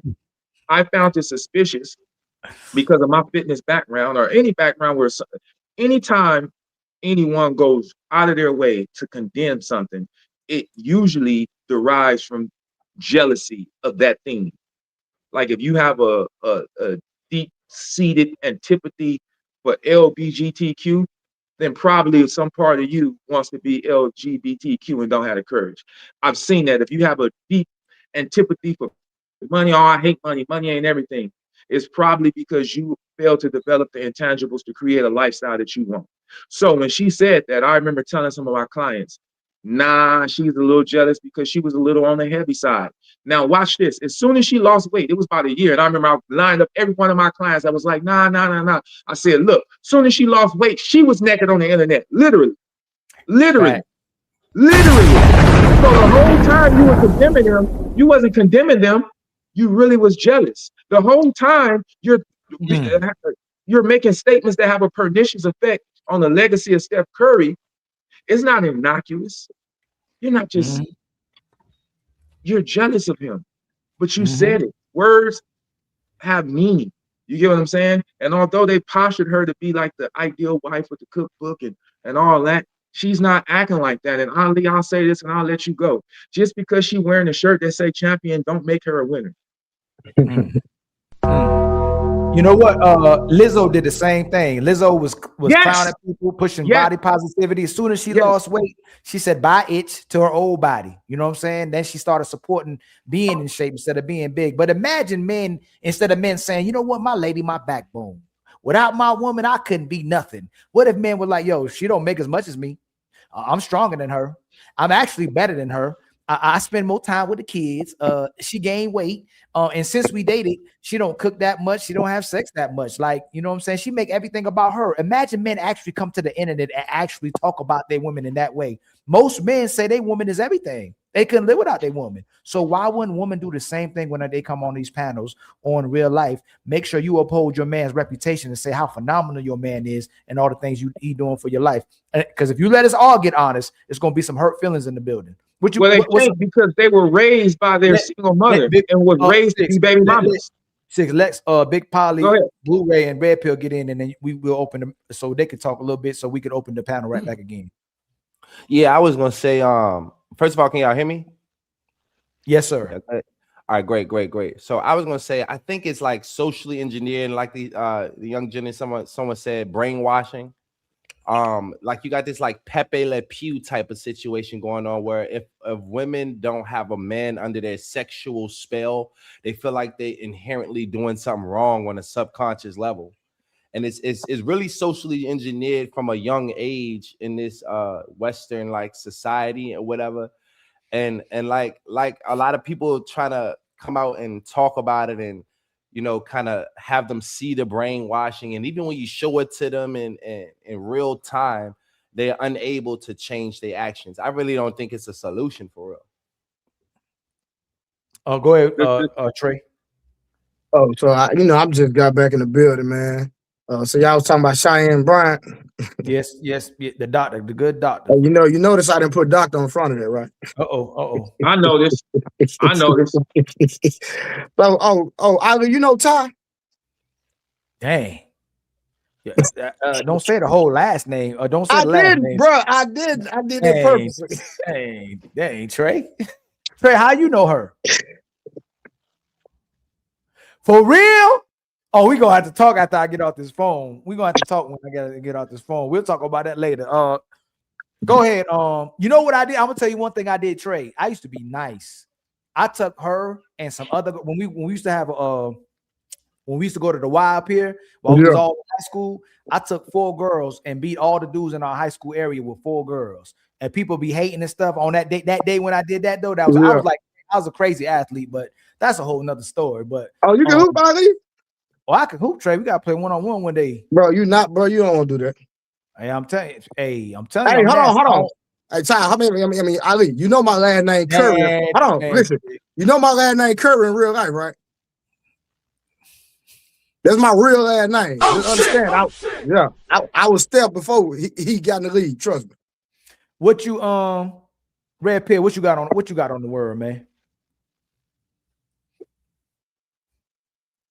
You on your mic? What's up with everybody come up here with their mic? Let me see something. Let me see. Edit mic issues. I fixed it. On my stuff, it auto set me on my camera. Okay. I think everybody that's been happening. That happened to Blu-ray yesterday too. He did a whole live just on mute. Oh Lord. You said. But I came on here shine, man. That one that irks me. She's one of those people with all the answers and none of the outcomes. Facts. And I don't understand how people listen to her, how they fall for her. Everything she says she wants, she doesn't have. She says she want a husband, ain't got it. She says she want kids, 7 years towards the most optimum time to have them. She's 42 going on 43. So it's like, I'm not.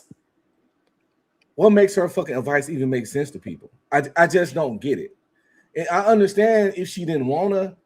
Everybody don't want to be married, and I get it. Everybody don't want kids. I'm okay with that. But I understand if she didn't want kids and didn't want to be married, but she want those things and don't have them. And every time she's asked a question, she always got the answer. And I learned early in life, never trust someone that always got the answer to everything. There's nothing wrong with saying, I don't know. And that woman doesn't have any of that in her. She refused to say, I don't know, or I ain't got the answer right now. And that's suspicious in itself. But she sit there and she talk about this husband, his kids. And I believe in this statement, good products don't collect dust. She's 42. And she's an attractive woman. There's no way she wanted a husband and kids being that pretty and fine all these years and was doing the right things to get that and didn't get none of it. There is no way. Good products don't collect dust. That's why when people be a self-proclaimed good woman, I'm like, who checked and validated that? Who stamped off on that? Because I don't think good women make it to 35 without a husband. We sweep good women up. They can say what they want, but if you ain't married as a woman by 35 and want to be married, you might not be as good as you claim. She done made it to 42 and want to be married, so she might not just not be good, she might be horrible. And I'm not saying you a terrible person if you're 36 and not married. I'm saying you might not be as good as you claim.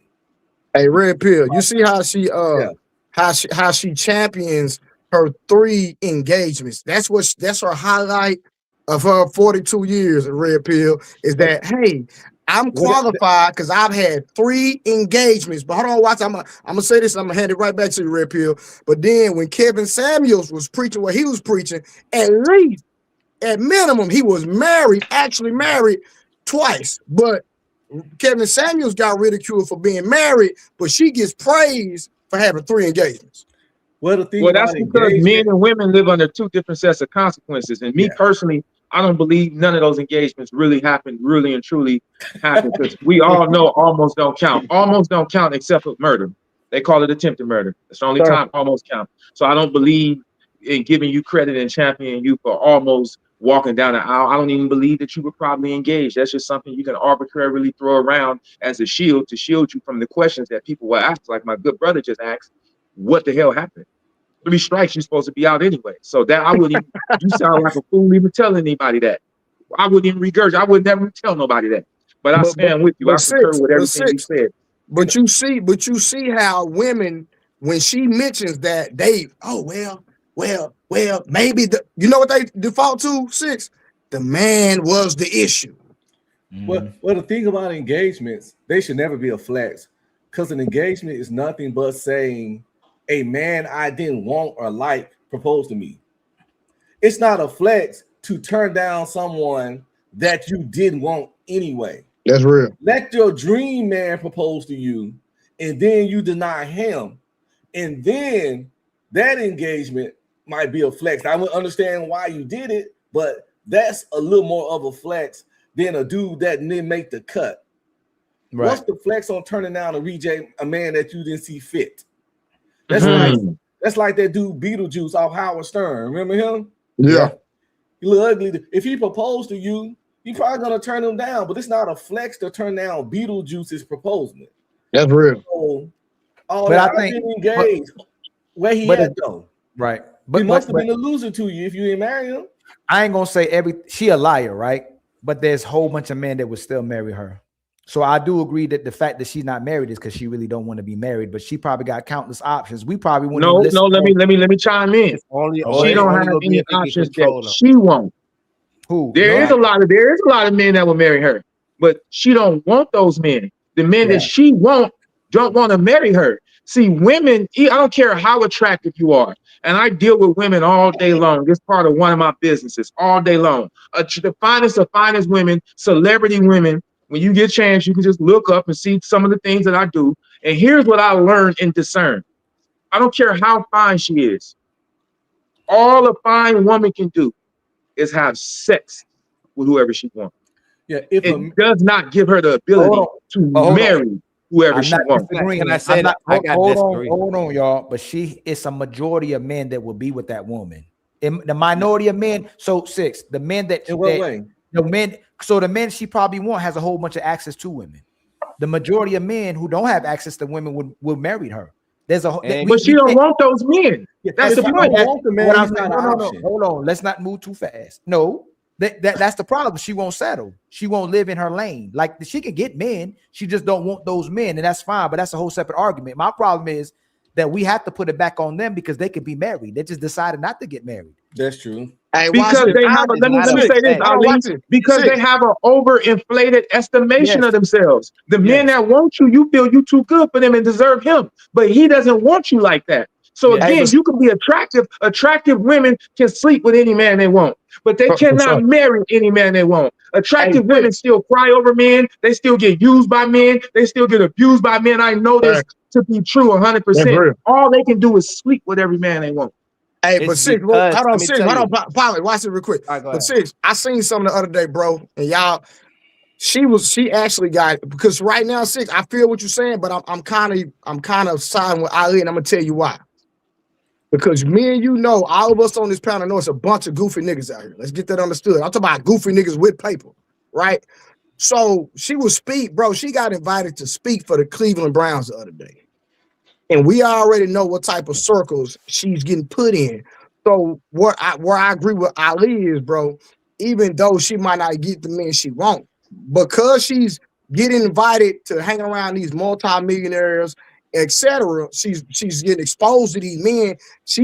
The probability of her bumping to one that she might be attracted to, she's gonna have a lot of chances now that she's speaking at these different NFL teams. So it might be a man, agent. It might be a man somewhere in administration that got a lot of paper that she might be attracted to. That come and save her. But you making my point. No, you're making my point. She exposed to these high caliber men and still has yet to come up.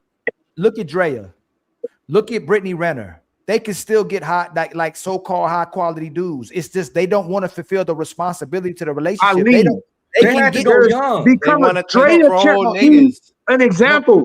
Becoming a baby mama takes no effort. Drea is a baby mama. We're talking about wives and men.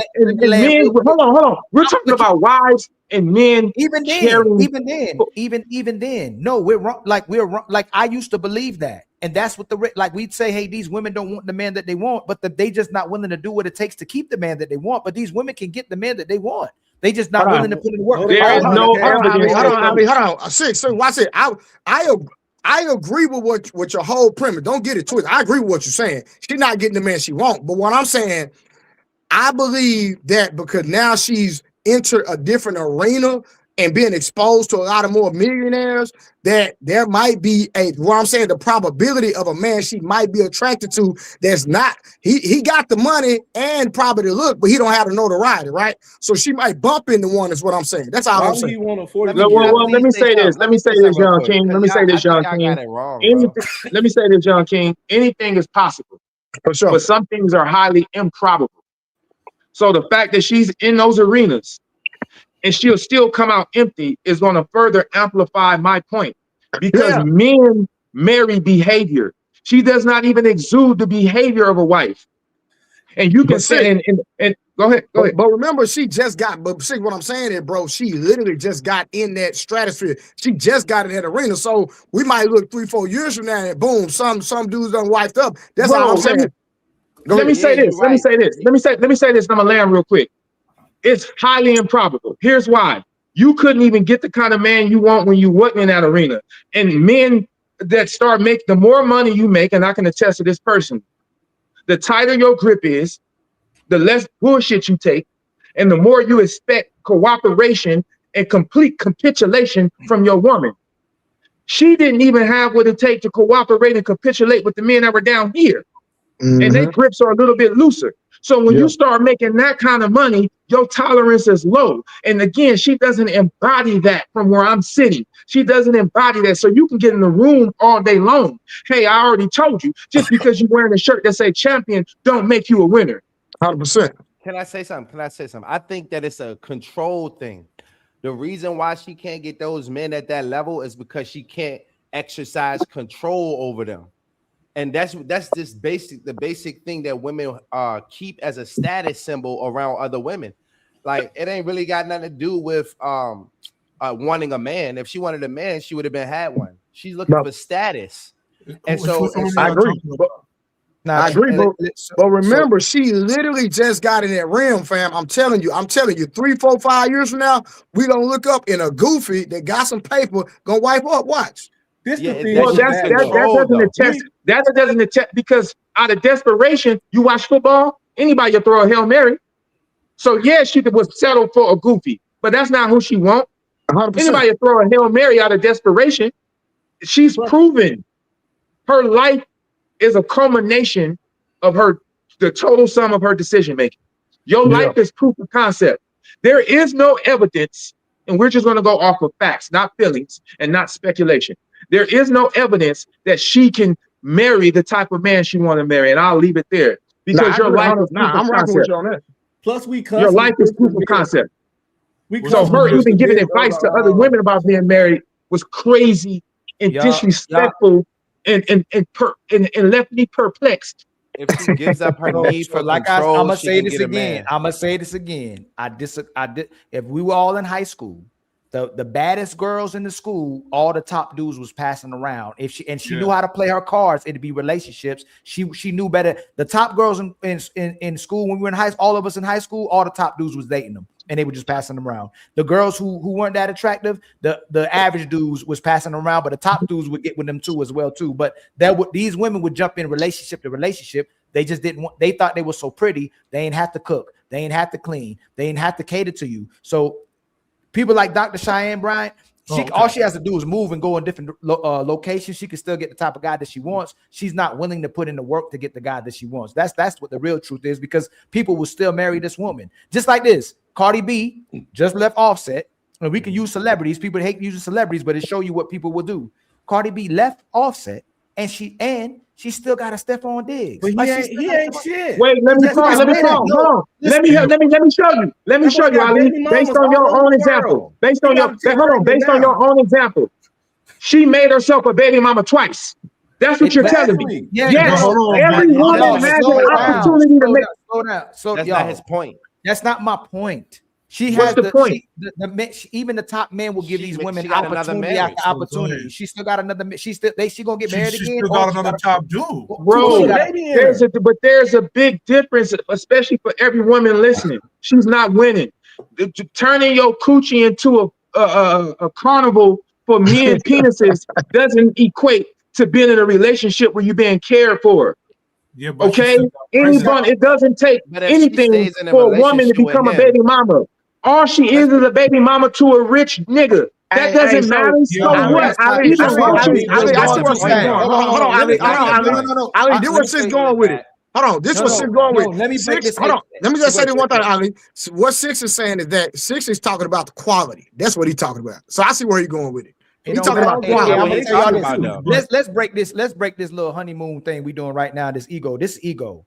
Most of our women's, and it might not be your woman, it may not be my woman, and I ain't gonna say nobody on the panel.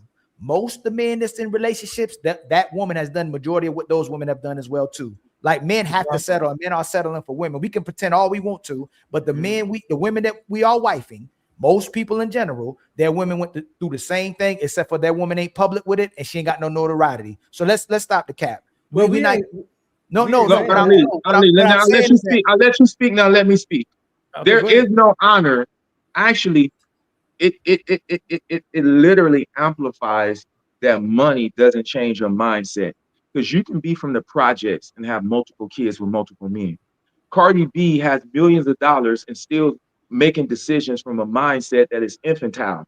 All you did was become another baby mama. And there is no honor in becoming a baby mama, because there is no honor. I'm going to land real quick. There is no honor in becoming a baby mama. There is no honor in a baby mama. There is no honor in becoming a baby mama. Even roaches have babies. She proved nothing. Yeah, but y'all can say not the point. That nigga say roaches have babies. They do. She proved nothing. Yeah, but y'all can say all that, but these women, most women are moving like Cardi B. Most women look up to Cardi B is not happy. You gotta let them. Yeah, but all the women are moving like that. That's the point. Yeah, and they won't be happy either. No. But they don't care. Hold on. Hey, hold on. Six. Right now, we in contention of what you're saying, right? Let them land. Let them get it out, and then you respond to it. Okay, go ahead, Kish. It doesn't matter. Most of the women in our culture are moving like that before Cardi B's moving like that. Whether they're on the top bitch or the lowest bitch on the totem pole. They're all moving like that, and they don't care. They don't care if the loss is a loss. It's a W to them. Remember, Cardi B was with a top nigga. She cheated on the top nigga, got with another top nigga according to the high value standard that y'all put out there. And got pregnant and still became a baby mama. So most of them have been moving like that already. And that's the point, Six. The point isn't what you're saying, that the honorable woman shouldn't move like that. Most of these women that are getting relationships have moved dishonorable with their previous man. And typically when they get a relationship, they get with the guy who would deal with what the other guy wouldn't deal with, especially if she showed them a story. But a lot of men are getting with these dishonorable women. So people can go, I'm not that dude, I'm him, I wouldn't tolerate that. But majority of us are getting with women who demonstrated dishonorable behavior, and we still got with them. That's all I'm saying. Like these women are immortal. I'm landing. I'm about to land.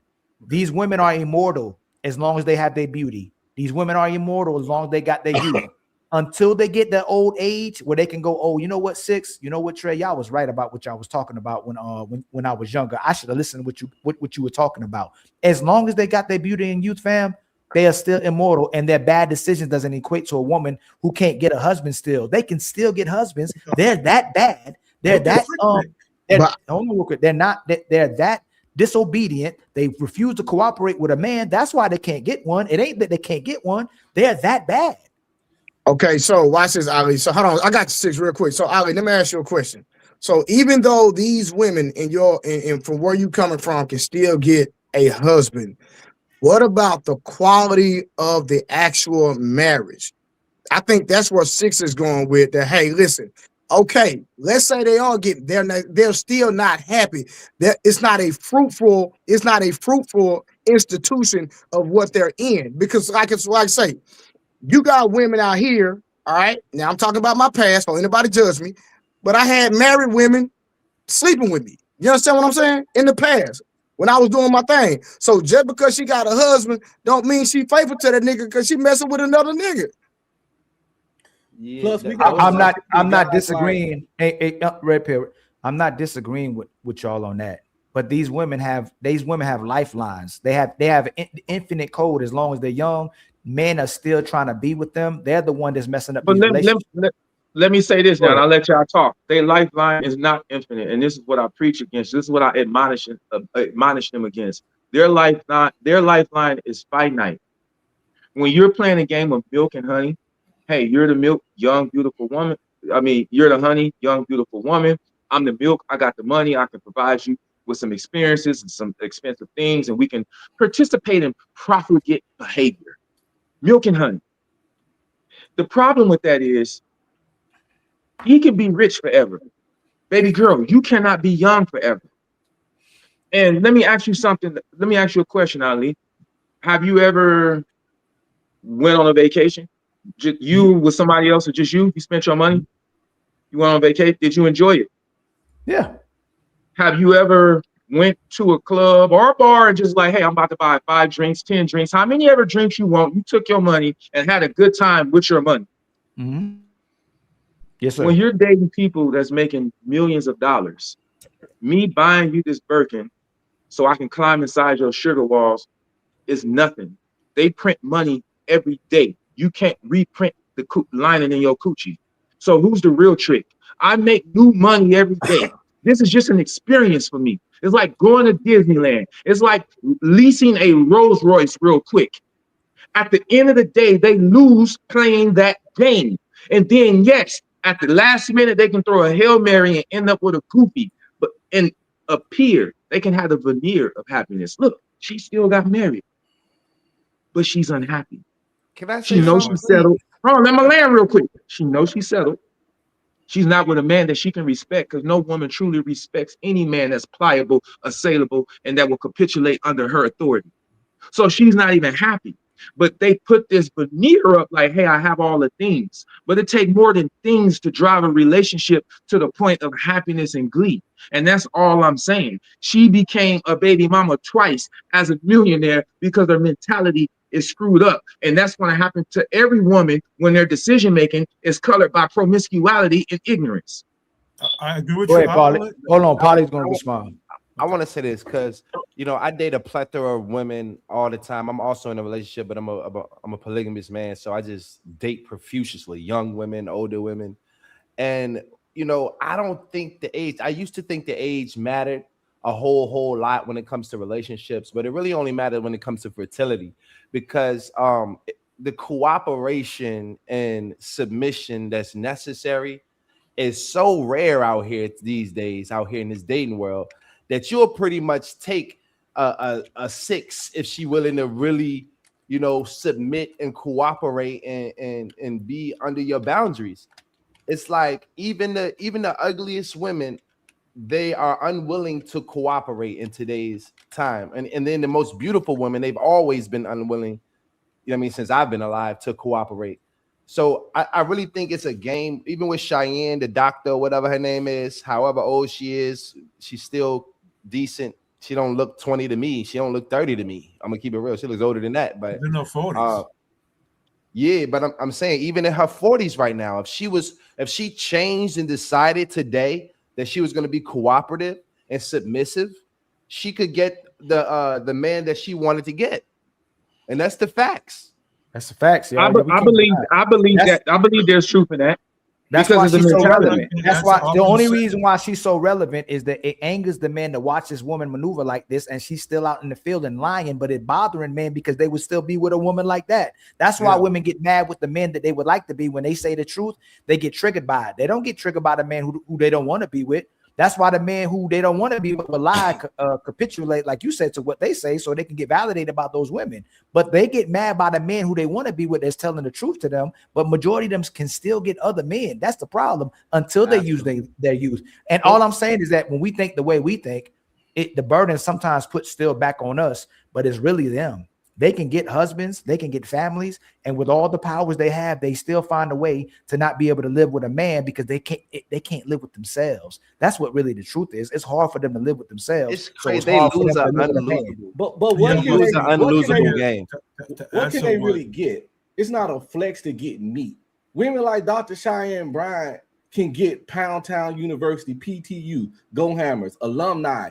Like niggas ain't lining up to marry 42-year-old pass-arounds. In the myth of the dumb rich man, that's why Kevin Samuels kept telling people with high-value man, he didn't do rappers and athletes, because you don't have to use your brain, your cunning to get money as a rapper and an athlete. And that's why he didn't count those, i.e. Stephon Diggs. They rich, dumb niggas.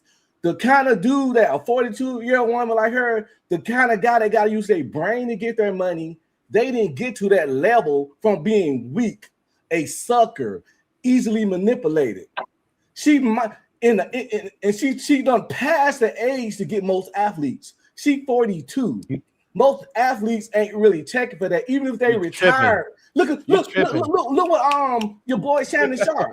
Even if they retired, they're gonna go a little younger. Ain't nobody. That's called the danger zone for a reason.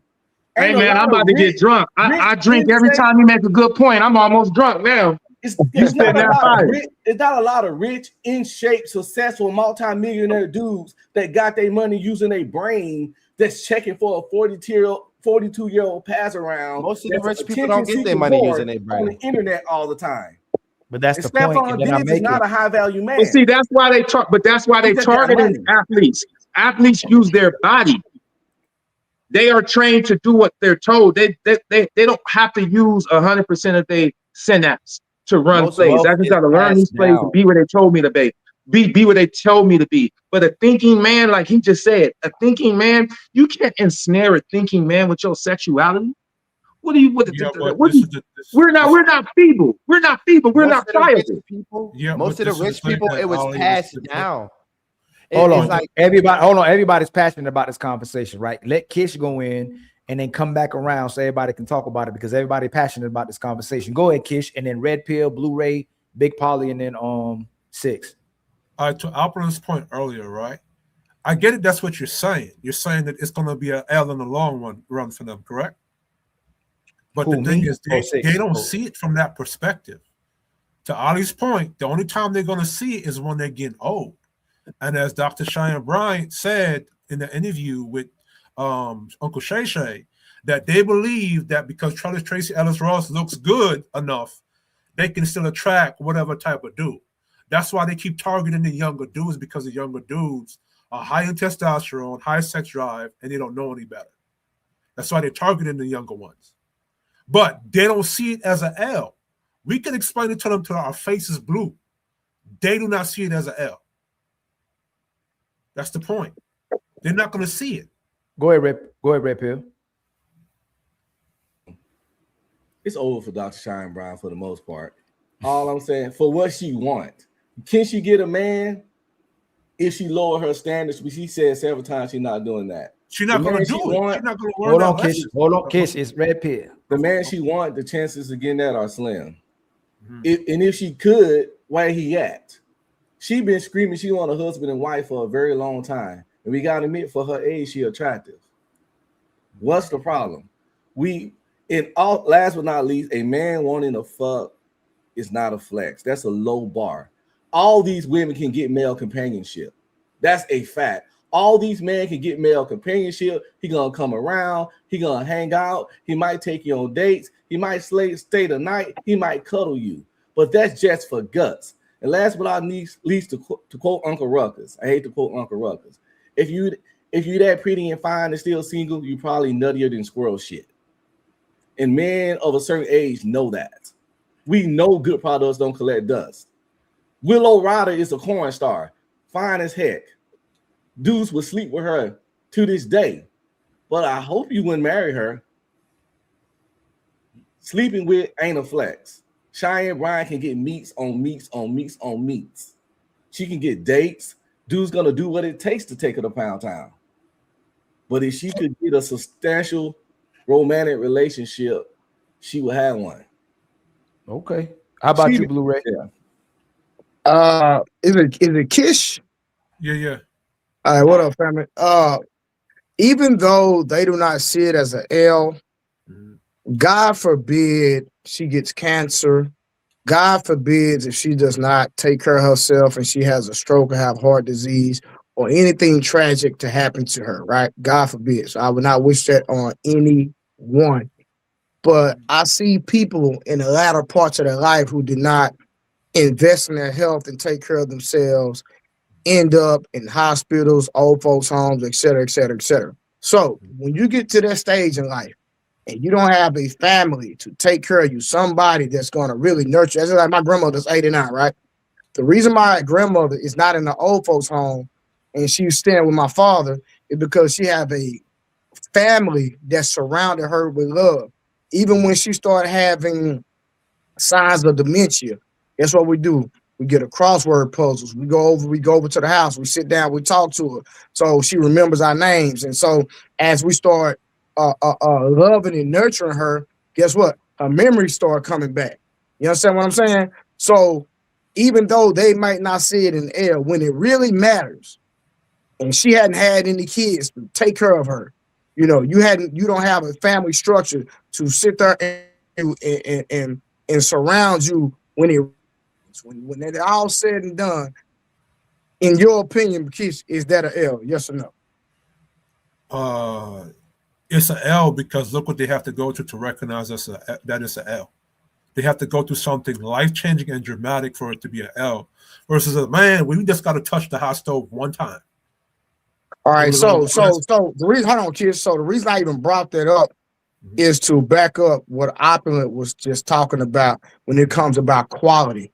Like you can have the facade for so long, but when it really matters, the quality is gonna supersede the facade. I land my plane. Okay, you got a big pilot. Yeah, I was just saying, you know, it's 2025.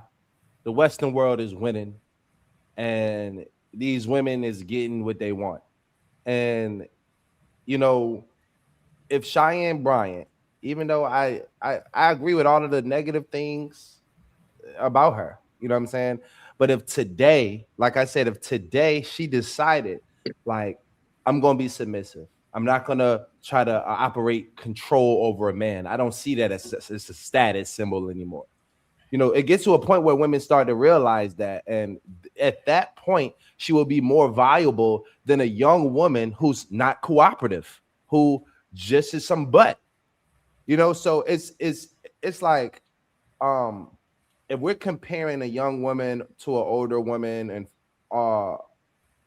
you know, and they're at the same level of submission, I would choose the younger woman 100% of the time. But the facts is I date younger women all the time. And that's the thing that they have the hardest time doing in 2025 is actually listening and taking directions. And so if a woman, any woman out there, any age you are in 2026, 2025, if you can listen and follow directions and have home training, you're already ahead of 90% of the pack. It don't matter how you look. It don't matter your wig. It don't matter your nails or none of that stuff. And this is the facts. If she changed it today, she could have who she wants tomorrow. But people can't. You think people can just change who they are in their core self that easily? This woman 42, she is who she is. If she were to change who she is, not only would she hate herself, she would hate that man. She would be miserable. She would be divorced within 1 to 3 years because she couldn't be herself. She lost herself. Women leave man every day that's don't do nothing wrong because they lost themselves in the marriage. So you think this woman gonna change all the strong, independent 42 years of being Dr. Cheyenne Bryant just to get a man and actually be happy and okay with that shit? And that's my point. Women ain't getting what they want. Women ain't winning out here. You must don't watch TikTok and IG. They complaining all the time. They constantly saying, why ain't man approaching women anymore? Why don't man worship anymore? Why every time I go to these single events, it ain't no man there? Why men now they begging men because they want all of these things though. They begging for men to they want men to approach them. Hold on, let them finish. Big Polly, let them land. Big Polly, let them land. They begging for attention, they begging for dates, they begging for men to approach them, they begging for men to commit to them, they begging for marriage, they using sign language, they begging in sign languages left and right for all kinds of shit. Those are not the actions of a winner. Yeah, at all. That's not the action of a group of people getting what they want. They failing at large numbers. Nah, I understand what you're saying. It's the Polly. It's okay, 6 turn. Go ahead. My bad. For the sake of brevity, I'm gonna just touch on the bullet points before I disembark. Okay. Men marry behavior. Mm-hmm. It's your mentality that gets you the ring. Like my good brother said, being able to have sex with a bunch of men is not a flex, especially when it has been branded that men will fuck anything, right? So how you bragging about being able to spread your legs for people or species that will fuck anything? Secondly, being taken care of and being cared for is two different things, and we'll dive into the minutia of that later. And women like her do not be cared for, or Cardi B, which is why they hop around and all you see is their designer purses and their cars. Those material things are just things. They cannot show you their pain. They cannot show you their frustration, so they show you their Birkin bag. Like my good brother said, and I always say, I said it in a different way. I like the way he said it, but good women never go out of style. Yes, any woman can throw a Hail Mary when they reach their late 40s and marry a man that's milquetoast. But those milquetoast men would not make them happy, so they still lost, because at the end of the day, life is about being happy. Those purses ain't making them happy. Those trips to Dubai ain't making them happy. And marrying a man that don't hit the right spot won't make them happy, even if it's a Hail Mary last minute play. And I'll end it with this, because I got to disembark, fellas. Just because she's standing outside don't mean she's outstanding.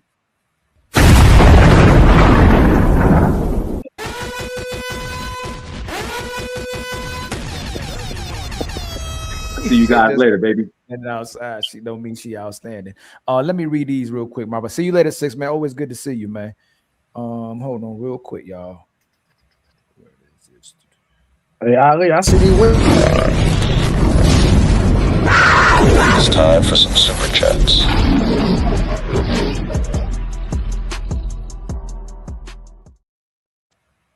What'd you say, Trey? I see these women running from the panel today, huh? Yeah, that's how I be, man. You know, that's how I be. Hold on real quick. My brother Frederick 3300 with the $5 super chat. Men was created first, then the woman, and she couldn't obey them. Egregious. Much love to you, my brother, with the $5 super chat. Thank you. Thank you for the $5. We were all born to be untouchable. And by the way, shout out to 300 people in the building. Please like and subscribe and share. Look at the bottom of the video and share it to your channel, please. If you haven't subscribed yet, if you haven't hit the like yet, please hit the like button. Please spam it. If you're simulcasting to another page, if your favorite content creator is right now simulcasting, please like their page too. Please share their page too, and please hit their super chat as well too. Let's see. American Rifleman with the $5 super chat. Say it with me, Ali. Black men and boys live under the matriarchy. Yeah, I ain't gonna deny that at all. Women are running relationships, man. And then Combo Guard 5408 with the $5 super chat. Like post-nut clarity, I've heard the term postpartum clarity could explain the sudden breakups with dudes right after the kid comes. And then the brother Big Ant 1171 with the $10 super chat. Ali, I don't care how fine she is. If you were raised without the tools to be a woman of substance, to be a wife, to be a wife, a bride is what you get. Sometimes your parents keep you single. A wife, a bride is what you get. I'm trying to figure out what you were saying that part. Can y'all get that part? I think he probably misspelled. Ali, I don't care how fine she is. If you were raised without the tools to be a woman of substance, to be a wife, a bride is what you get. Oh, Dr. Cheyenne Bryant. Got you, family. Yeah. We just got $10, kinfolk. You know what that means, right? We back on our feet again. I ain't gonna hold you. Support be healing people. And then my brother Tell G with the $5 super chat. That goofy mother F is a plant here to help spread this opposite way of what's natural. I don't think she a plant, man. That's most women, fam. And I agree with the brothers that majority of the women who conduct themselves like that end up by themselves. But what we know is most of us have been with women that other men didn't want or got rid of, especially when she sold us and repackaged that story. All these women keep saying the man was the problem. And a lot of us, when we were younger, we bought the lie that the sisters were telling us. And even when they get to an older age, you're going to buy what the sisters are telling you. If you are an older man or a young man who can get women, you probably have the liberty not to have to deal with women like that. But for the most part, the men who can't get women like that, she's going to still be able to, she's still going to entertain those brothers, and she'll still be with those brothers. And there's still brothers who she can get if she wanted to. But like I think Red Pill said, she going to end up not wanting to cook. She going to end up not wanting to have sex. She going to end up not being a wife. She's going to end up not taking redirection. And then she's going to still be able to go outside and still get somebody else who would be with her and do the same thing all over again. So that's my main point. I'm not saying that they're not going to end their own relationships constantly. And I'm not saying that they're not going to be able to keep a relationship also, but they can get the men that they want repeatedly. They just don't know what to do with them because they refuse to learn them and they refuse to do what it takes to keep that man. That's all I'm saying. Because I know all y'all been in relationships where y'all got rid of the woman and somebody else came right back behind y'all. And then they got rid of her. And then somebody came right back behind them and they got rid of her. Most of these women going to go through a lot of men before they end up not being able to get with anybody. So we just got to keep it real. What do you mean by get with though? Like if you ain't becoming a wife, then none of that other shit count. Well, that's fine, but that's not the part that I'm saying. What I'm saying is that they can be a wife. Like we're speaking as if they can't get men, and we need to address the fact that they have an abundance of men that want to be with them, and they're the one to who though? Taco Bell Tony? No, they don't. No, they real men. Taco Bell Tony a real man? No. But why do you? So this is the thing. We'll say that money don't make a man, and then we'll use Taco Bell Tony. So let's just say his money. It's his ambition, and it's all kinds of other things. What's the ambition? Working part-time at Taco Bell. No. I ain't telling y'all. I ain't describe Taco Bell Tony. No. He worked 20 hours a week. If you say someone is ambition, it means he's going to make more money. He's going to grow financially. So this is the thing. We set up ourselves for failure too, because we'll keep pushing this man that got to make all this money, who's a high value man that gets a high value woman, when in reality he should be able to get a so-called high value woman without having all this high value money. Like we set ourselves up for failure as well too, because we tell men, Amen, if you ain't got no woman, stay on your purpose, get your bread up, and then you'll get the pick of the litter, which will be the same type of woman we were trying to get him to avoid. Yo, Ali, you should do that for you. Let me say something real quick. I want to touch on that what Ali just said. That's some real stuff. I was just talking to one of my people about this.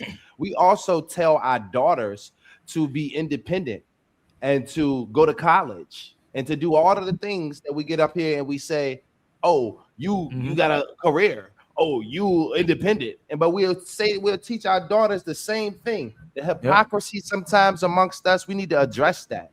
For real. I don't teach my daughter that. No, but Red Pill, I know, but Red Pill, we can't make it about us. We can't keep making in general. Men want their daughters to go to college. Men want their women to be strong and independent. Men are teaching their daughters to be career oriented. They don't people still telling their kids to their daughters to go to college. That's school of femtard liberalism. Yeah, y'all need to stop that. If that's true, you need to stop that. Can I answer that? Go ahead, kid. Hold on. Hey, shout out to Leosha with the Cash App as well too. I don't want to college degrees don't make no money. Hold on, Red Pill. And I'm bad like the Barbie. I'm a doll, but I still want to party. And much love to you, Leosha, with the Cash App. Thank you so much. I appreciate that. The Red Pill. The fact that you don't think that like that fan, like they really say that is sometimes when women be like, is there a man like that really out there? Are men really respecting their women? Like, you know, for a fact that men ain't telling their daughters to be submissive and to cooperate with their man. They're not telling them that. Can I answer that right quick? Yes, go ahead. Well, I said Red Pill name. He could respond to it, but let's be real about this. Men aren't having daughters. They don't tell their daughters to focus on a man and make sure you have a man and to submit and cooperate with the man. They teach their daughters to take care of themselves. That's what they teach them. Why are they still teaching a man to make sure you get productive, make sure you can take care of a household and take care of a woman and children, but we're telling women teaching women to take care of themselves. That's what they taught. If that's the case, y'all need to work on that. Teach your daughters to be able to take care of themselves, but also to respect man, to honor man, and to get a man that you love, honor, and respect, to respect the strength of the man, and to respect the authority of the man. And they should be learning that while they're in the house with you, because they should be doing all that with you. You should be. So that's what I'm pushing on my daughter. I've been married 22 years, and my daughter seeing happy marriage, and she see a woman that respects a man and listens to a man and all that kind of stuff. But my wife also is a career woman, and she's an administrator in the education field. So she worked, but none of that work shit affects the level of respect around here. So that's what I'm, guys. If you're doing the shit they talking about, I ain't saying Ali wrong, because I know how dudes be hypocrites when it comes to their daughter. But we need to work on that shit, because you send her up for failure. But that don't matter. Work and take care of herself, but she gotta respect men. What would you tell her? Hold on. It still don't matter, because they don't listen to their daddies anyway. Most of these women don't listen to their daddies. Most of these women don't listen to their fathers. Women don't listen to Jesus. So it don't matter what you're teaching her if she's compromised by the sisterhood and the majority of women who telling her to take care of herself too. So there's a lot of fathers that may tell her that, and there's a lot of men she may come across all of us. She dated me. I ain't about to listen to you. She date Big Polly. I ain't about to listen to you. She go to Blu-ray. I ain't about to listen to you. Like, they ain't gotta listen, because they think that they're immortal until they even hit the wall. They still be unrealistic even when they hit the wall. They still think they can get the man that they want. So as long as they can live in perpetual delusion, it's a lot that we can't do until the sisterhood come together and start addressing the behaviors of women. Because now that we not under an actual patriarchy, they're the one leading these relationships. Man, what's going on, Uncomfortable Truth? Yeah, I'm back. I'm off work. I was having trouble with the reception. It's all good, fam. I want to answer that, right? What Ali was saying earlier, right? A lot of the boomer men, the older OGs, they taught their daughters to be independent, and they taught a lot of us brothers to be suckers to those women. Let's keep it a buck. Give me the boomer generation of man that taught any of us on the panel how to be a leader, how to set boundaries, how to set authority in your household. Listen to how Steve Harvey talked when he give a relationship advice. And they teach their daughters how to be independent and not to need no dude. So a lot of that came from their generation. But I want to say this though. What would you for the whole panel? What would y'all say to your daughter about independence and getting a college degree and going up in the social ladder? I would say what Red Pill said. I would say, yo, get your college, get your degree, but don't hate men at the same time. Find a guy that you're agreeable to it, that you can. But did you hear what Ali said though, right? You heard about he could say that, but then she actually goes to college and experiences college. You understand? You got to do more than say that. You got to teach that. You got your kids for 18 years before college. Like I'm an everyday father. I'm not knocking no one that's not, but I'm an everyday. From the moment you came out the poom, but Red Pill, Big Polly is correct. You can teach all of that to them, and they still gonna learn it on their own. I've witnessed that. Young girls grow up with good fathers. I'm from East New York, Brooklyn, and they still go participate and engage in the madness. I participated with so many in college. So to be honest, after you teach all of them that, and they reach the age of 21, that's on them. Or one other thing, it's no going off to college in my house. No, it's no going off to college. You go to college and you come home. It does not because matter. you know why? I pay for college. No. What I'm saying, you don't. Hold stay on, kids, y'all can't talk campus. over each other. Let respond to what he says. Yeah, you don't stay on campus in my house when you go to college. My son's in college right now. I bought him a car, $13,000 cash. He drive to the university, go to his classes on Tuesdays and Thursdays, and come home every fucking day. And my daughter's gonna do the same. If you want me to pay for college, I'm not sending you off 18-year-old unfucking supervised out there in the school with niggas that's 23, 24. No, that's a you in there with lesbians and predator dudes that's older than you. You're in there with women and dudes that see you as fresh meat. If we sending our daughters to this, you go to class, you bring your ass home. It ain't no dorm life. None of that. No. So that's how I handle that. And I suggest if y'all got daughters, don't send them to that cesspool that is the college university. They can get their degree online or staying in your house. You don't have to stay in campus. You don't have to stay in dorms. So right there. So 300 miles away, 3,000 miles away to go to a goddamn HBCU. And my kids would never go to an HBCU, by the way. Ain't no way. Red Pill, you think that feminism will not affect your daughter because she comes home every day? Listen, you got my God. Yes, but you got to say risk mitigation. Nothing is 100%. Nothing is absolute. But risk mitigation, the more you do the lower stuff, the better off it's going to be. But nothing is perfect, okay? It's not a perfect solution. It's called risk mitigation. But respectfully, if even when she leaves your home, she's dealing with other women who are under the feminism umbrella, you don't think she can be influenced outside of your care? She can, but she got a mom, and her mom think that shit goofy. Some women think that shit goofy. And you just gotta raise your kids to be the people that think that shit goofy. So once again, I think right now, let me say this and I'm gonna live it up. I think you're being delusional.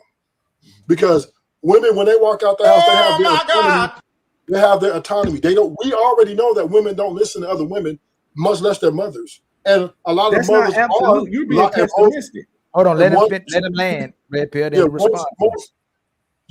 Especially when they get of 18 and over, right? They're their own adults.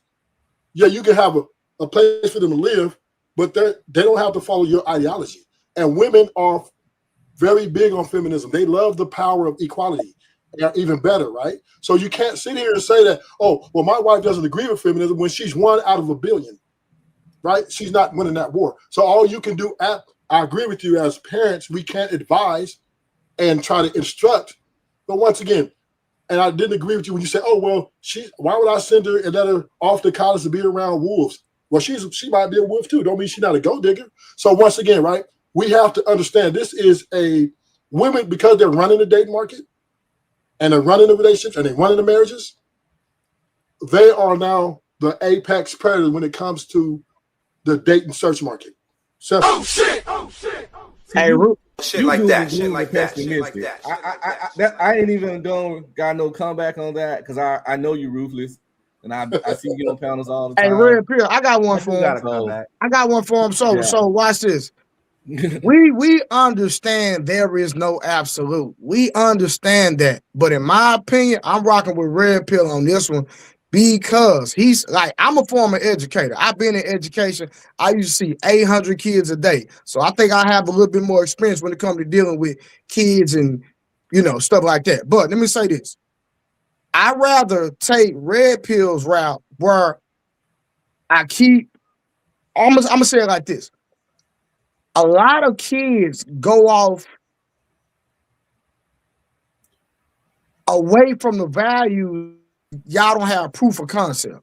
And then not only that, they don't value you as an individual. Like just because a kid is under your tutelage and under your roof don't mean they value you, because a lot of parents, what I see, they're hypocrites. They do not practice what they preach.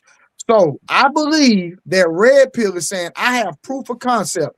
And if my daughter would just listen to me, she's been under my roof.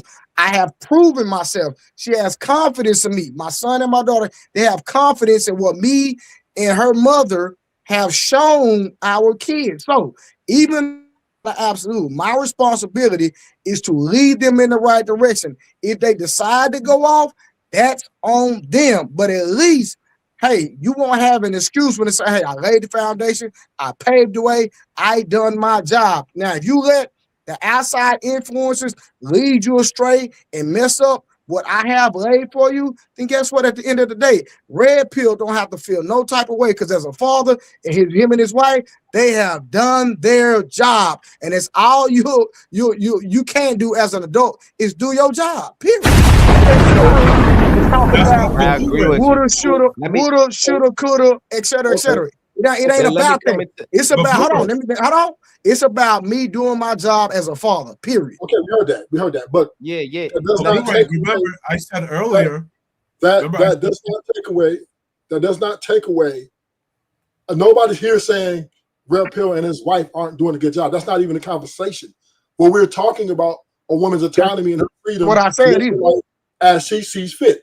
Listen, I'm so shockingly talking to a man who's been divorced, right? Has already experienced the atrocities of a failed journey, right? To say that, oh, well, you know, women, long as we give them the desired outcome, maybe they listen, maybe they don't. At the end of the day, feminism is ruling. When feminism is ruling, my life is hold on, Ali. Hold on, because let him land though. Hold on, my statement. No. Listen, my statement. No. Cause we ain't doing that. No, hold on, listen. No, because you're not dealing with the context. You're not dealing with the context. Might be 1, 2, 3, not 1, 2, back to 1. Sorry. You trying to conflate. We ain't doing that. Stay with the context of the conversation, sir. Hold on, Trey. So once again, right? Truth, hold on. He said you said something he didn't say. What do you can you give us the context of what you're talking about, Trey? What did he say that you said? Okay. I'm talking about what my brother Red Pill is doing for him and his family. What he tried to do, because you know I'm transparent. I got a great, phenomenal life. He want to bring up because I'm divorced, like my life is in shambles, or I have a failed. No, sir, I didn't have no failed marriage. At the end of the day, you could call it failed, whatever. Hey, what happened. Life is great. I have phenomenal kids. We winning over here. So don't try to sit up here and say because I'm divorced, like I'm not winning in life, and like life ain't great. No, I'm not saying that. Hold on, yeah, because you brought. Hold on, brother. You brought up, listen, you brought that up. You moved away from the context, is what I'm saying. Hey, hold on. Hey, Truth, did you say he got divorced or you said you got divorced? He got divorced. I told you, Ali.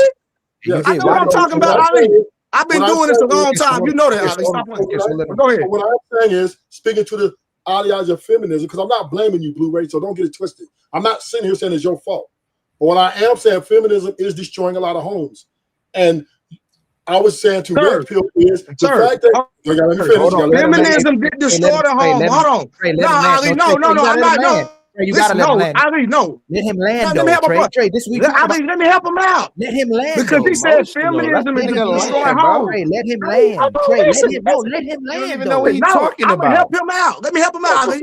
Listen, Trey, just let him land. I'm gonna give it. You gonna he better than you. Just let him land. Just let him land. So once again, right? Is women fatigue real? That's the question we have to ask ourselves, because they're complaining about the marriages and relationships they're running. Women pick the men in their lives and they're the ones complaining about the men they're picked. So when we're talking about feminism, the ideology of it, it is also catering to a woman's ego and ability to destroy whatever she thinks for her happiness sake. So when you talk about what parents are doing, parents, we are advisors. I'm not disputing that. That is our job, to advise and to try to give the best potential for outcome. But that's not solving the problem for the divorce rate. And I use you as an example to show you that these women don't care about what their family and anybody think when it comes to their happiness and what they feel is good for them.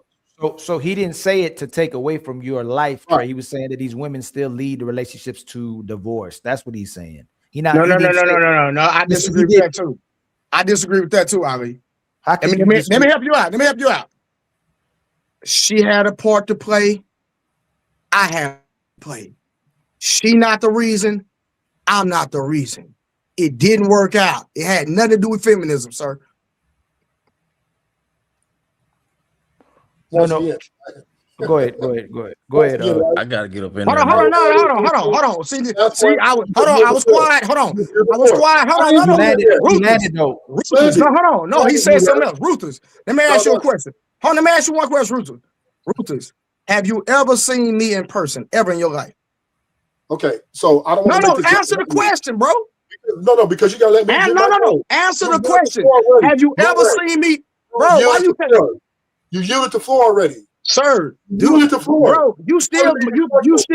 You comment on me, so I'm gonna respond. If you comment on me, I'm gonna say. He didn't say Trey. Yes, he did. Have you ever seen me in real life? I ain't say nothing yet. He didn't say. You landed. He started talking. He didn't even talk. Ruthless. Have you ever seen me in real life? No. This is not your show. Do you know my government name? So it doesn't matter. What I am saying is it does matter because you said out of your mouth, that it's still that you were right when it concerned me, and you don't even know me. But once again, right, I took it off you. You have never seen me in your life. You don't even know my name. Trey, he took it away from you and said in general that the women are using feminism to end marriages. I took it away from you.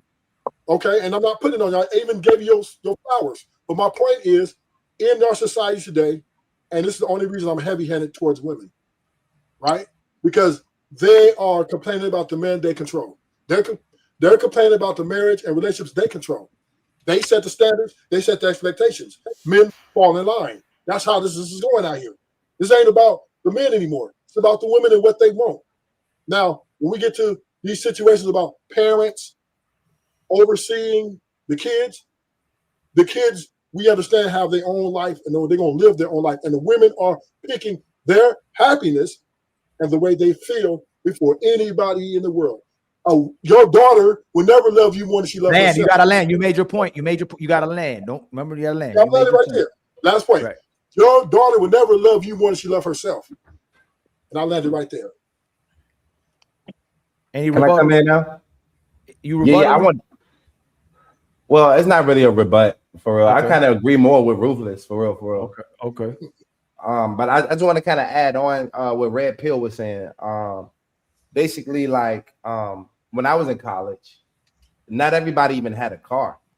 You say you was gonna get her a car, well, that's gonna make her more of a target for the men in the college. Not only that, home every day. Let me land, y'all. We call home. We'll go home every day, but while they're not home, they're at college and they don't have to be in class. And I skipped class dozens of times and just partied and drank. And I'm when they say delusion, I wouldn't call it delusion. Like you said, it's risk mitigation at the end of the day. So I respect it, but it does get to a point where it is delusional if you are expecting the worst. I would tell you to always expect the worst so you can prepare for the best. You can prepare for it. You know, so you prepare in the best way when you're expecting the worst. Also, I agree with Ruthless when he said that the women are getting what they want out of these relationships. The majority of relationships I see are firstly monogamous, where the woman, she makes the man give up his nature, but never gives up her hypergamous nature. See, if it was true monogamy, shit like that. If it was true monogamy, you give up her hypergamy and you give up your polygamy and y'all can live in that. And well, that's honorable. But he's never gonna give up her polygamy. I mean, her hypergamy. She's always gonna look for a better option, even if that option is being alone for her. You know what I'm saying? And here you are, you give up your nature before you get into a relationship in order to qualify by a woman. You give up your complete nature as a man. Ruthless is absolutely right.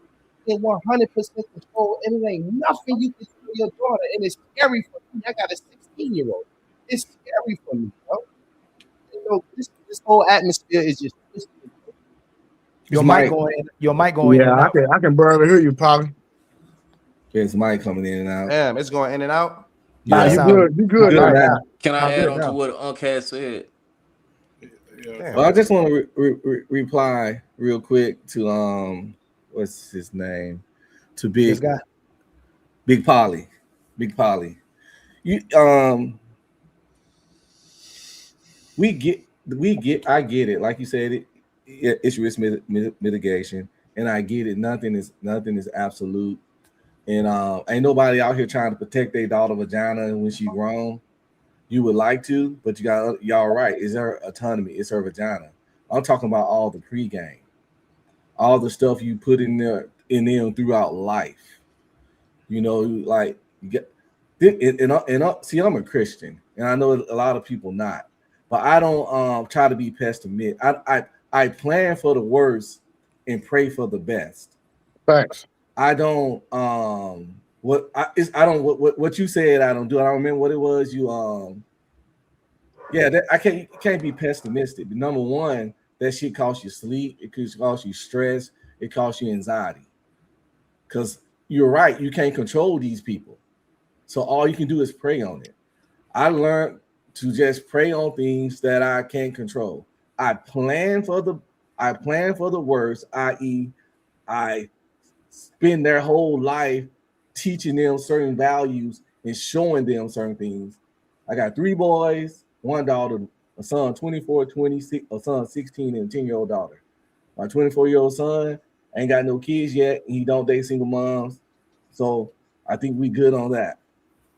And the 20-year-old don't date women with kids, and they don't date people who parents not married. I put that in them too.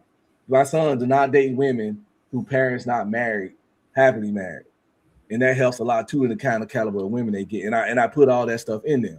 So I plan for the worst and pray for the best. And we got to stop being pessimistic. Does nothing for you. Yeah, I'm saying, do you teach your daughter to be independent of you though? Do I teach her to be independent of me? Yeah. Yes, because I'm 47 and I know I ain't gonna be here forever. So I just gotta naturally do that. And that's what we were speaking of, right? Because but Big Polly, he did balance it earlier when he said that, because I agreed to it. He said that I teach my daughter to be independent of me, but at the same time I teach her to respect men, which is something that I agree with him about, remember? Because that's something that the boomer men did not teach, right?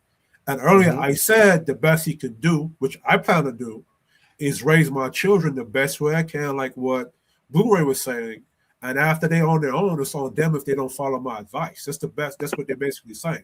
That's the best you can do as a parent. How can you respect something that you don't depend on? That's not on me.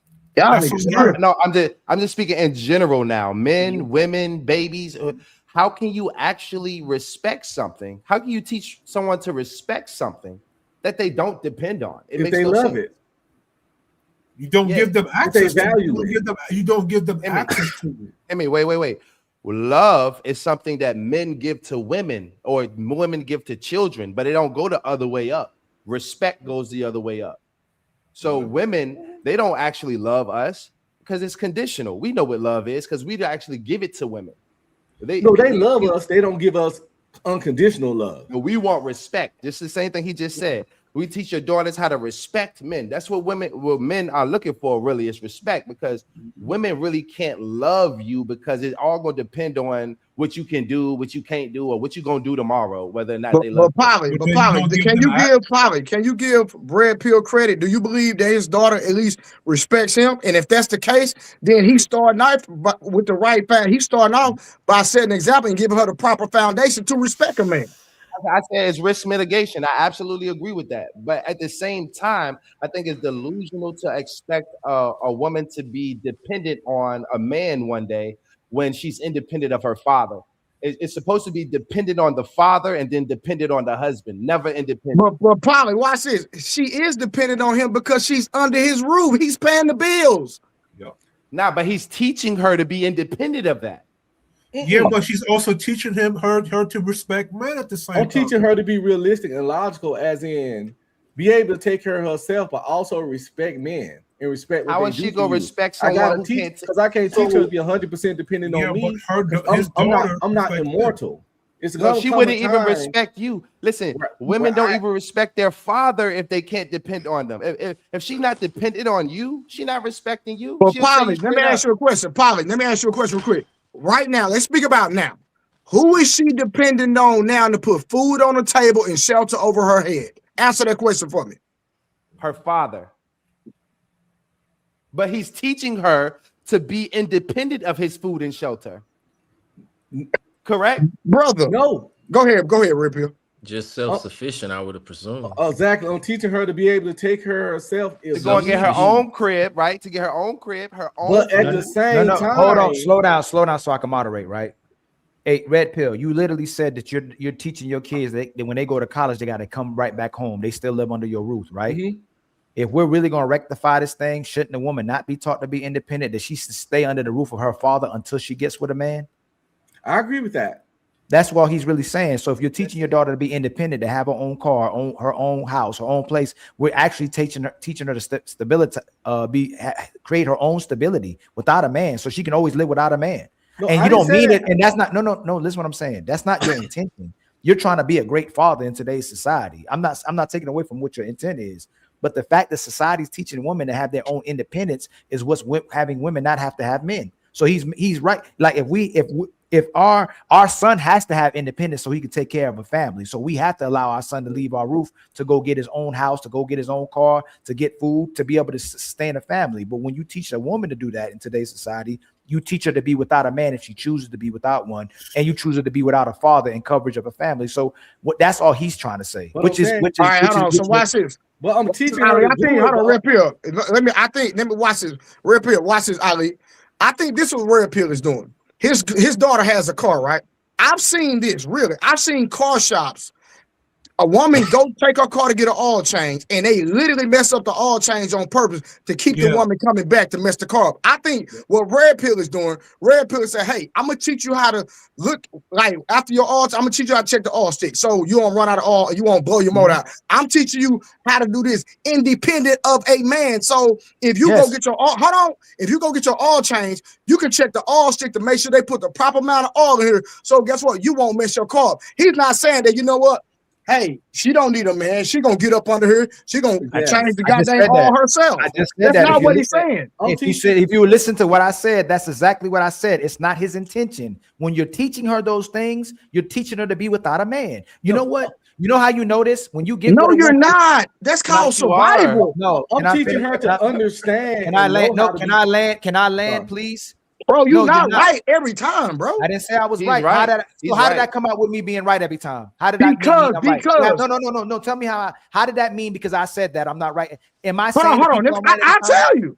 No. But why say that? Why say you're not right every time? Is that what I'm trying to say? Is that I'm right every time? Bro, I literally gave you the example. I don't even know this man, and this man agreed with me.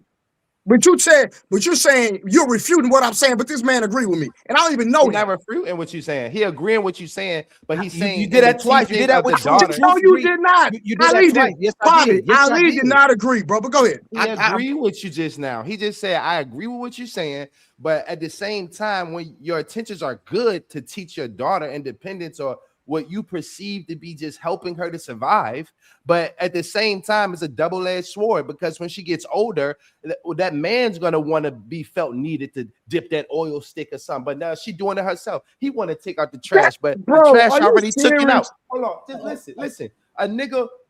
A man wants to come home and take out the trash, do a man's job. But if the job is already done, it ain't no need for him. And you still gotta tell her what to do. I'm teaching her how to do things, not to practice them. I'm teaching her how to Let me say this. Let me hit my point. I'm gonna land the plane. What you should be doing is you should be getting her oil changed, and then her husband should be getting her oil changed. She shouldn't have to get her oil changed because she should be dependent on you and your knowledge, and then her husband's knowledge. And when she gets her own knowledge and her own sustainability, there's no need. You get a bunch of niggas on the internet complaining about how the women are masculine. Yeah, but here's the thing right there, right? the man still got to tell her what to do, right? That's part of masculinity and leadership. Right? He still got to instruct her. No, it's not. This is missing a conversation. You can't control her. Her father can't control her. Her father's teaching her independence. No, it's not. It's not realistic. It's not realistic. Hold on, Ali. If the father, Kish, can you slow down? It's not a realistic conversation. You can't control your daughter. You can't control no woman. Can you slow down? Can you slow? I'm not about to have. No. Please stop trying to talk over me when I'm saying not to do it. It's not a real. We're not having a realistic conversation right now. You can't control your daughter.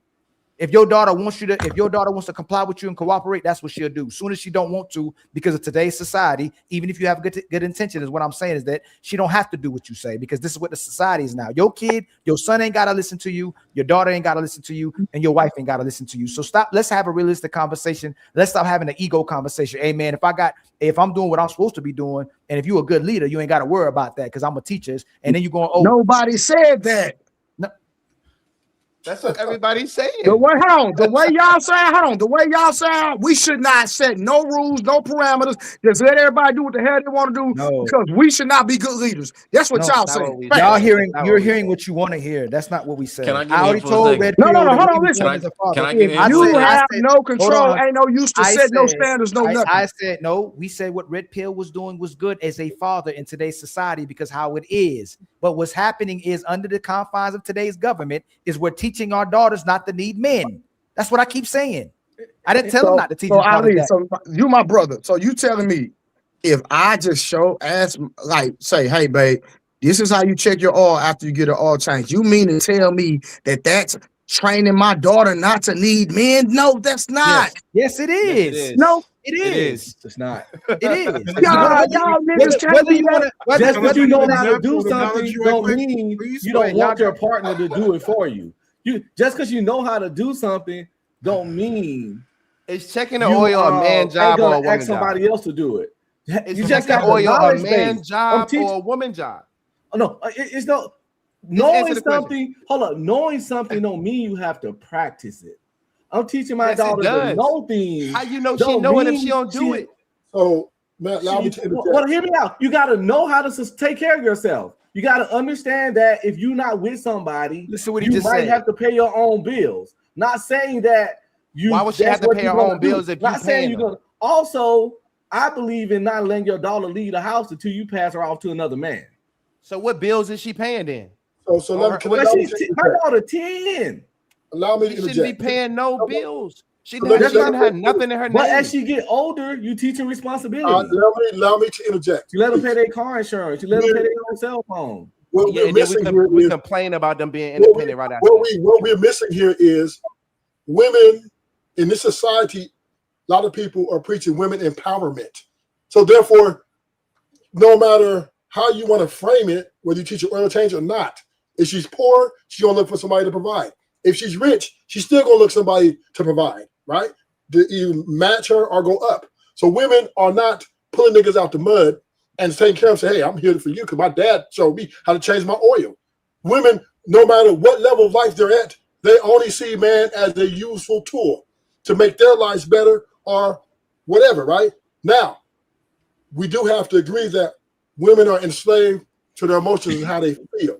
So that means that automatically disregards any parenting or anything. For in a moment, if she feels that this is not good for her and self-love ideology, she will destroy that house, that man, and take the kids and turn them against them. So we understand that these women are moving in a self-ideology of self-love. So last point I'm passing.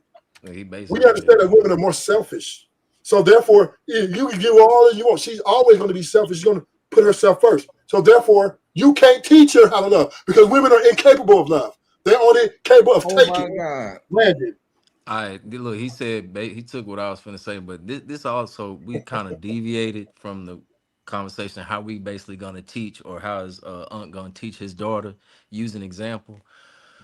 We understand that they've basically been propagandizing everything since everybody came out of the womb. So the same way that these commercials, movies, they're getting a constant Uzi blast of all of this stuff. We have to literally sit them down and show them, hey, this is what's going on. Like conversations like this where we can basically, we have YouTube, we have movies, we have things that our mothers and whatnot, they didn't have this technology when they were going through it. So we have to literally sit them down. I sit my sons down and I have them watch Minister Jap. I have them watch Kevin Samuels like every single day, because this has to be articulated in a way where they can, our words won't convey because it might be a generation gap, but literally sit them down because they're getting constant attack. And that's why I say with the women that we meet, if I got this from what's his name, St. James.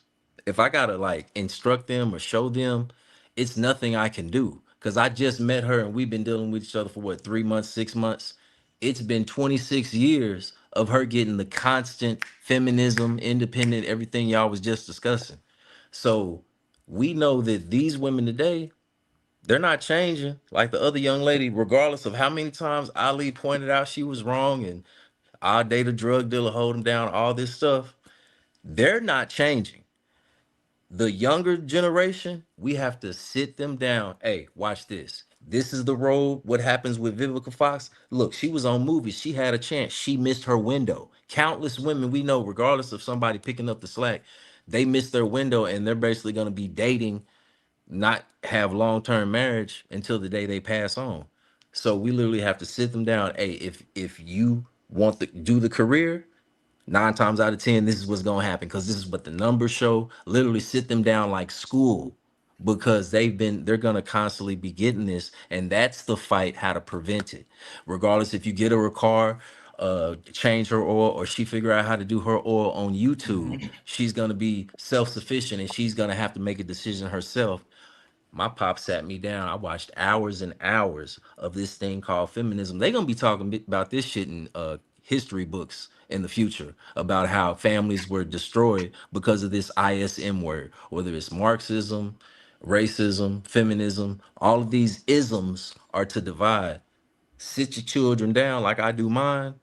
And my youngest is 9 years old, and he knows how women play even at his young age. And I say, don't even focus on women, focus on yourself. You don't need to be worried about a woman until you about 30 years old.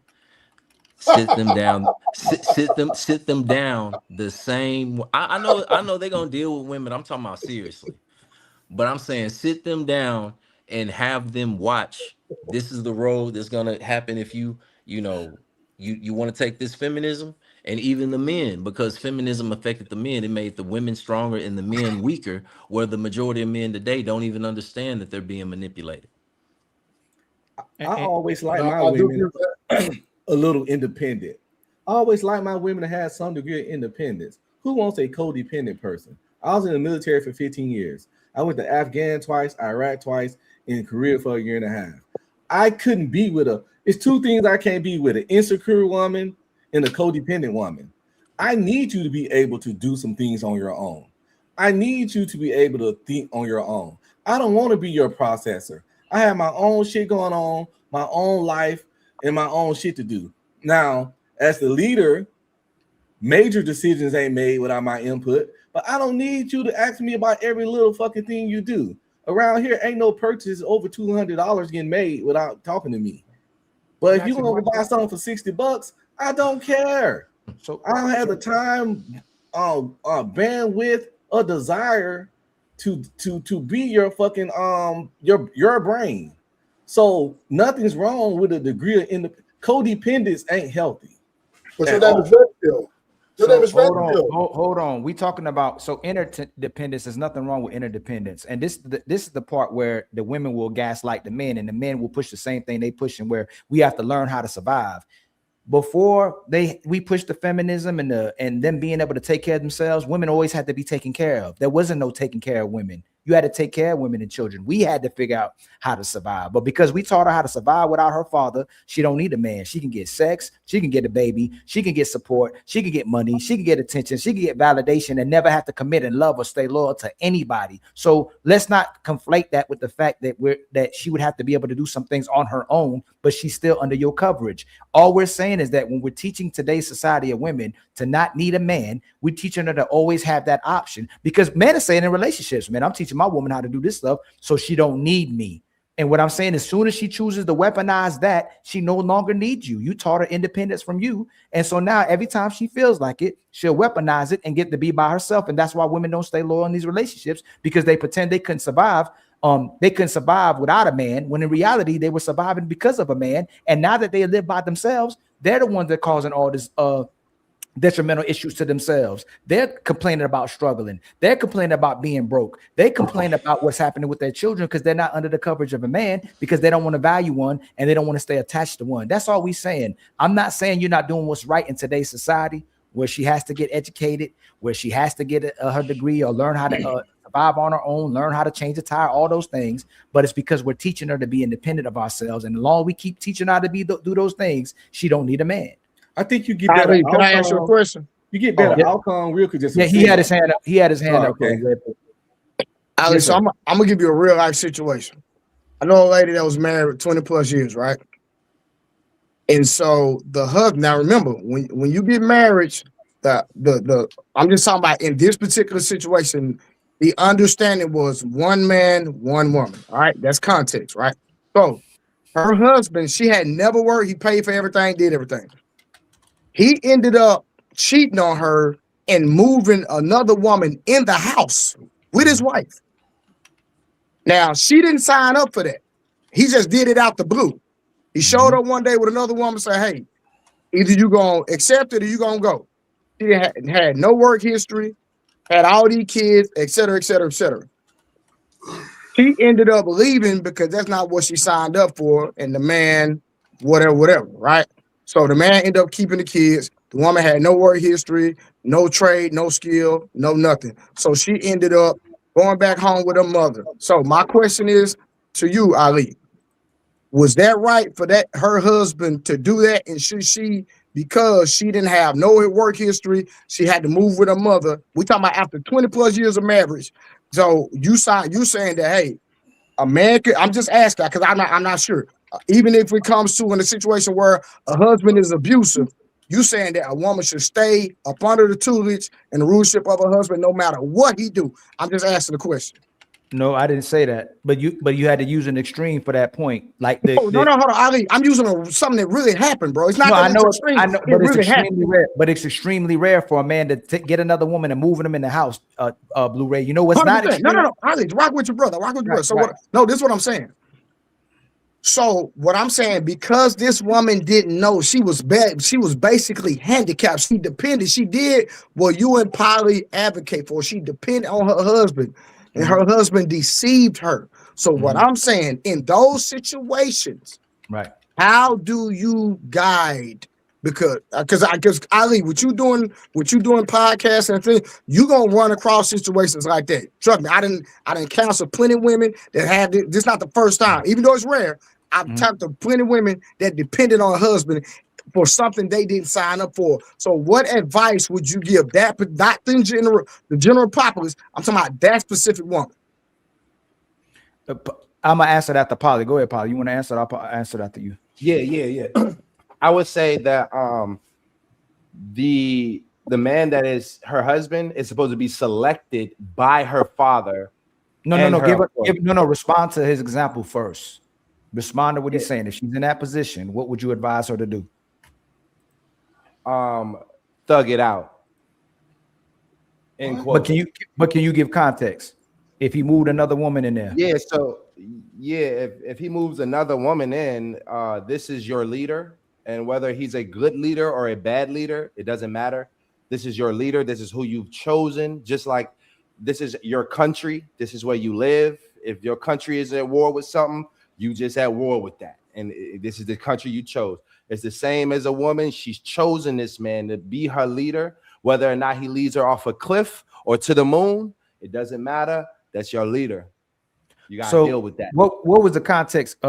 Trey, was she doing everything she's supposed to do in the house, or was she not doing what she was supposed to do in the house? The No, context she was doing no. She was doing no. She was a great wife for sure. I know that for a fact. So he just moved a woman in the house, and he wanted another woman to live in the house, right? So just like women leave good men every day, just like women leave loyal men every day, and they always had their plan Bs. We were talking about like 70% of married women already have a plan B behind her. Yeah, stay thug it out until she gets another guy who will be with her because he see that she's a wife and she's cooking and cleaning and take care of her household. Because we just told you, Dr. Cheyenne Bryant's horrible behaviors can still get her a husband and get a man that will be with her. So all she would be advised to do, hey man, just thug it out until you meet another guy, and then you get yourself out that situation, because that's what women already do to cheat on good men. That's what women already do to replace good men. They get their option B first, and then they'll leave option A. So I'd advise her, hey, just thug it out, make them think everything's all good, and then you make sure you get this new man, and you move on to option B, and you get rid of this guy.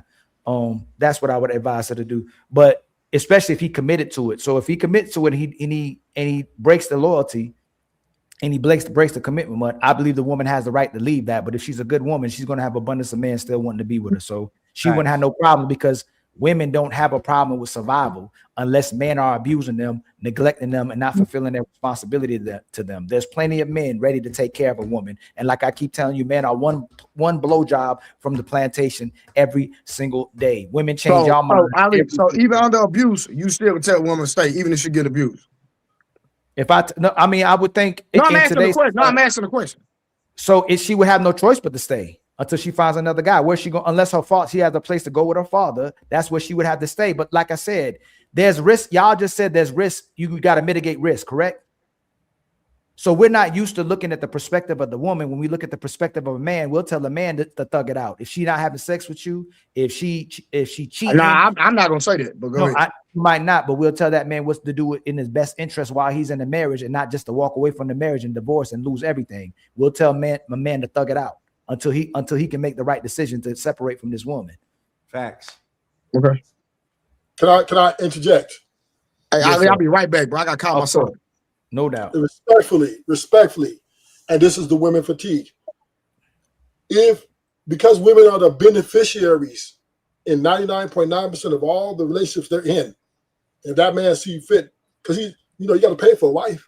It ain't free. So if she's a beneficiary and she's benefiting in a way where she doesn't have to worry about a roof over her head or food, and once again, like my man Polly said, he's a leader, and he see fit that, okay, you're lacking this area, I'm gonna bring another woman in to, supplement what you can't do. Then she needs to, because the benefits she's receiving, she needs to play along with it. Because remember, she's charging him for this, her loyalty. It ain't like she's being loyal for free. She's charging him, so she needs to stick to that because she put the price on it.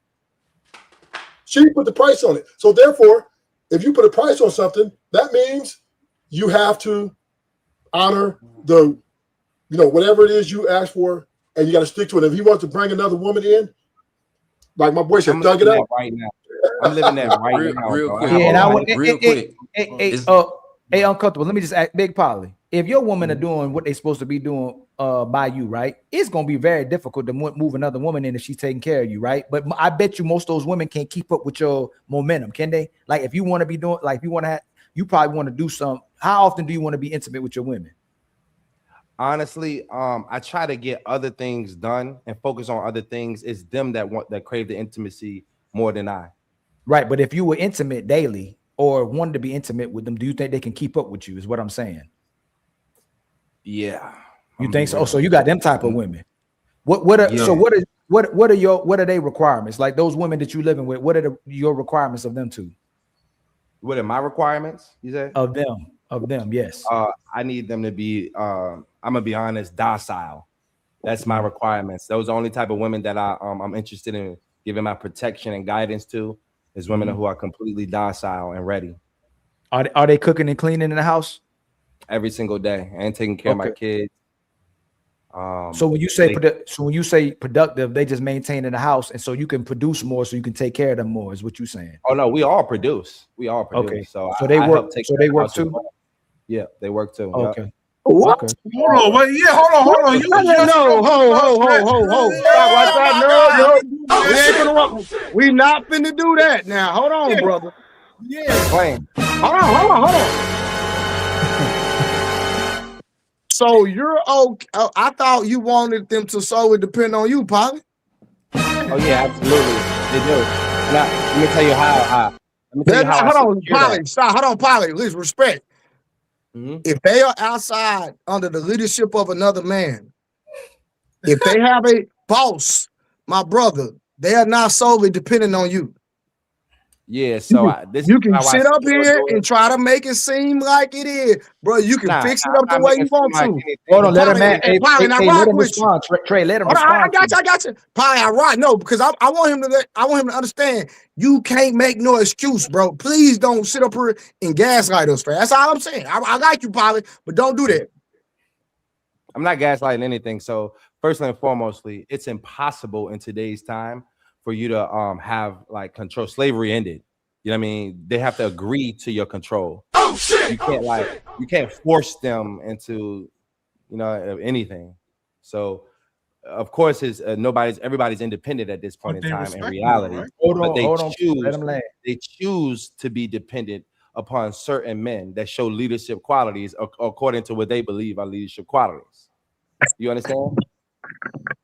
Yeah, this day and age is like they can always choose to go their own way no matter what, because no matter what society made. Either one of my that women ain't got nothing to do with what he been preaching this whole if they time. just making money on their phone, you know what I'm saying? They not under nobody authority. This is the fact. You can make I've money. been on with your over. phone. I'm sorry. No, you good. No, that's why I keep No, on hold looking on, down. True. Hold on, True. Hey, Polly, if you are telling Red Pill that his daughter shouldn't be dependent on nobody else, but then they are outside the house working with somebody else, isn't that a contradiction? Is what he's asking. Why are you allowing them? So why are you allowing them to work? Why are you allowing them to work and listen to other men if you don't want them to be dependent on other men? Is what he's asking. Okay. All right, no. Let me it takes a couple steps back. So okay, I'm just speaking about the hypocrisy of us men today.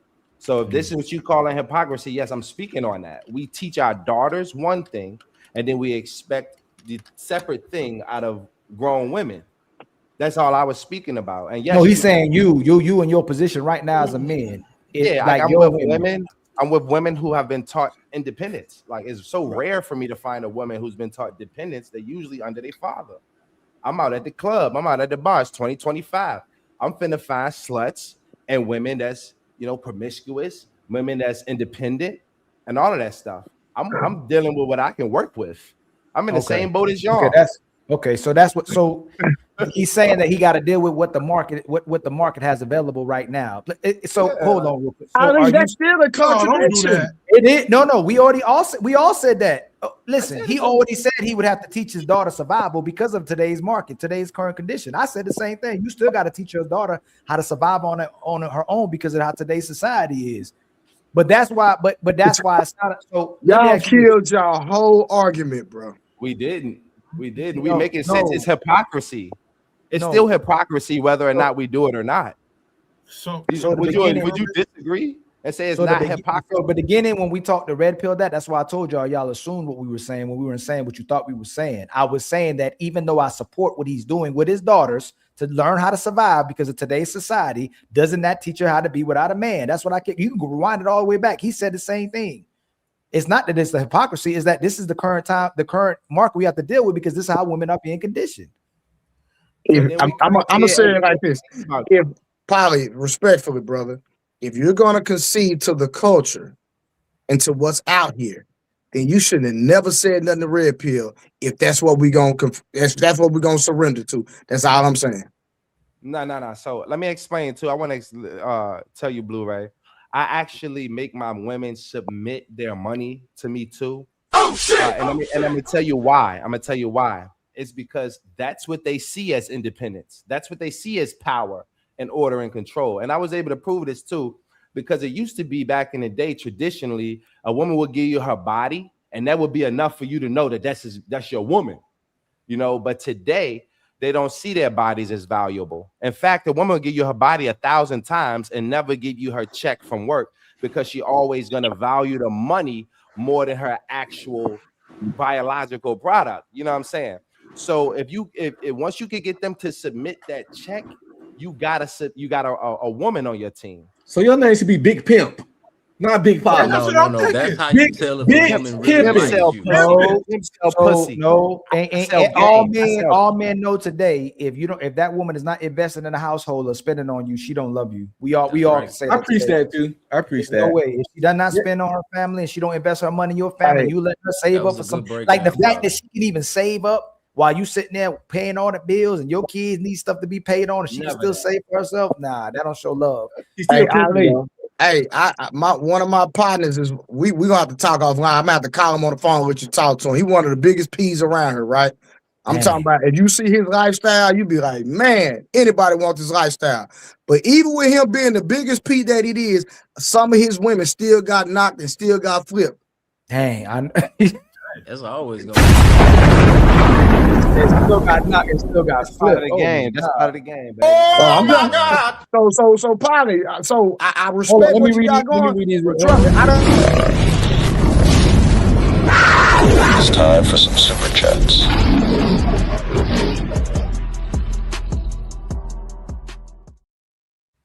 Let's see, sweet auntie with the $5 super chat. She says the sisterhood hold each other back. They don't help each other. Thank you for the $5. We were all born to be untouchable.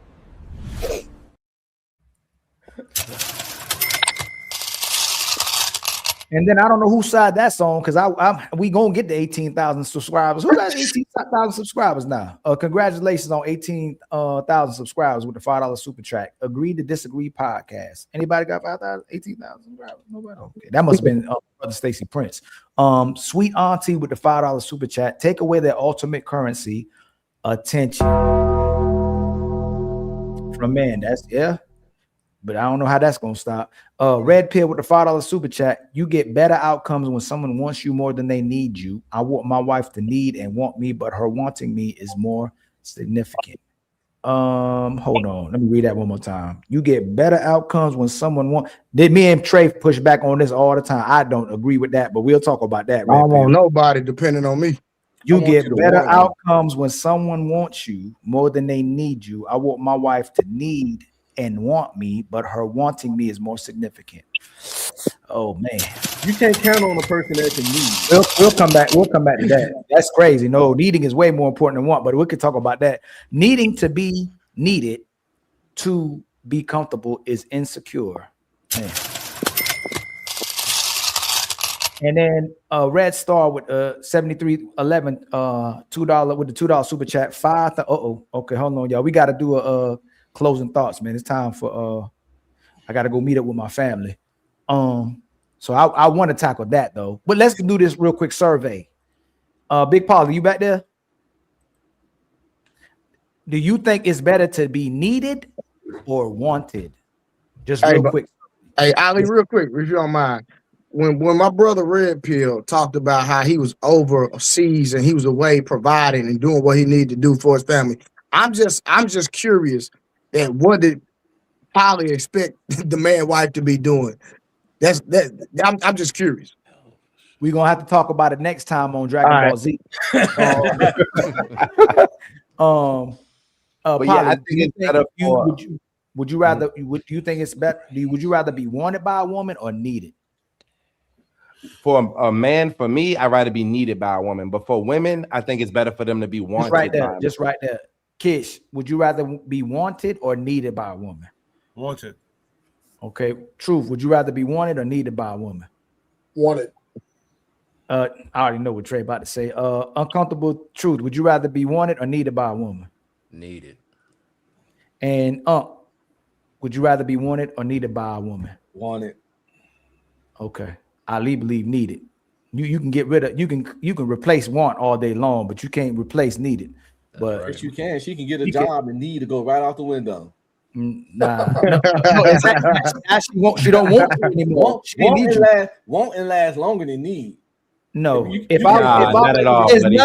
nothing. I'm gonna say this again. There's nothing for crack. When the nigga needs something, they do weird stuff. You can't trust the needy. No. If your woman needs you, there's nothing someone can do to replace you as long as she always needs you. But if she wants you, her want can change any single day by what you saying. You might have ran out of money.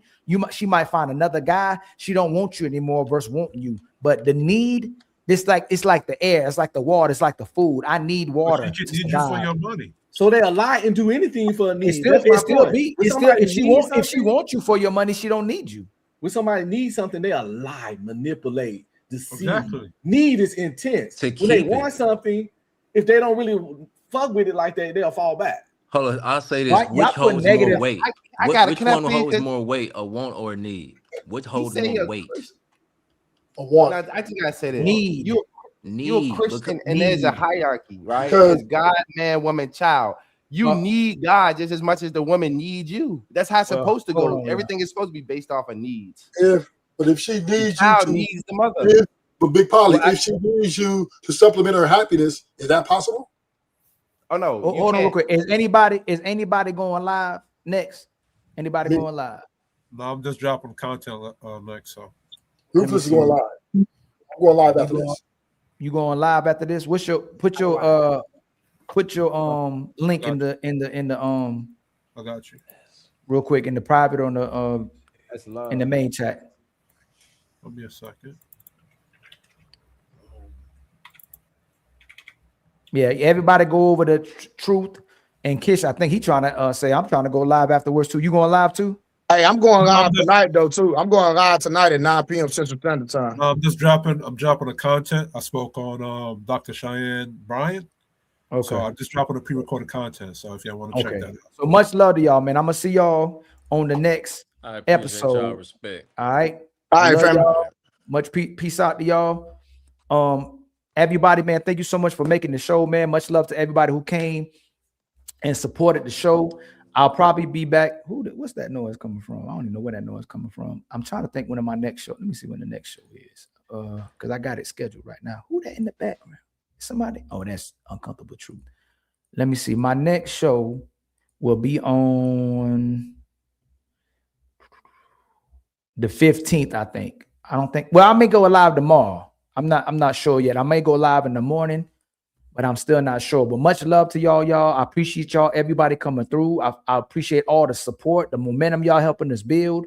We're going to try to take this to the next level. Much love to John. Much love to Robin from the other side. August, Mimi, King, my brother Blu-ray coming in the show. Please make sure y'all go follow my brother Blu-ray. Go follow Truth. Go follow American Rifleman. Go follow all the brothers who are up here. Go follow Stacy Prince. Salute to you, Gio. Salute to you, Mark. Salute to you, Will. Crimson, I saw you out there willing to win. Much love to everybody that came through, man. I truly appreciate it. Much love to Red Pill. Go follow him too, Red Star. Let me make sure I finish reading it. Did I finish reading that? Red Pill, need to be that comfortable and secure. Fire thumbnail. Keep them coming. No doubt, man. We trying. We trying. See y'all on the next one. Make sure y'all keep y'all people close. And the best thing you can do is go back and love your family, man. Do your best to do the right thing by people. Well, do right by people. Make sure y'all operating in righteousness. And amen. Anybody would like to come up to the show? If you want to add to the show, men or women, we ain't trying to bite your head off. Y'all can come up here and speak your piece and give your perspective. I'll see y'all on the next one, man. Much.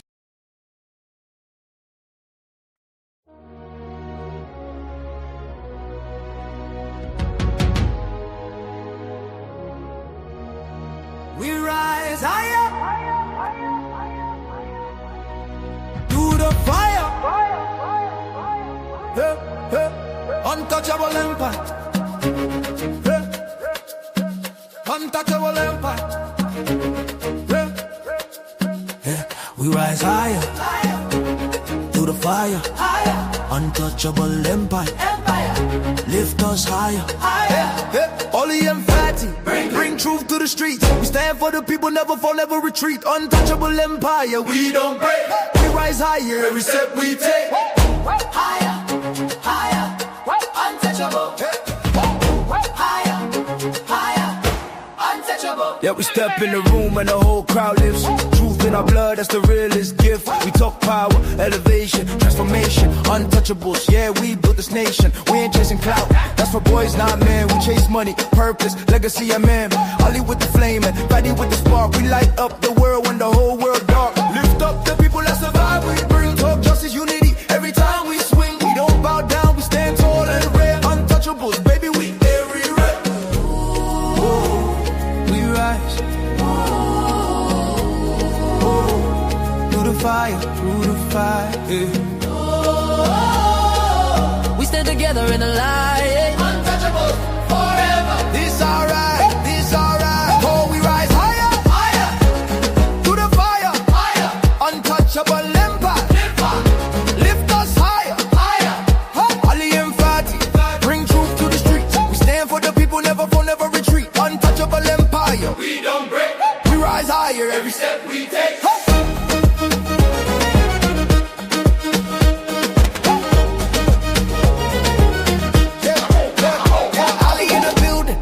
We move with the grace. Power to the people, that's a look on our face. We don't fall, we don't run, we don't hide. Stand on truth, yeah, we walk with pride. Fame don't move us, we built on honor. Heart of a king, real warrior armor. Empower the world, that's the mission tonight. Untouchables. Yeah, we always do what's right. From the city to the globe, we shift that tone. Building up lives with a righteous throne. We step in the storm and walk through the fire. Why? Cause we God made for the rise higher. Hands up, hands up. If you feel that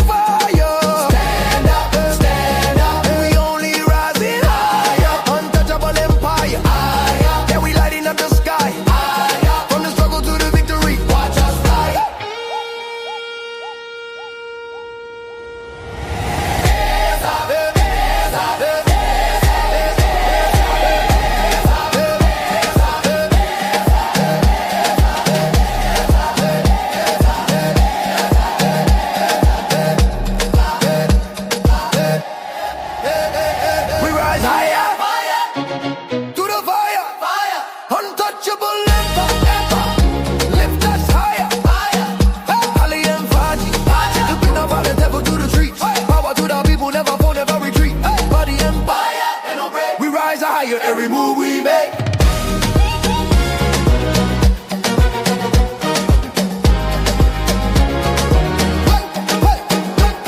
Through the fire, we rise higher. Oh, touch, him play. You take the blue pill, the story ends. You wake up in your bed and believe whatever you want to believe. You take the red pill, you stay in Wonderland, and I show you how deep the rabbit hole goes.